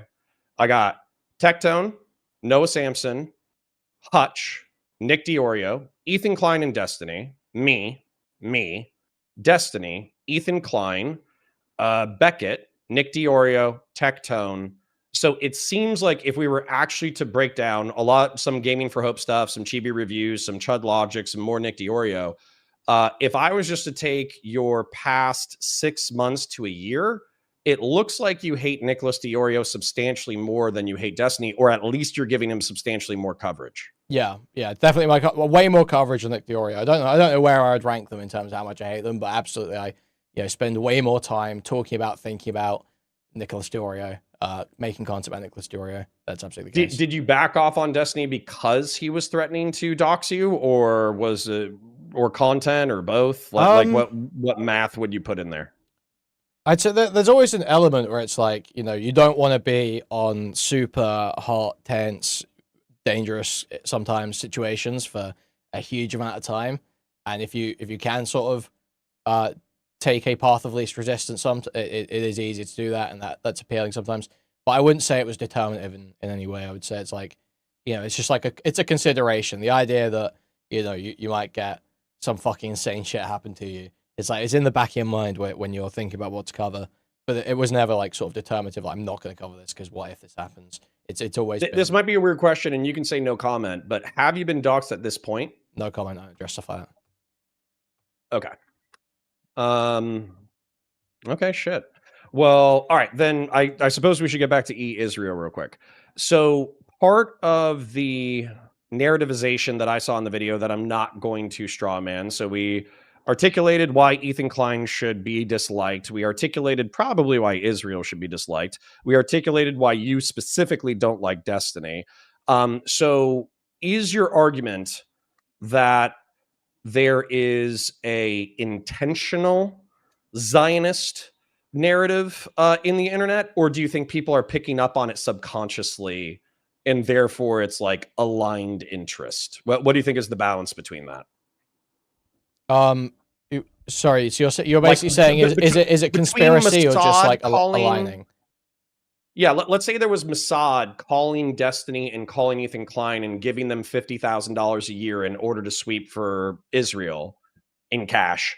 And then let's say there was, well, Israel's just kind of in the zeitgeist, and most people think that if you hate Jews too much, then you're anti-Semitic. Therefore, I'm going to kind of go with the flow. Between those two perspectives, where do you kind of line up the Israel comments that you were making in your video? It's so I'm not alleging, or even I don't even believe in or suggest or in anything any more coordination than is basically entirely publicly viewable. You can see Dan Saltman published an article with the Free Press. That is Dan Saltman working with the massive Zionist machine. That is Barry Weiss's paper. That is him going there to write an article about Al-Sayed and San. That is very clearly Dan using the Zionist infrastructure in America to push his own interests. That is what is happening there. Just no if ands or buts about it. Same with when Dan goes to, say, the ADL, Richie Torres, tries to put pressure on Twitch to get people banned for the Sabra hummus. Is Richie Torres a congressman? Yeah, I believe so, congressman. Okay. Yeah. I saw him tweeting about Hassan a few times, but I didn't see him otherwise. So hold on. So from Dan's perspective, though, let's say that you're Dan real quick, or I'm Dan. And I say, well, I was raised Jewish. I was raised in the synagogue. My kids are Jews. They're raised in the synagogue. I buy into the narrative that Israel is the fallback point. God forbid there's like an American Holocaust. And so as a result, while maybe I don't like everything that's happening in the West Bank or, southern Lebanon or Gaza, I still think that we need maybe a little bit of ethnic cleansing, like ethnic cleansing as a treat. So I still need to support this Zionist machine because it's in the existential interest of me and my family. Therefore, not only am I a Zionist, but I'm also going to work with other Zionists. How do you feel about that? Like, I'm presuming an internal monologue, but how do you feel about that internal monologue? I don't like. So I'm trying to figure out how to parse this out, how to separate these things. I don't have it doesn't. Sort of like how I say to you, I expect you to hate Hassan, you're a neocon. I don't have this huge hate for someone who believes a thing and is playing the game within the rules to get there. I don't have this huge hate for that. When I say the comment about the machine and it all using each other's interests, that is almost entirely descriptive in that part. It's that they are kind of going to do that. But people would deny that that's what's being done. And that's sort of where I get more annoyed is the idea that people suggest that people are acting like all this stuff is totally organic, or that actually, the pro-Israel side are the underdogs or some stupid shit like that. And that's where I start getting annoyed with what's being said, because it's how do you feel about the narrative underdog, or the underdog narrative, in reference to, so for instance, I read a book called Israel, the Startup Nation. It was literally in a business class. And it's effectively a narrativization of the entrepreneurial spirit of the Jewish people that was necessary during the formation of the country in the 40s, 50s, and 60s, where, you could argue they stole intellectual property. But what the Israelis would say is that they were almost a pariah state that was incapable of developing their technology because they just literally didn't have it. And so stealing intellectual property because they were prohibited, because they were a pariah state, and then reverse engineering that technology was necessary to the creation of their state. And then I think they did get their shit kicked in obviously like 48 was pretty spicy. And then it was either 67 or 70. That's not playing. This is what I mean, though. So this is the same sort of thing that I take issue with Dan for, is then you're not playing the game within the rules. Like, yes, you're a pariah state because you should have been a pariah state because you're a settler colonial project, and that's the way you were being treated, and you were, if you're stealing intellectual property, that's wrong. Well, I mean, I don't even know how much I care about intellectual property, but in theory, if you're playing within the rules, that's wrong, and you shouldn't. So how do you deal with their moral system then? It's like, well, okay, you're going to prohibit us, number one, from existing, but number two, from breaking the rules. So why would we listen to you about the rules? Well, yeah, I mean, ultimately you have to enforce it, right? But it's because I mean, there's still the there's a difference between sort of like the moral argument and how you stop them from doing it, right? Because obviously they're not going to stop. If they're not going to stop, but it should still be enforced. Well, so just as an example, a private Jewish gentleman, this was one of the stories in the book, Israel was prohibited internationally from buying commonly available commercial airliners. And so what they did is they found an American Jew who was sympathetic to the state of Israel. They bought a commercial airplane because private American citizens are willing to do so. Then they flew through some kind of airspace because there was prohibited airspace where if they were found out to be shipping it to Israel, then they probably would have been escorted by American military back to a base. But they took a devious route. Then they arrived with a commercial airliner, and then they reverse engineered the commercial airliner. Now, for me, it's like, if I had to choose between existence and breaking a rule, I'm obviously going to break the fucking rule. And a commercial airliner is not as malevolent as military technology, right? So I guess my question is does that hold any credence, or do you just think they should have rolled over and died? Yeah, basically. As a nation state. Yeah, I basically think they should have rolled over and died. Yeah, I think the whole thing's wrong. So yeah, I mean, ideally they would just roll over and die. Okay, but all right, that's fine. I'm asking this question not because I don't know the answer, but because I just want to hear it out loud. You could understand how Zionists would be like, okay, well, fuck Kuihman then, right? Yeah, obviously. Okay. All right, just double checking. Because sometimes people criticize Israel, and then when the fucking Zionists come back and they say some spicy shit, everybody gets their fucking feelings hurt. So I just wanted to lay that out there. They just can't call me that. How do you feel about the charges? Sorry, go ahead. Go ahead. No, nothing. Go for it. I was going to say, how do you feel about the charges of anti-Semitism where, for instance, Ethan Klein would identify himself as a anti-Zionist, but leftists would call him a liberal Zionist because he still wants a two-state solution with frozen borders and the existence of the nation state of Israel. Fuck. God damn it. I was laying that out for an argument, but it was, anti-Semitism. So I think that Ethan Klein, based off of polling that I've seen, is between that perspective.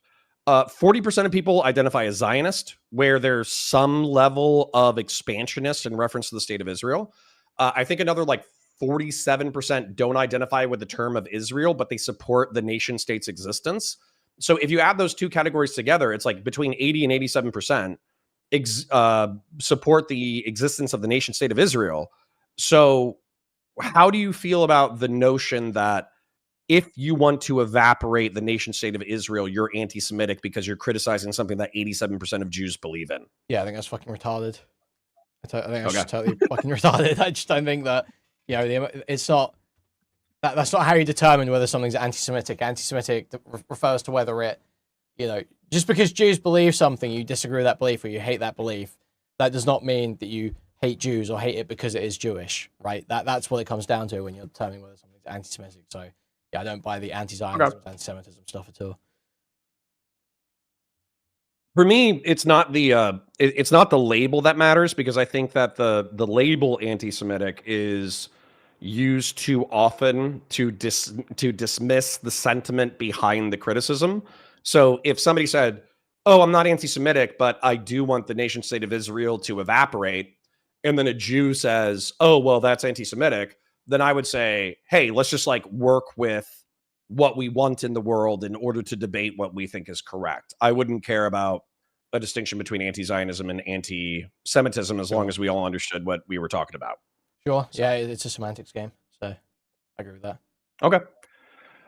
Realistically, man, I could probably milk it a little bit more and, just be like, Destiny's a bad guy. He should die. But that's what I have. That's what I had for tonight. I figured, because I do not think you are a stupid person. I think sometimes you go hard in the paint too hard and might say some things that I disagree with or I think are incorrect, but I don't think you're an unintelligent person. So I had a feeling that when you started alluding to the aligned interest of Israel, you weren't the Nazi stereotype that you were being portrayed as. So that's the reason why I wanted to have this conversation. Sure. I mean, some of that is, I am leaning in. I almost want that reaction. I almost want Hutch to call me a Nazi. Obviously, I feel like that may come across like that's, when these retards freak out at nothing, it's like that's like a good thing to me. That's like the way you should play it. I don't know if you've got any thoughts on that. It's sort of like similar. Well, to that's an interesting question right there. So do you want? I've heard you referring to that they are the jokes that were made about Hutch's sister as like antisocial and too far. I don't know how exactly you feel, but to me, that's like within the bounds of what happens online. That is like edgy online. It's 100%. It's 100% within the bounds of what happens online. But I want to explain something that I think I articulated during that video. Sure, go for it. So for me, if I had a friend who was doing that, I have dogs who have died on me in the past, right? They were older, they got cancer. And so if one of my friends wants to be irreverent and he goes, lol, Connor's still brokenhearted over his dead dog, what a fucking pussy. If his job is to like razzle me and hurt my feelings, but do it in a way where he's fucking with me, but he's trying to tell me he loves me. Yeah. No problem. That happens every single fucking day. But if his intention is to literally get me depressed, so I fucking, start drinking or kill myself. So yeah, I heard you say this. Yeah, I don't think that's the intention. I don't think people are trying to make Hutch kill himself. I don't think that's what people are trying to do at all.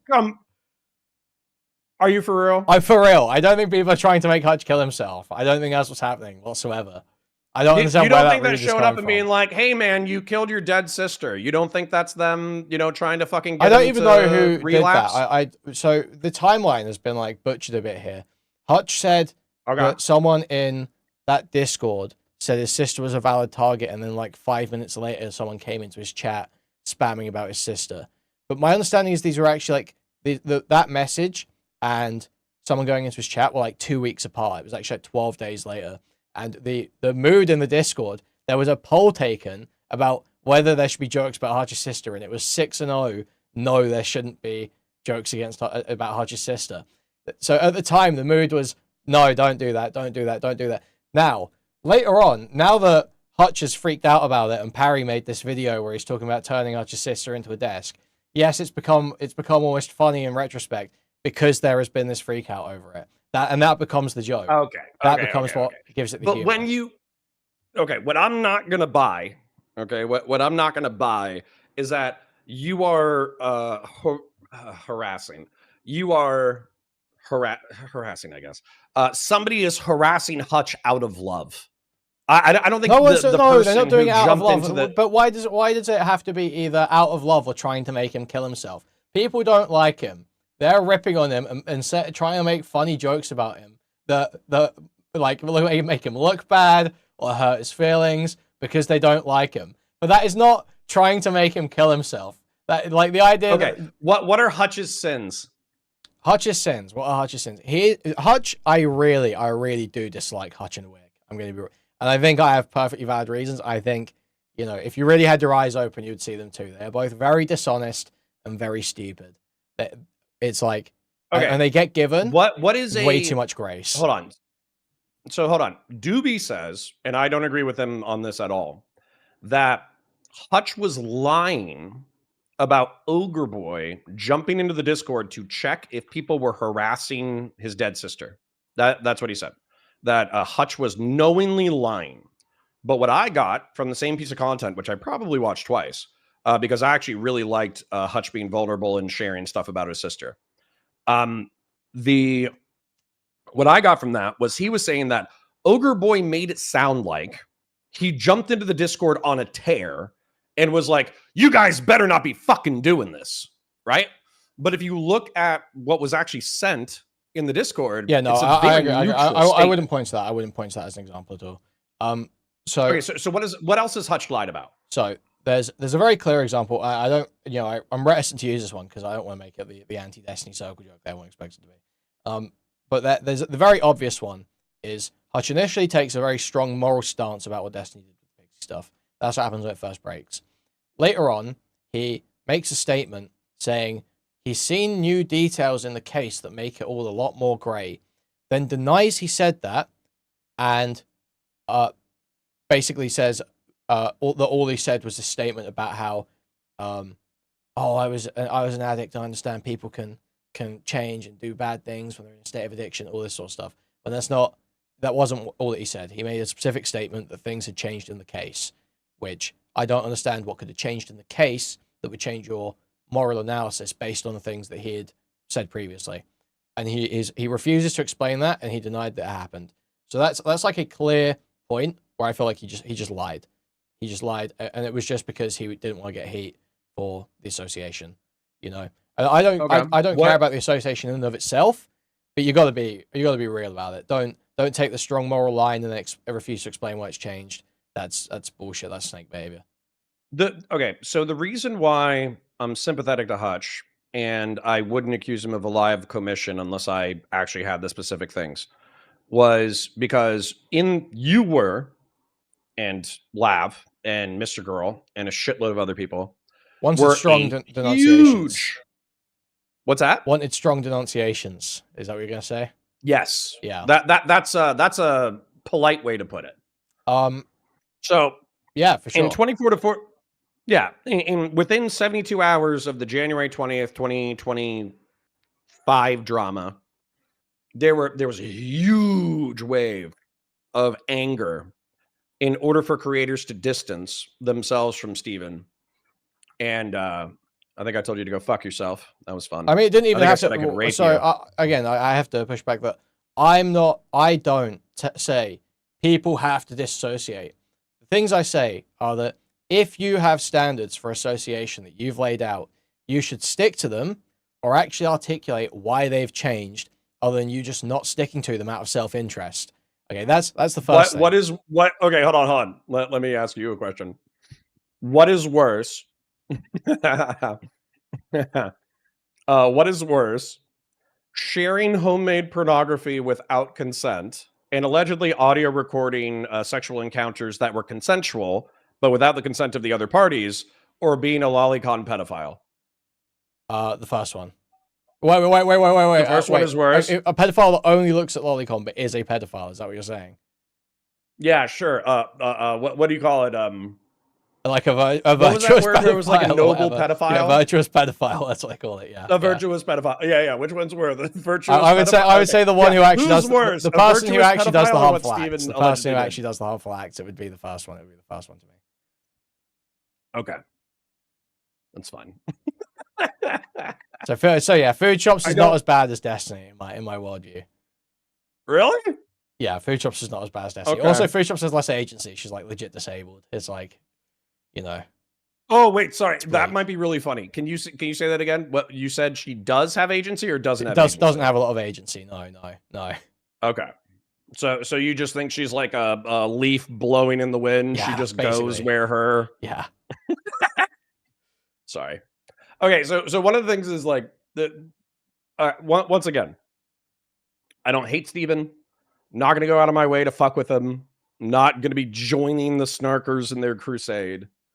But obviously something that there was tension over was the association with Food Shops. That was a huge tension.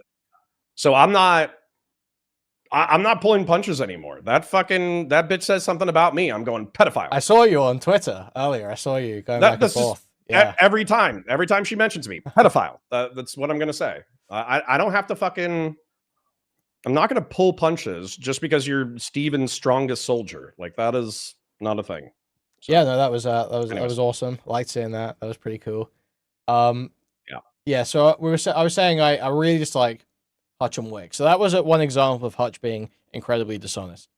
Another point where I felt like Hutch has been quite dishonest and quite. Hold on, real quick. People are criticizing you because they're saying that you give zero fucks about Lolicon. Obviously, I have like a different opinion. But then Steven, the very conversation that I'm referencing, where I said, hey, I think you associating with food shops is a mistake and it's bad. Here's why. And then he was like, well, I think it's just drawings. And I was like, fucking kill me. So anyways, sorry, go ahead. Yeah. Yeah. So another reason why I felt Hutch quite dishonest and stupid. I don't know if you saw his arguments with Pisco over the Ethan Klein stuff or his argument with Straighterade. You didn't feel, sorry, I'm jumping ahead a little bit. You didn't feel like Pisco, like I understand Pisco was being pretty, or Hutch was being pretty abrasive towards Pisco in one conversation that I saw that I didn't feel was fully fair. Was not but you don't think Pisco's abrasive in fucking general? Neither, I'm not talking about abrasiveness whatsoever. Pisco is abrasive. Nothing to do with being abrasive. Hutch is, he's like so condescending. It's not abrasive. It is like pulling faces at everything that's said instead of giving an argument. And it's so fucking weak. It is genuinely worst like stream debate demeanors that I've ever had the displeasure of watching. Is that because Pisco wouldn't let Hutch crucify Taylor Lorenz sufficiently? That Live and Learn episode was pretty bad too. That was pretty bad. Okay. But no, it's specifically the ones about the Ethan Klein stuff. It was like they had a super long debate about, I think, the Ethan Klein lawsuits, and Hutch basically never, he like almost never argues. He does basically just like, beg the question repeatedly. Like he does constantly the CPS and Skulls thing. He's constantly like, they sent CPS and Skulls to his house. They sent CPS and Skulls to his house. And there's just no way that, I don't believe anyone who's doing that sort of argumentation has been in this space for this long and doesn't realize how that's like totally non-responsive. And they're basically just doing a tactic there. They're like trying to get out of arguing the point. Do you have any regrets? I know you probably don't run the Discord yourself.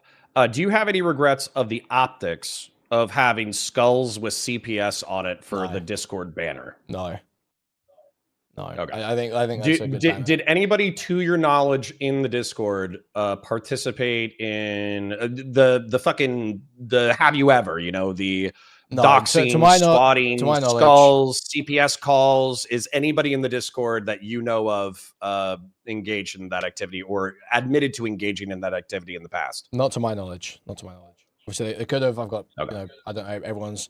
I'm sorry, I know, like, Shamu has doxed in the past. That's something Destiny dug up the other day. Shamu doxed people like 3 or 4 years ago when he was part of these, sector troll groups, like Ethan Ralph sort of area, troll groups that were fighting on Discord, doxing each other. There's like stuff like, I'm sure there are people like that who have done stuff in the past. A lot of people have doxed in the past. But to my knowledge, this isn't a behavior that's being exhibited by this group, or people in it. And when it is exhibited, the moment you can show this person did this, they're dealt with, and it's dealt with. Is there any platform? Is there any off-platform enforcement of doxing, or is it solely on the server, to your knowledge? So, I have recently enforced against some off-platform conduct. The one that was brought up from the server, and there was a separate one that happened on Twitter by a user in the server. And I took action in my community because of those off-platform behaviors, which I don't really like doing, because it does feel like you start making a rod for your own back. That the moment you get into moderating off-platform, you're taking on this insurmountable task where you're expected to keep going, and it's like, the moment you don't do it for someone, it's like, why aren't you doing it for that person? You want them to get doxxed, and then they almost try and put responsibility on it now. And it's like, it feels like you're just you get that's the goal almost, just get you wrapped up into this endless game of trying to ban a bunch of users. The argument though from the anti-snarkers or the DGGers though is that like even though this was a not private Discord or private Discord of 100 people, that they would be, if they were previous doxers or people who had engaged in personal identifying operations in the past, they would effectively know not to make that public. Ergo, you might shit talk somebody in the general, but then because DMs are obviously closed, and if all these people have incentives because they're all doing equally bad shit, the only way to find the kind of evidence that I'm looking for is if somebody turncoats and then screenshots and leaks DMs. That's like and I'm sympathetic to that argumentation. I just think that if you're going to dox somebody, you should probably have something. So what do you say to the fact that like, because I almost guarantee you this is going to be Dan and Destiny's argument, is that you got most of you, 95% of you are smart enough not to dox in VC or in the text channels. But if you wanted to engage in P-ops or gay ops, you would just coordinate the shit talking in the server, but then you would just jump into a group call for the gay ops or P-ops. It's just like a totally unfalsifiable claim that you can say about literally any community online. You literally can't go anywhere online without running into someone who has done some form of doxing or something someone would consider to be doxing in the past. It's like, it's that there, especially in these communities, it's like almost, it is literally impossible to vet for no one who has ever done anything like this or that could be argued to be like this. So all it is it just comes off like a totally unfalsifiable claim. It's like, it is just a blank check. It's just a blank check. It's so if I asked Doobie a similar question. So let's say that, because I try to earnestly engage with people, and I often feel like people earnestly engage with me because of my earnestness, but that doesn't mean that people are incapable of lying. So let's say that the manifesto comes out or some Discord DMs come out, and there's something here in the never have I ever questionnaire, which I know is a grill, but you just like bald face lie to me. Do you have any problems with me disassociating and saying, hey, no, I tried to be earnest with Kuihman, and he was not earnest with me, therefore fuck him? No, of course not. If I straight up lied to you about what I was engaged in, of course I'd expect you to dissociate with me. That would make total sense. Okay. The only reason why I want that articulated is because it's like, if the manifesto drops, because this is what DGG is saying right now, they're saying trust Destiny, trust Destiny, trust the plan, trust the plan, trust the plan. He's working on the manifesto. He's working on the manifesto. But what they're acting like is that they're going to get the smoking gun of you or JStock or Doobie engaged in malicious, antisocial behavior that is worthy of disassociation. And it's also going to prove that you're snarkers or whatever. Not just snarkers, but like malicious digital harassers. Yeah. So, but what I'm expecting, and I'll be happy to eat crow on this, I would prefer it if I ate crow on this. What's going to happen is, because the Discord is so large, there's going to be similar things like Wix PII floating around or whatever the fuck was happening with that. Or there's going to be references to Hutch's dead sister or something like that. But we're not going to get the smoking gun that says Kuihman, JStock, or Doobie are the swatting, doxing, attempting to murder Nathan people. So yeah, that's what I'm worried about, is effectively it's going to be inconclusive. Yeah, I just don't know how. So what would you need for it to be conclusive in the other direction?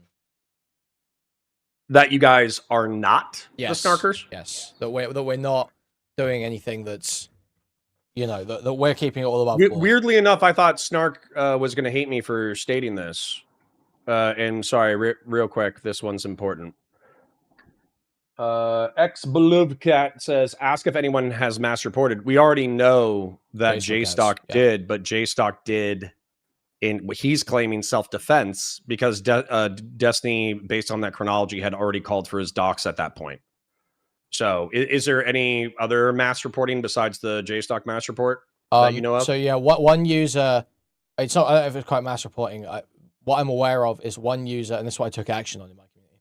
One user tagged Team YouTube under a tweet of Loner Box telling Hassan to kill himself. And like it's not quite mass reporting.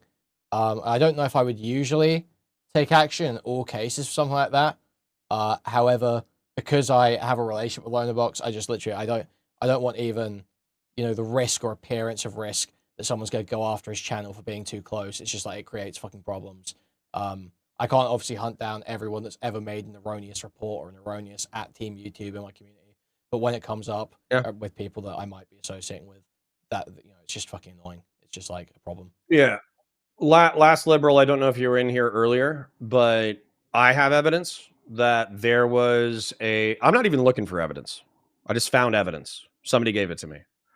That there was a Telegram group chat of Groypers who wanted to kill Destiny and were trying to hype up one of their members in order to finally doing it. And so my question is, logically, if this group of Groypers were ready, willing, and able to try to hype each other up for somebody to go kill Destiny in Miami, then why wouldn't they do swatting and doxing? And I have evidence of this. I have screenshots of this.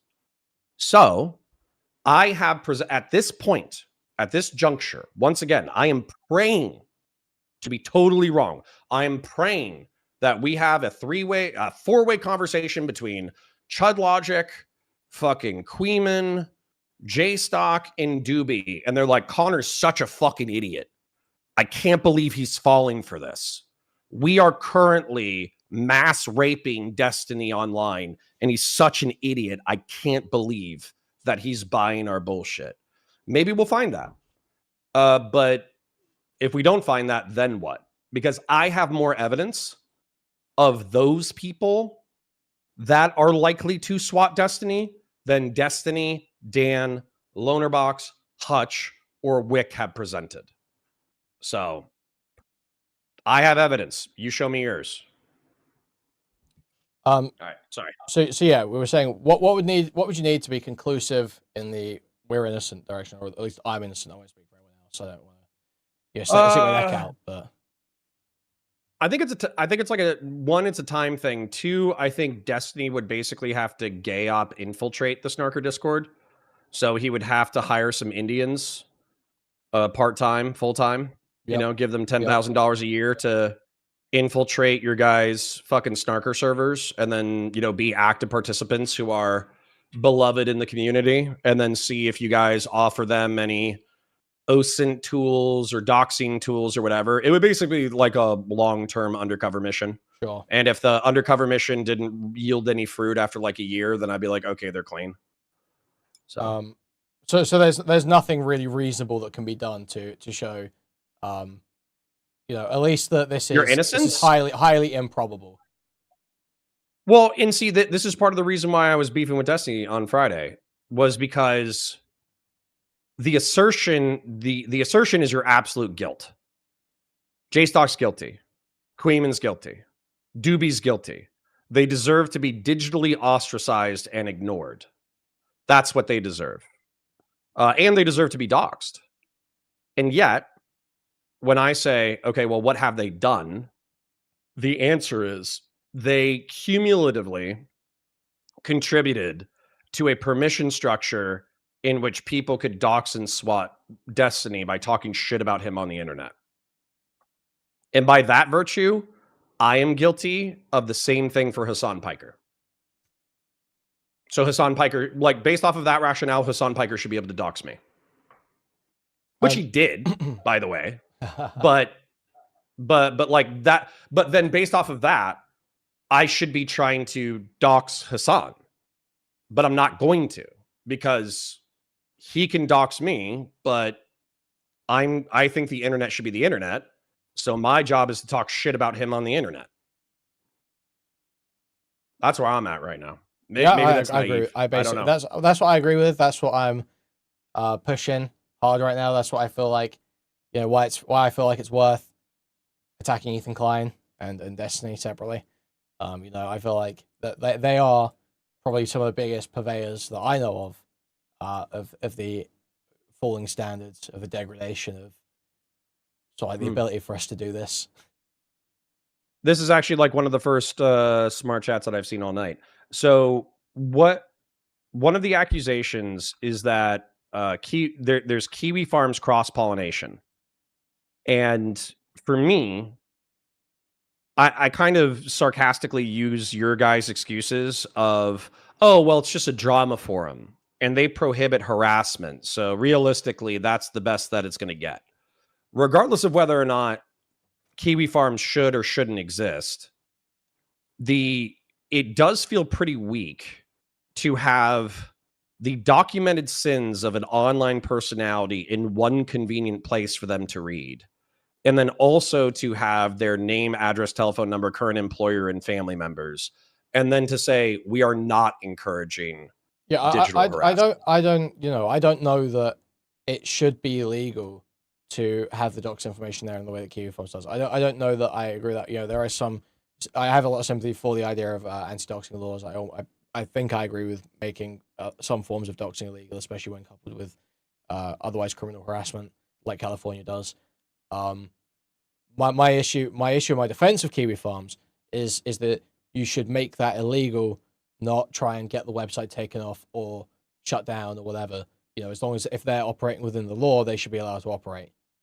That you shouldn't go and fuck with them. Then follow-up question. This might put you in a bind. So if no comment is the answer, that's fine. But in the past or going forward, if there was, as a matter of fact, this might actually just be a good testing of principle. So to your knowledge, if somebody was found to have not done it in the server, but posted personal identifying information to Kiwi Farms, and we knew who that person was, they used like similar handles or some shit like that, would that person have been doxxed or not doxxed, excuse me, would that person have been doxxed from JSTOC server, or would it have been viewed as like off-platform behavior and therefore not your concern? Well, if there's someone, so you're saying if there's someone within these communities that has a Kiwi Farms or post doxing on Kiwi Farms, would they be allowed to stay? Yeah, wasn't there who, I don't know if you'd be able to remember this just off of this description. Wasn't there a pretty famous Kiwi farmer that Destiny's mentioned by name that was in JSTOC's old server, not this one? Or he was in Spicy Chat. He was in Spicy Chat and he was banned, but he posted some PII or docs info, but he was using similar handles between Discord and... Yeah, so there were like a few years ago, I think there was, if it was just one guy, if there were two guys, there have been people that have kicked around like that. I think my general stance now is, if I would set a hard rule, I don't like having people like that kicking around. I would, if there's someone that I know of that is in any way an active doxer, I'm generally just going to remove them from my community, period. All right, well, and then, sorry, here's a question. Do you run that server or no? No, I don't run that server. But obviously, I'm not gonna want those people around me. So I'm generally gonna advocate against them being anywhere. Okay. And obviously, I'm a content creator in there. I'm sure my words have like some level of weight. I don't know how much weight it would have, but that's okay. I'm trying to think of that guy's name, but I can't think of it for the life. I mean, I think it's best if you don't mention a lot of these guys by name. That's another thing. Okay. Yeah, there's something at Destiny sites as well. Is that people say like Blav1 in my chat. This is a KF for the Destiny always. That was it. Oh no, there he is. We know his name now. Blav. Yeah. There you go. I think there was I don't know if that's exactly the one you're referring to. Because there was. You're like, it's best if we don't say his name, but that's why people say Blav1. Well, this is the only one I bring up because Destiny has brought him up on stream so many times. It's like he goes off Destiny. Destiny keeps bringing up. You can't. Yeah, it's almost difficult to not have the name kicking around when he's given so much fucking attention. It's like, so it becomes difficult at a certain point. Okay. Well, that's what I got. What else do you have? What else do I have? Do I have anything else? Oh, I've got, I'm not vouching for him, but Purple Parry did ask me to ask you to unblock him, and he's sorry for being gay in DMs. But I don't vouch for him in any way. I don't co-sign him. So no. So what happened was he was like, because I remember this. He was like, let's talk about this. And I was like, I don't want to, or I was just like, not, I'm busy right now. And he's like, you're gay. And I was like, okay, well, bye. You know, that's, I'm, it's not that I'm unwilling to talk to schizoids. I'm actually quite willing to talk to schizoids. But if you're trying to get my fucking time, at least be polite about it at first. Holy shit. Yeah, he's not very polite. I'll agree with that for sure. Yeah. Say Jim says he gave me a super chat and he really wants me to talk to you about this. Kuihman has stated multiple times that Godzilla -1 is better than any Clint Eastwood movie. Knowing this, do you still believe Kuihman shouldn't be doxxed? So is Godzilla -1 better than any Clint Eastwood movie? Yeah, I know I've seen all Clint Eastwood movies. It is a little bit of a rage bait comment, but I've spoken a few times about how conservatives don't even appreciate movies that do actually have conservative values when they come out. They just totally ignore them. I talk about and so I rate Godzilla -1 as one of those. A like secretly conservative movie that conservatives don't even appreciate. Conservative message and tone to it that I don't think gets appreciated by them. Yeah. Yes. So somebody says this, and this is actually something I wanted to ask, and I'm happy they reminded me. What is your, because it felt like during your Israel speech, what you were trying to, at least what I felt like you were trying to convey, was a sense of shared danger over the threat to free speech. Because if you criticize Destiny too harshly, if you're too hyperbolic or if you're too vociferous, or if you helped people that were too hyperbolic or too vociferous, you would get doxxed. That's obviously going to chill some speech. And then also the Ethan Klein suing people over matters of opinion. That was another thing that you said would chill free speech. So what right are you fighting for? Are you fighting for the right to be mean? Are you fighting for the right to be to digitally harass people? What's the difference between being mean on the internet and digital harassment? I thought the obvious answer here is snarking. No, I thought that's the obvious answer. I mean, literally, like I looked up the definition of snarking the other day. And so you think that Americans and or Western people should fight for their right to snark? Yeah, that's kind of a corny way to put it, but sure, yeah. So snarking, definitionally, is the act of making mocking, sarcastic, or contemptuous comments. It typically involves a biting, irreverent tone that blends bad-tempered criticism with a sense of humor, often aiming to put someone or something down in a witty or cynical way. Yeah, I think that's a great definition. Okay. All right. Is it your... Well, hold on. Is it moral to dox? To dox? Yeah.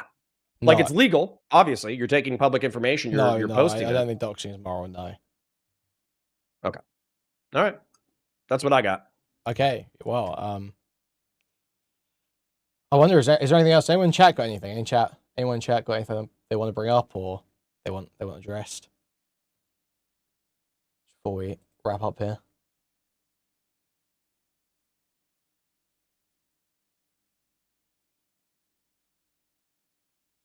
Someone says Mr. Girl apology form. Listen, I'm not apologizing to Mr. Girl, not because I give the women in Destiny's life more agency than a lot of snarkers do, or at least some responsibility, I suppose. I am a victim blamer. I will victim blame women, but I will also victim blame Destiny. And then, what was the other thing? Mr. Girl, sexual dynamics, clout, money, influence. Oh, talking about permission structures, I feel like he created a very strong permission structure for non-offending pedophiles. And so, I mean, you can see that as a good thing or a bad thing. I don't like that. So I will not be apologizing to Mr. Girl. Okay. I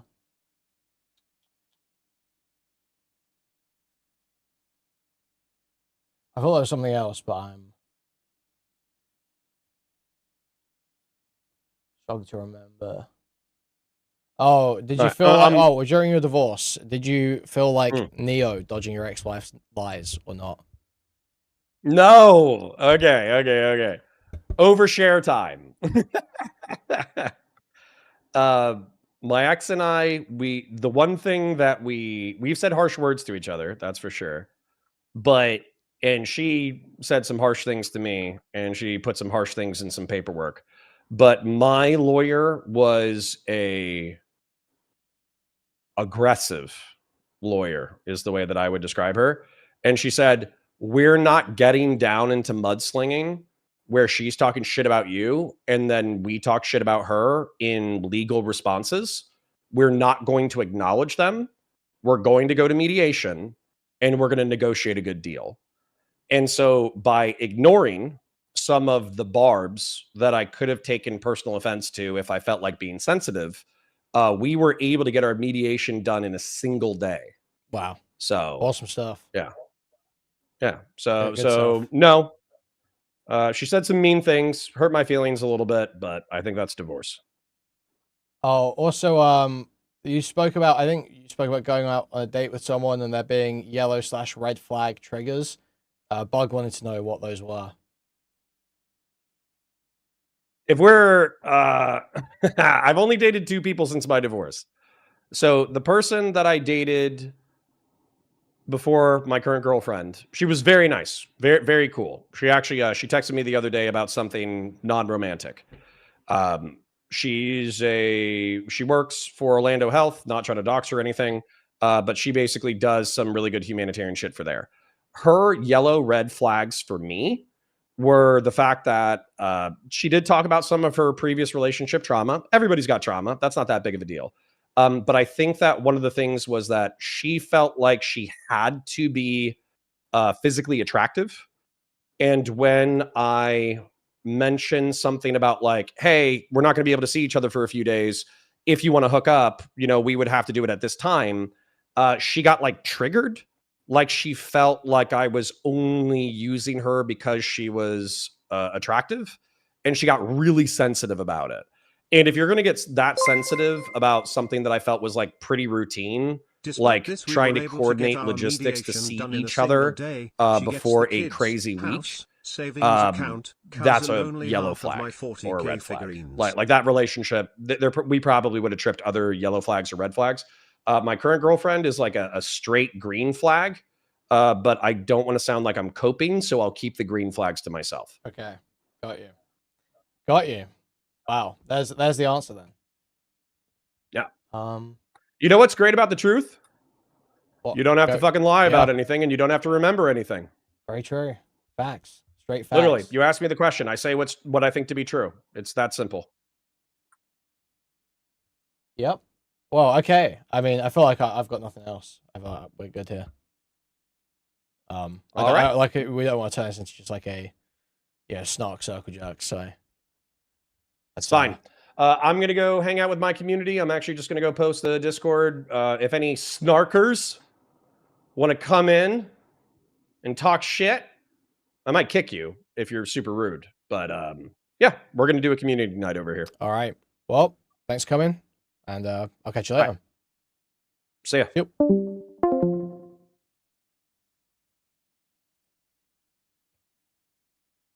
Wow. What a great chat, guys. What a great chat. So I can't address every tiny implication that you may have dogged someone, bro. I just can't. Come on now. It's not necessary. Totally unneeded.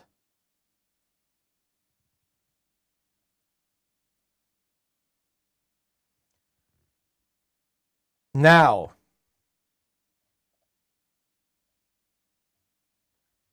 what are we going to do? I didn't plan anything out past this.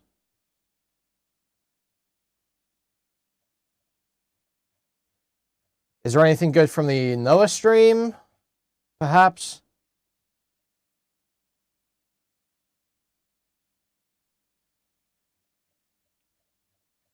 Do you want to take a look at that? Do you want to take a look at...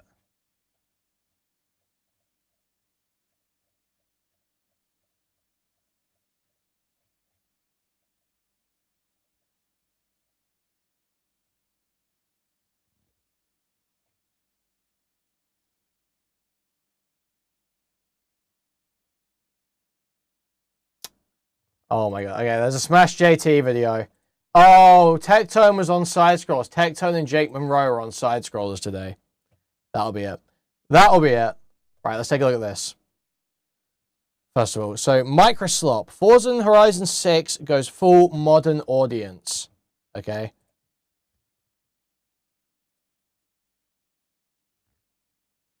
Let's see. How is Forza Horizon 6 full modern audience? Now, I did notice there is a they/them pronoun option. Forza Horizon 6 is officially out and fully available, not in the early access period anymore. And holy crap, it is completely blowing doors on SteamDB with the Steam charts. And reminder, by the way, for anyone that tries to say if a game is on Game Pass that it's going to hurt its numbers, clearly that is not true, because we have 13 hours ago an all-time concurrent player count for Forza Horizon 6 on Steam of nearly approaching 300,000. This is over 250,000 people playing this concurrently. And that's on top of the earlier access days that people paid extra to be able to play it, and they had 180,000 concurrent playing at that time period. So this game is absolutely crushing it. In contrast to talking about how PlayStation is pulling all their games from Steam, allegedly, if you're to believe Jason Schreier's rumor from Bloomberg, that Sony doesn't want their single-player games to be sold on Steam anymore. This is embarrassing to them, because Microsoft is like, no, it's actually not the problem of people don't want to buy games on Steam. It's your games suck and people don't want to buy your games, Sony. Forza Horizon 6 is getting very good reviews across the board, not just from the Wokey journals, but from players as well. I said, safe to say Forza Horizon 6 is going to be a massive hit for Microsoft. It exits early access into some massive numbers already. May surpass 500,000 concurrent players just on Steam alone at this rate. Wow. And this was right when the game launched earlier. And I was watching, I was like, holy crap. This is doing probably at least double what I would have thought it was going to do. It's insane. I would argue this is probably sold upwards of probably 2 million or more already. Okay, so where's the complaint? Nick Tech says, oh, Subnautica 2 as the latest day one on Game Pass titles that won 250,000 people on day one. I know it sounds, Kata says, here we go. Because that's Claire Obscure. I don't think Indiana Jones did that great, but either way, they were nowhere close to 250,000 people on day one. But there are some issues with the game that I think are important to point out, because it's Microsoft, and Microsoft is a very woke organization from the top down, pushing the message in all of their games. And you better believe it, with internal documentation at Microsoft, this is the kind of stuff I would believe being passed around there. Kata says, because that's what we should care about in Forza games, your fucking pronouns. Wow. I'm so tired of this. Fucking pronouns. Identity. Okay, he slash him. Awesome stuff. She slash her. They slash them. Bro, literally, who cares? Zer, by the way. I hate to be that guy, but literally, who fucking cares, man? We got Grums. Ah, crap. Just when I was getting hyped for Forza, they couldn't stop at 2. They had to add 3 body types. And the female type is barely indistinguishable from the male. Oh my it's a God. goal. Total erasure of biology to support radical ideologies. I know it sounds crazy from someone on the outside looking in, but for someone that deals with this on the day-to-day, it is all so tiring, because it is 100% what they're trying Guys, to I do. know it sounds They crazy want- that I'm like seething over the existence of 3 body types in this fucking racing game. But if you were in my shoes, we'll come out of my shoes. Gender ambiguity. They want to mix the genders. They want to confuse what a male is, what a female is. They want you to be like, oh, okay, I guess this is just the way things are. It's Microsoft. It's a multi-billion-dollar corporation. Don't question them, because they know what's right. No room for wokeness says, here's your new, quote, standard 3 body types instead of male/female option. body type 1, body type 2, Oh body type my 3. god, this Oh, fucking don't worry though. They also hardcore. have identities that people didn't notice until after these got posted. And this is screenshotting IGN. The new standard in open world racing is here. Forza Horizon 6, a Gundam masterpiece. Our review. Smash JT is an erasure of biology. He's blurring the line between man and pug. As mixtape. So for what it's worth, IGN thinks this is as good as mixtape. Cabruta says, why is it basically mandatory for most of today's Western AAA game industry to have such ugly characters in their games? This is not a skill issue for the developers. This is a message being pushed. They purposely want to confuse the gender roles. They want to make it ambiguous. They want everything to be exactly the same. This is Cult Classic Cage. Cassie, she said, just Forza Horizon 6 bullshit. Here we go. This is wild. Maybe. Oh my god. I don't know who to pick. You know when like you could tell that the character creator is so bad, like you have no. It doesn't give you any ideas. It doesn't inspire you to be a certain character. Oh my god, she has a big chin. All right, there you go. That's a dude. That's a something. Huh? Where are the difference? Where are the breasts, bro? Like, where are the breasts? What? Right, no way this thing's saying, why are the women in this game so manly? No, why are the women in this game so manly? Blood. What is this? Smash JT is what's created when you need fresh mozzarella for too long and dash cigarettes into it. Dumb Goomba. Thank you for the $10, Jimberly. They all are flat-chested. Why even do a character creator if you're not going to give the chick tits? What? Like, seriously, what is this? Which one is the girl?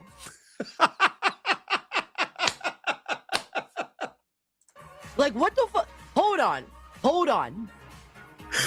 You literally don't label. All right, as much as I wasn't going to make a big deal out of this, you choose not to label the gender options for the body. Then you put the character in super fucking baggy clothes. Yep. How am I supposed to tell who's supposed to be a bitch? How am I supposed to tell? I fucking love Cassie. Why y'all think I wear baggy clothes? Dude. You assume their gender? I'm just saying. No, heel versus babyface was throwing a tantrum just to throw a tantrum for his bullshit, for attention. I don't think so. Cassie, I don't think so. I think has to defend heel versus babyface. He really was pissed. Justified crash out, actually. Justified crash out. Bullshit in these games. Like, tell me. Holy fuck. Smash JT is actually unlistable. Fuck it. We're trying side scrollers. We'll try side scrollers for a bit. Give it a rest, man.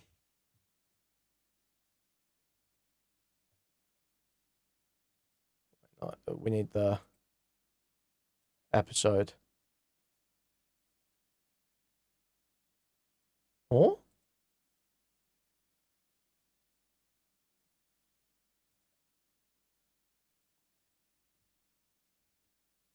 Come on.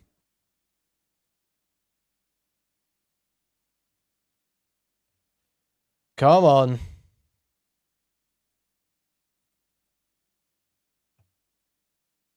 Folks. So, oh, yeah. What the fuck is this bullshit, man? I'm on Rumble every fucking day. I'm not going out to Florida and Vegas and shit. This is ridiculous. I'm paying for it, dude. It's okay. I pay for my own tickets and everything like that. Oh, okay. Well, I'll give a fuck about that. Yeah. Well, speaking of enhanced men, allow me to introduce the true star of our show. Everyone, please put your hands together for the amazing, on his birthday no less, enhanced man, Phoenix. Hello, Phoenix. No, that's where it counts in my dick, Craig. How you doing? Absolutely. I knew that was coming. Yes, we went Tectone, from I'm sorry. 2 to 3, baby. Woo! It ain't this man's birthday because you said that shit the last time. That is incorrect. I'm yeah, sorry. and you That's fell fake for news. it last time, Jackson. Fake news. Sorry. Fake news. Okay. Interesting. It's my birthday Tectone, today. It's his birthday. It's wonderful. And tomorrow will be his birthday, and then Monday. No, will be it won't. Only today is my birthday. Just today. Thank you for that, Phoenix. All right, so glad everybody's with us. It's going to be fun, and I feel the need. I need to text, make a text right now for you, Tectone, to see if we can get you out there. I think that'd be very, very good. But glad you're with us. Should be a fun show. We have a lot to talk about. Okay, Shit on us. Come on.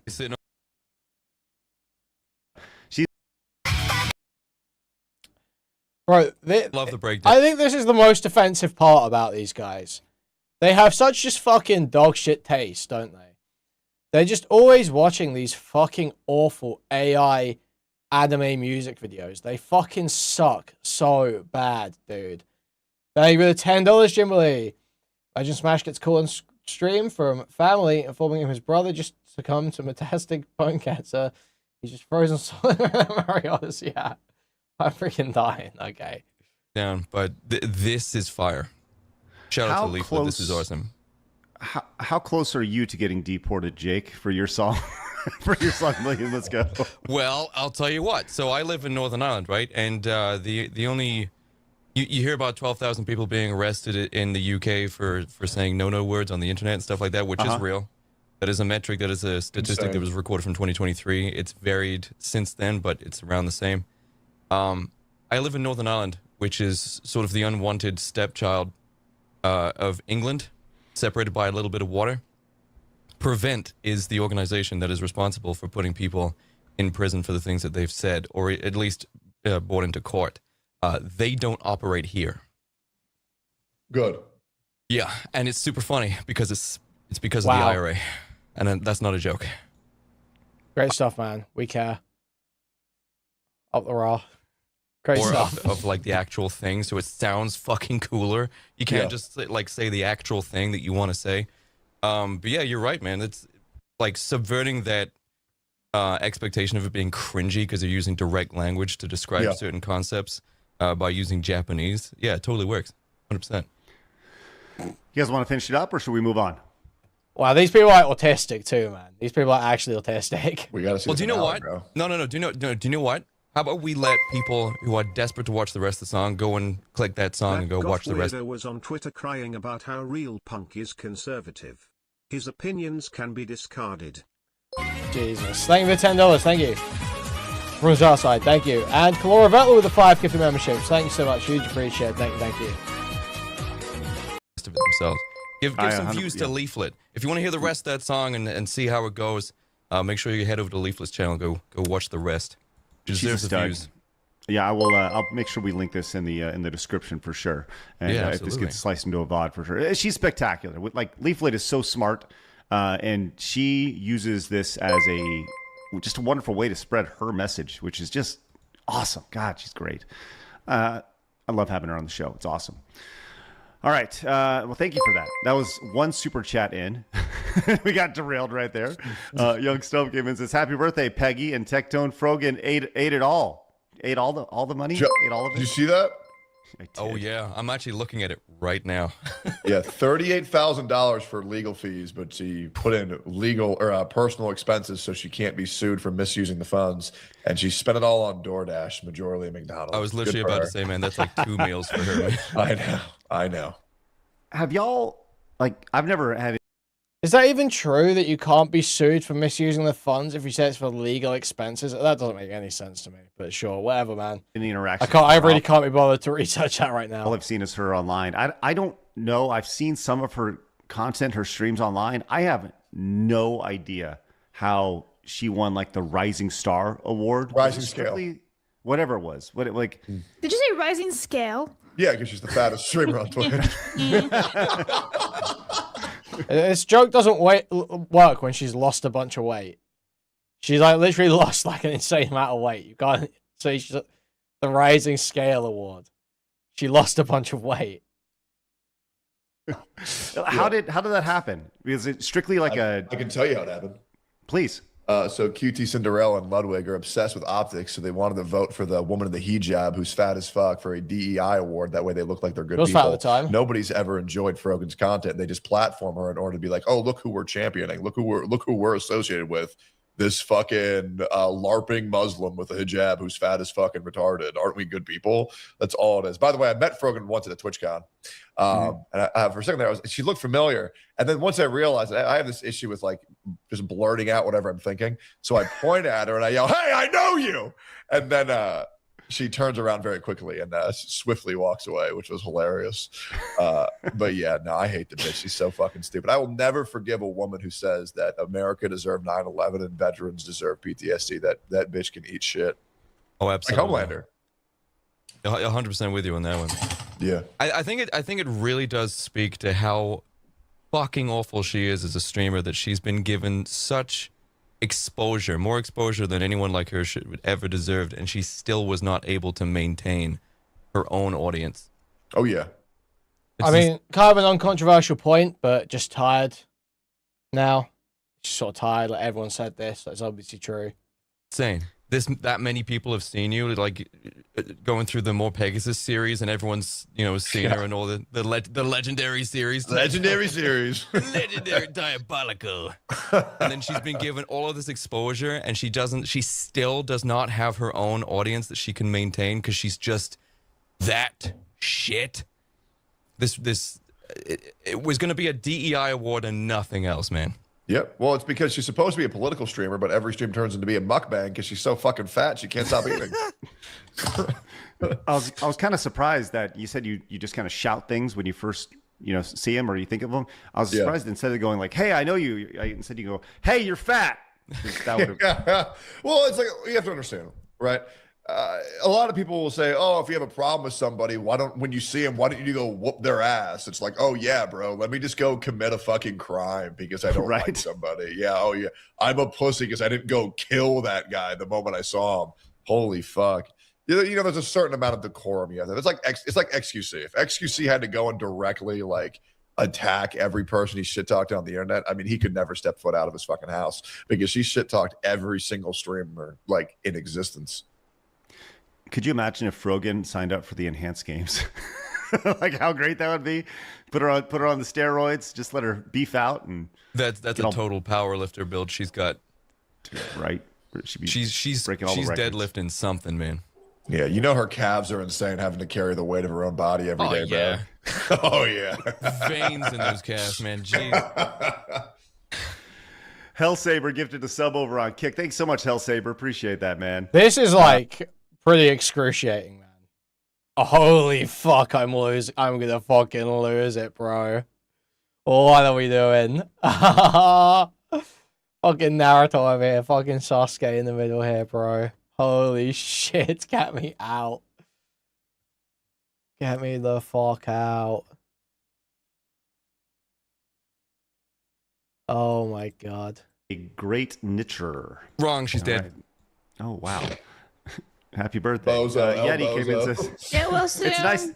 It's nice knowing you, bud. Tech, this is on Tech Tone right there. 10 for Tech Tone. I am 22% knitter. Young Stuff came in and says, for Jake, because he's fashionably goth, so this punk approves. Jake, also love your takes on the punk and goth scenes. Everyone see the NYC mayor stream? Yeah. Did you guys see that he decided to stream on Twitch without mods? Oh, Yes. I saw that. Yeah. I don't even think we can show the chat because we're on YouTube right now. We would probably get banned, but it was Fucking art. It's art what was being posted in that chat. Jesus Christ. Modern art. Jenna says, knitter's frog. Only knitters would know that term, and it ironically fits so well here. Jake for the win, always. Happy Memorial Day, everyone. Wishing you a wonderful holiday weekend. Thank you, Jenna. You're being so careful, and it's so funny every time you read that yes, word. Absolutely, I am. Put this on my Nitta Jacob right there. Thank you.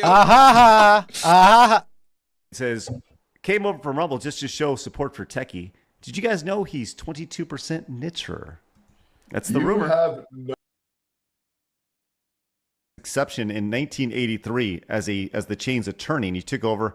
Wow, just about 9 years later. So he was there for the glory days in the mid 90s.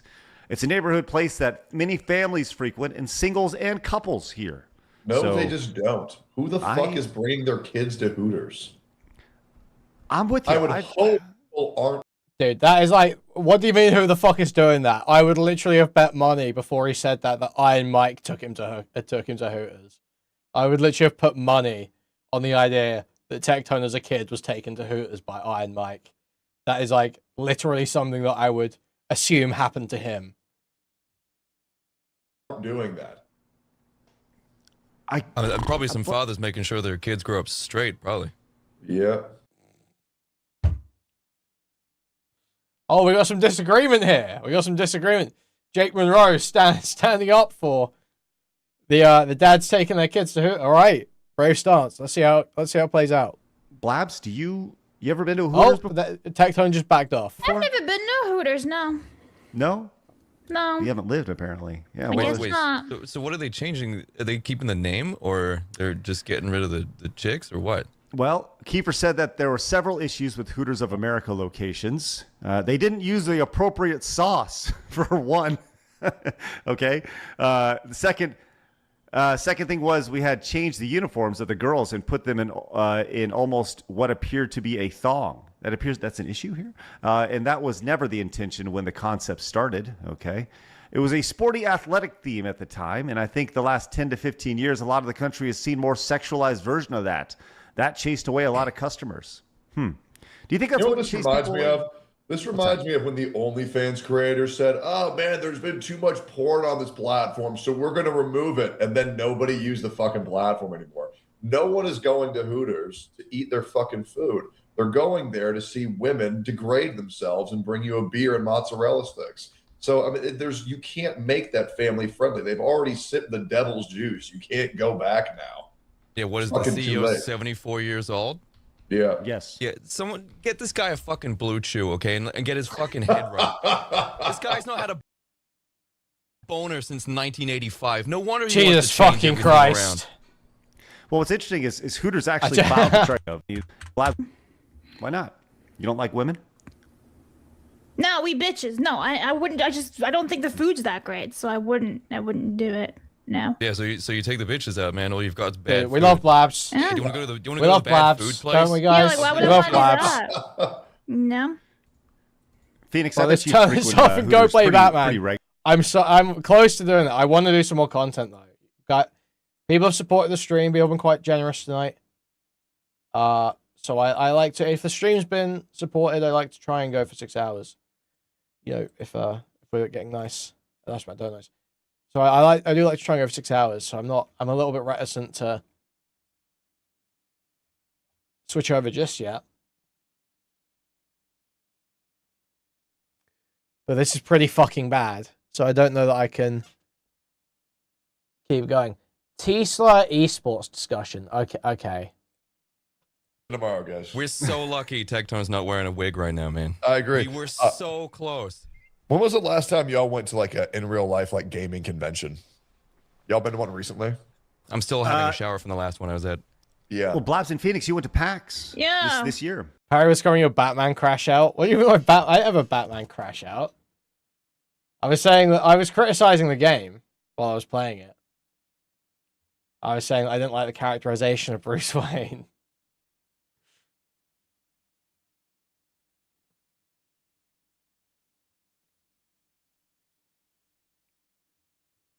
You were yelling at a kid's game.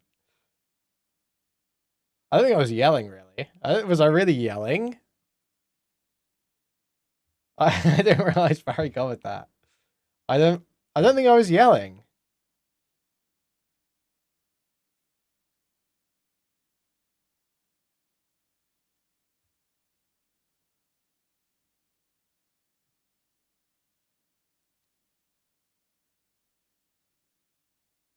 The missed jump on the log. You're also struggling with puzzles. Not getting any studs. I think I was struggling with puzzles. You just like look around for a minute and smash it. Failing. I did fail stealth. That's true. That's true. I did fail stealth. I was failing stealth. I was failing stealth and I missed a few jumps for sure. That's both true. I don't think I was struggling on the puzzles. And I just didn't give a fuck about studs. I couldn't be bothered to go around exploring. I was too tired.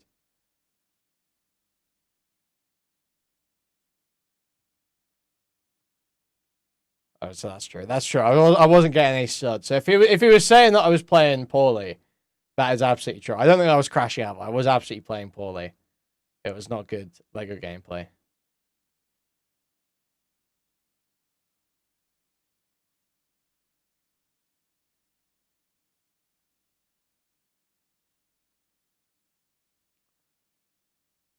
So that's true.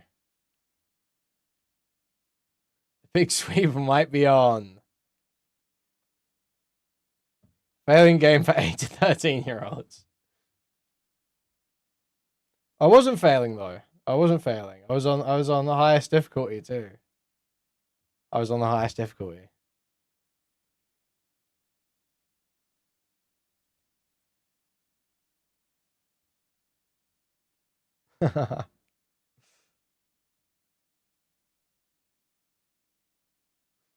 I did not pick 26 to feel young. I picked 27. People start accusing me of lying about my age, which is not true.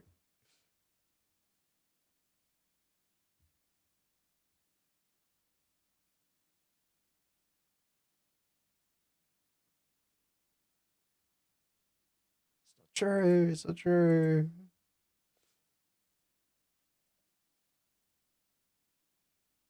Apparently Parry's on Connor's. Should we have a look?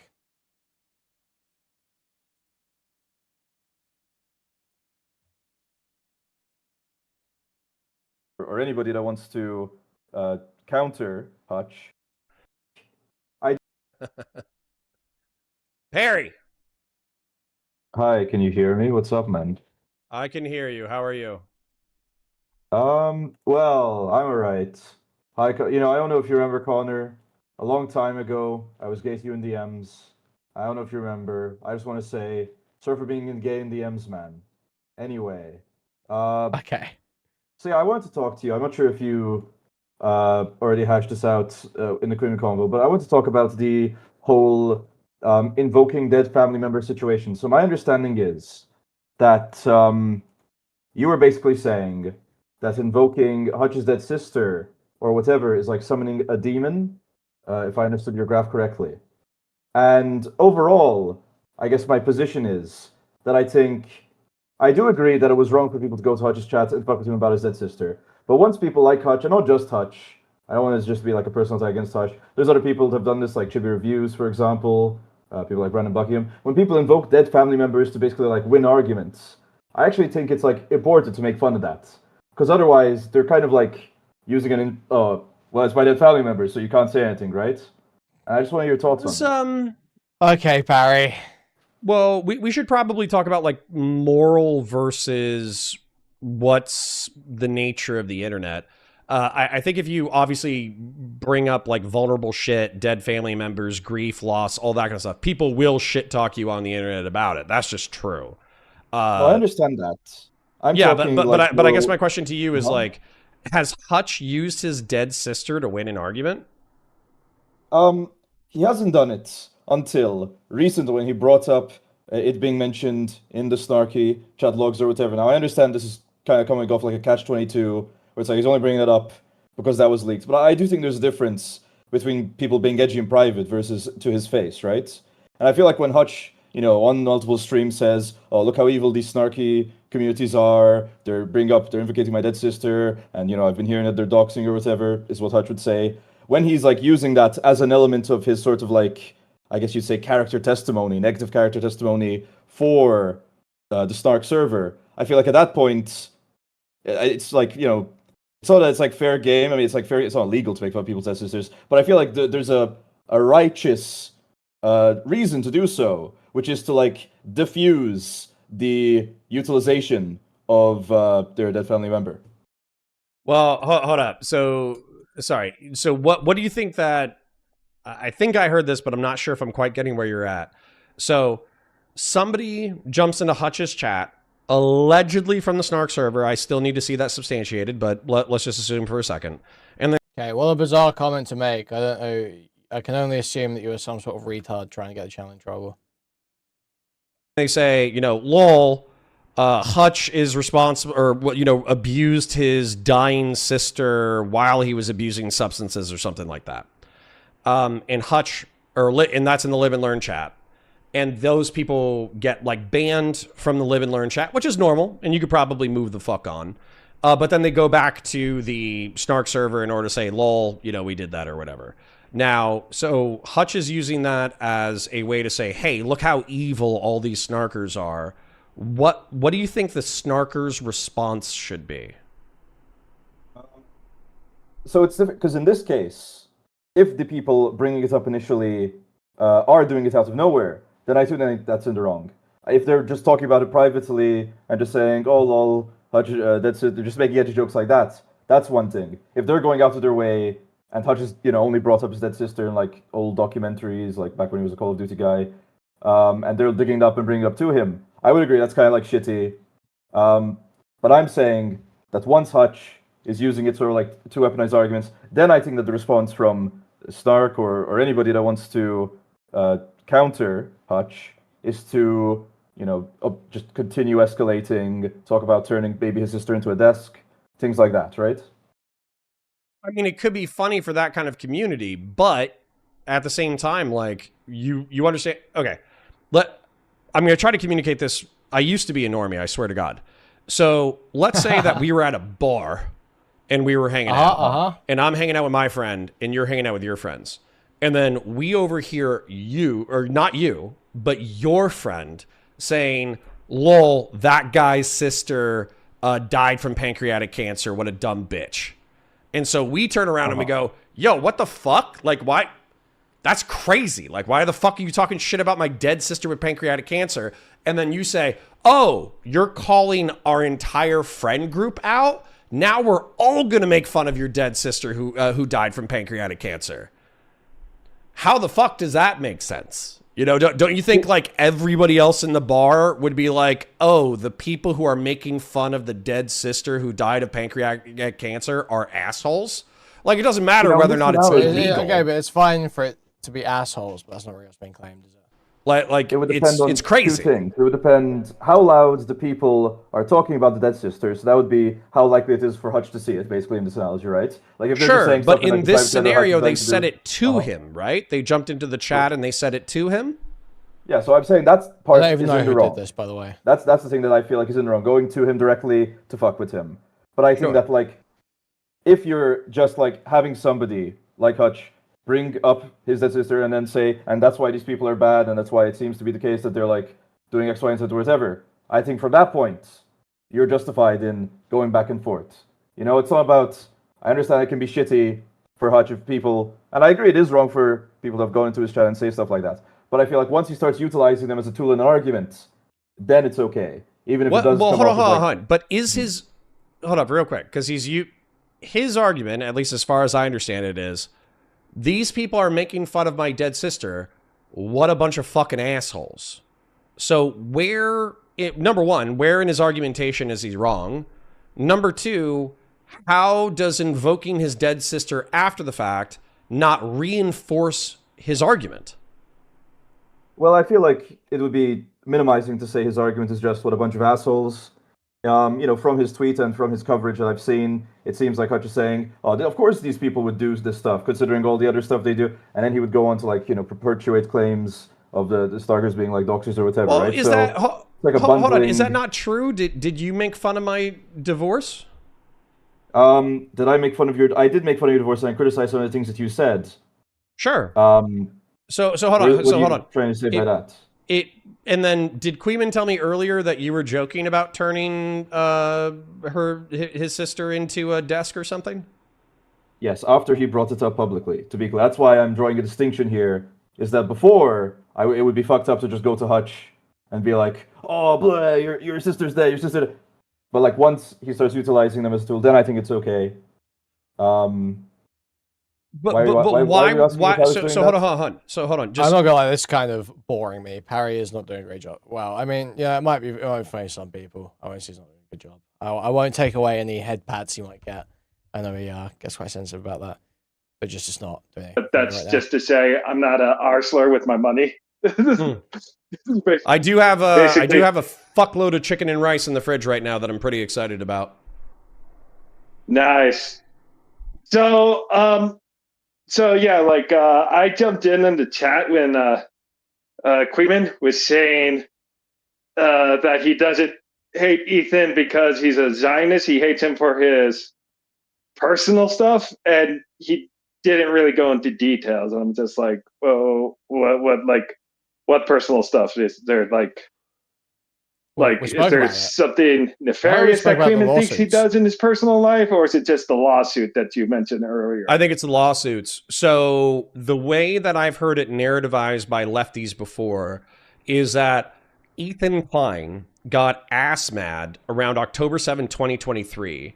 And then as Hassan Piker would not move towards him politically in reference to being like a two-stater anti-Zionist, but they consider that Zionist, that he got increasingly ass mad and then used that as a vendetta. Number one, to destroy the podcast Leftovers, but number two, to release the Truth Nuke Hassan Piker, which was effectively like a greatest hits of all the shittiest things that Hassan Piker had ever done. And then the CPS call and the skulls were allegedly after the... I would have to refresh myself on the chronology, but it was after the nuke. So what they're saying is that Ethan is a fucking cryboy where he's harassing his former friend and his former friend's orbiters while perpetually acting like the victim. That's not necessarily like my narrative. I think that Ethan Klein is like earnestly upset, but I do agree that he's using the legal system to punish his perceived enemies.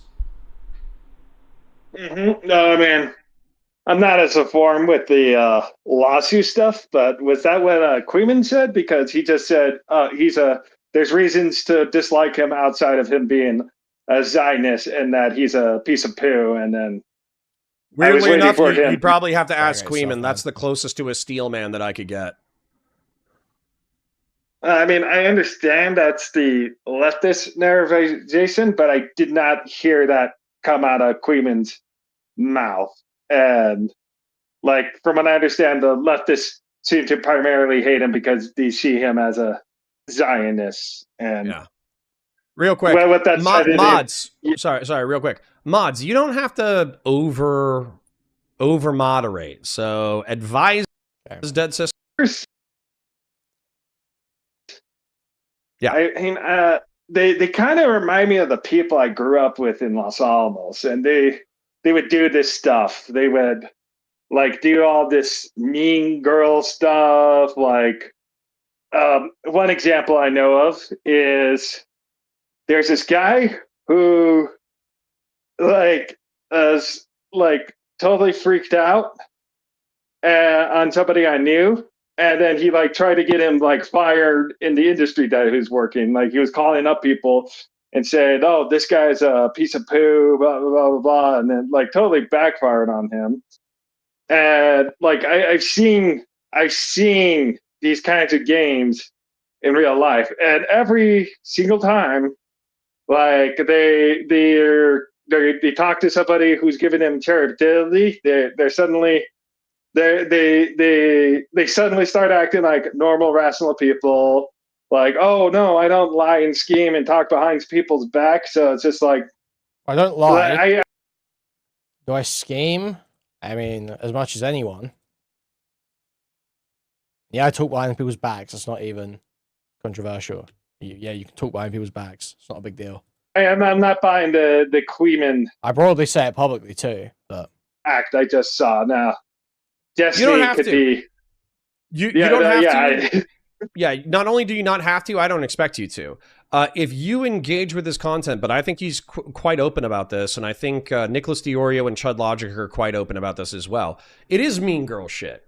Like drama or commentary. So T channels are drama channels for women and gays. Commentary are drama channels for men, basically, underemployed and unemployed men. And I do watch this content. And with this content or whatever, it's just mean girl shit. Like, literally, I watched a, what was it? I probably watched the Tipster drama 3 times. And all that happened was Tipster was a fat guy who was nice. To be clear, he was nice. But he was in the commentary community. And one of his internet friends... Actual goy slave talking. Shit goy slave say. Jesus, I just choked on my fucking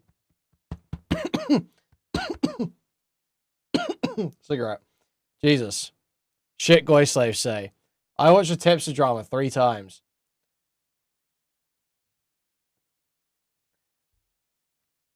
That is the most zogged out drama taste you could possibly have.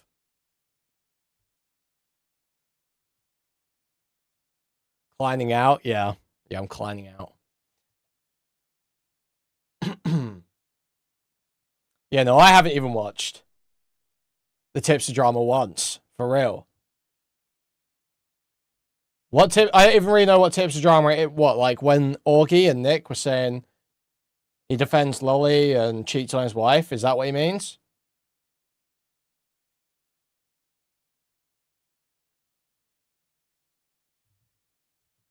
Yeah, I have not watched that shit once.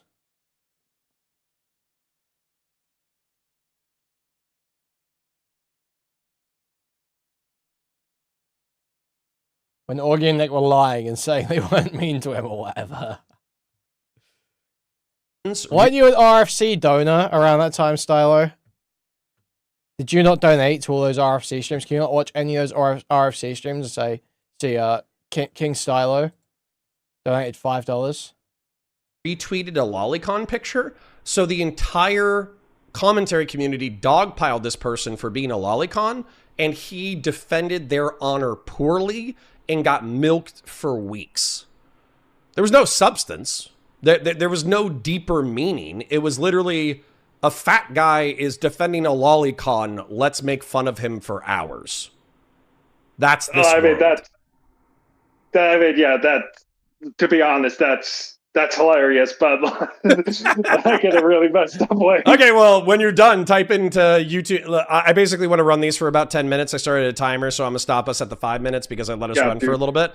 And there's other people who want to jump in. But I just want to let the other people know that I will be dragging them in. The point is, though, that, like, yeah, you could literally go to YouTube search right now, type in Nicholas DiOrio tipster, and there's like a 90-minute, pretty entertaining video of a fat guy defending a lolicon poorly and getting made fun of. Oh. So, dude, no, I'm one of those guys who will watch like the 4-hour documentary video about like Chris Chan. Like, yeah, this idea that any DJ gives a fuck about bullying, it's like, no, that's like what your whole community's built on, bro. a lot of stuff. Yeah, I know far too much about that person, but it's just like it's such a horrific train wreck. I can't look away. You know.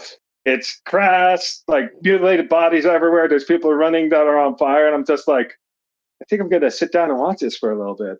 Well, like as horrible as it is,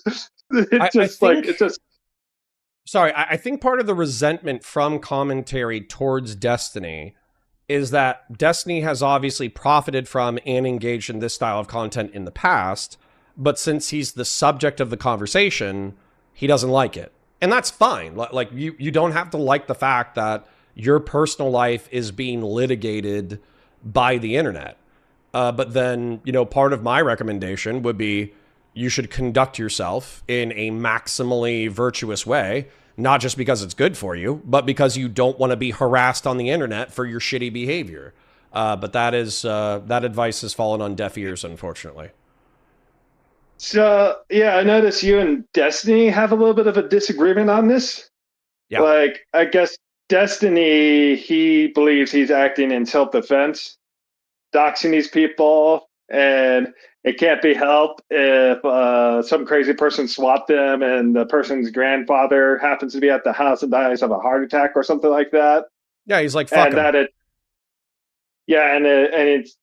he believes it's substantially different than them like doxing his son. And is there evidence that the snarker community, like Kuihman and Chud Logic and these people, are doxing his son, or like they claim it, but they haven't released it. So Steven is working on the manifesto, and maybe I will be proven a fool, and we will get that 4-person Discord chat between these people effectively saying, oh yeah, we dox and harass Nathan, we swatted him, isn't that so funny? I am so close but to I think part of the reason why I dude. freaked the fuck out on Friday, he freaked out on me, I freaked out on him, is because, like I said, you know, I was aware of other communities that hate Destiny with a passion. And so for him to say proof positive, no, it's these people, without providing evidence, that's just not enough for me. But we have hit 5 minutes, and I want to. I am getting a bunch of rude, a couple of rude direct messages. Bakar Baridi was a community member. He sent me a rude message, but I haven't seen him in months, so I don't really give a shit. There were a few other people on Twitter who sent me rude messages or whatever. But like, dude, it is what it is, man. Like when you're doing, I think weirdly enough, I don't know if you remember the Hunter Biden debate where like 7 people were fucking gangbanging me on Steven's stream. But that one, I think, prepared me for this. So this one is not, it's not hitting as hard, even though arguably it's shittier. I still like Steven. It's a 6-year relationship. I still want to be his friend. But I am also constitutionally incapable of not telling him when I think he's fucking up. And if he can't hear that, or if he doesn't want to hear that, it is what it is. Yeah, we'll see. We'll see how it all shakes out. On a drastic swivel, and this is just because I'm curious. I'm pretty much like center left on financial stuff. I tend to like trend a little bit more progressive. But as you're entering the dating market, as someone who came out of like a 9-year relationship myself, we didn't get married. It was probably one of the problems. Jesus Christ. Okay, never mind. Filter for that? I do not need to hear giving Conor post-divorce dating advice from a center-left progressive perspective. Please just get me out. That was a terrible lead into a conversation. Please. I'll pass. Thank you. Thank you. But no thank you.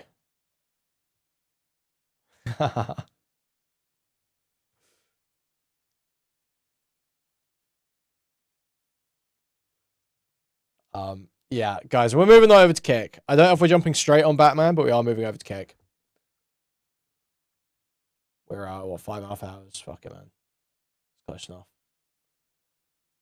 It's close enough.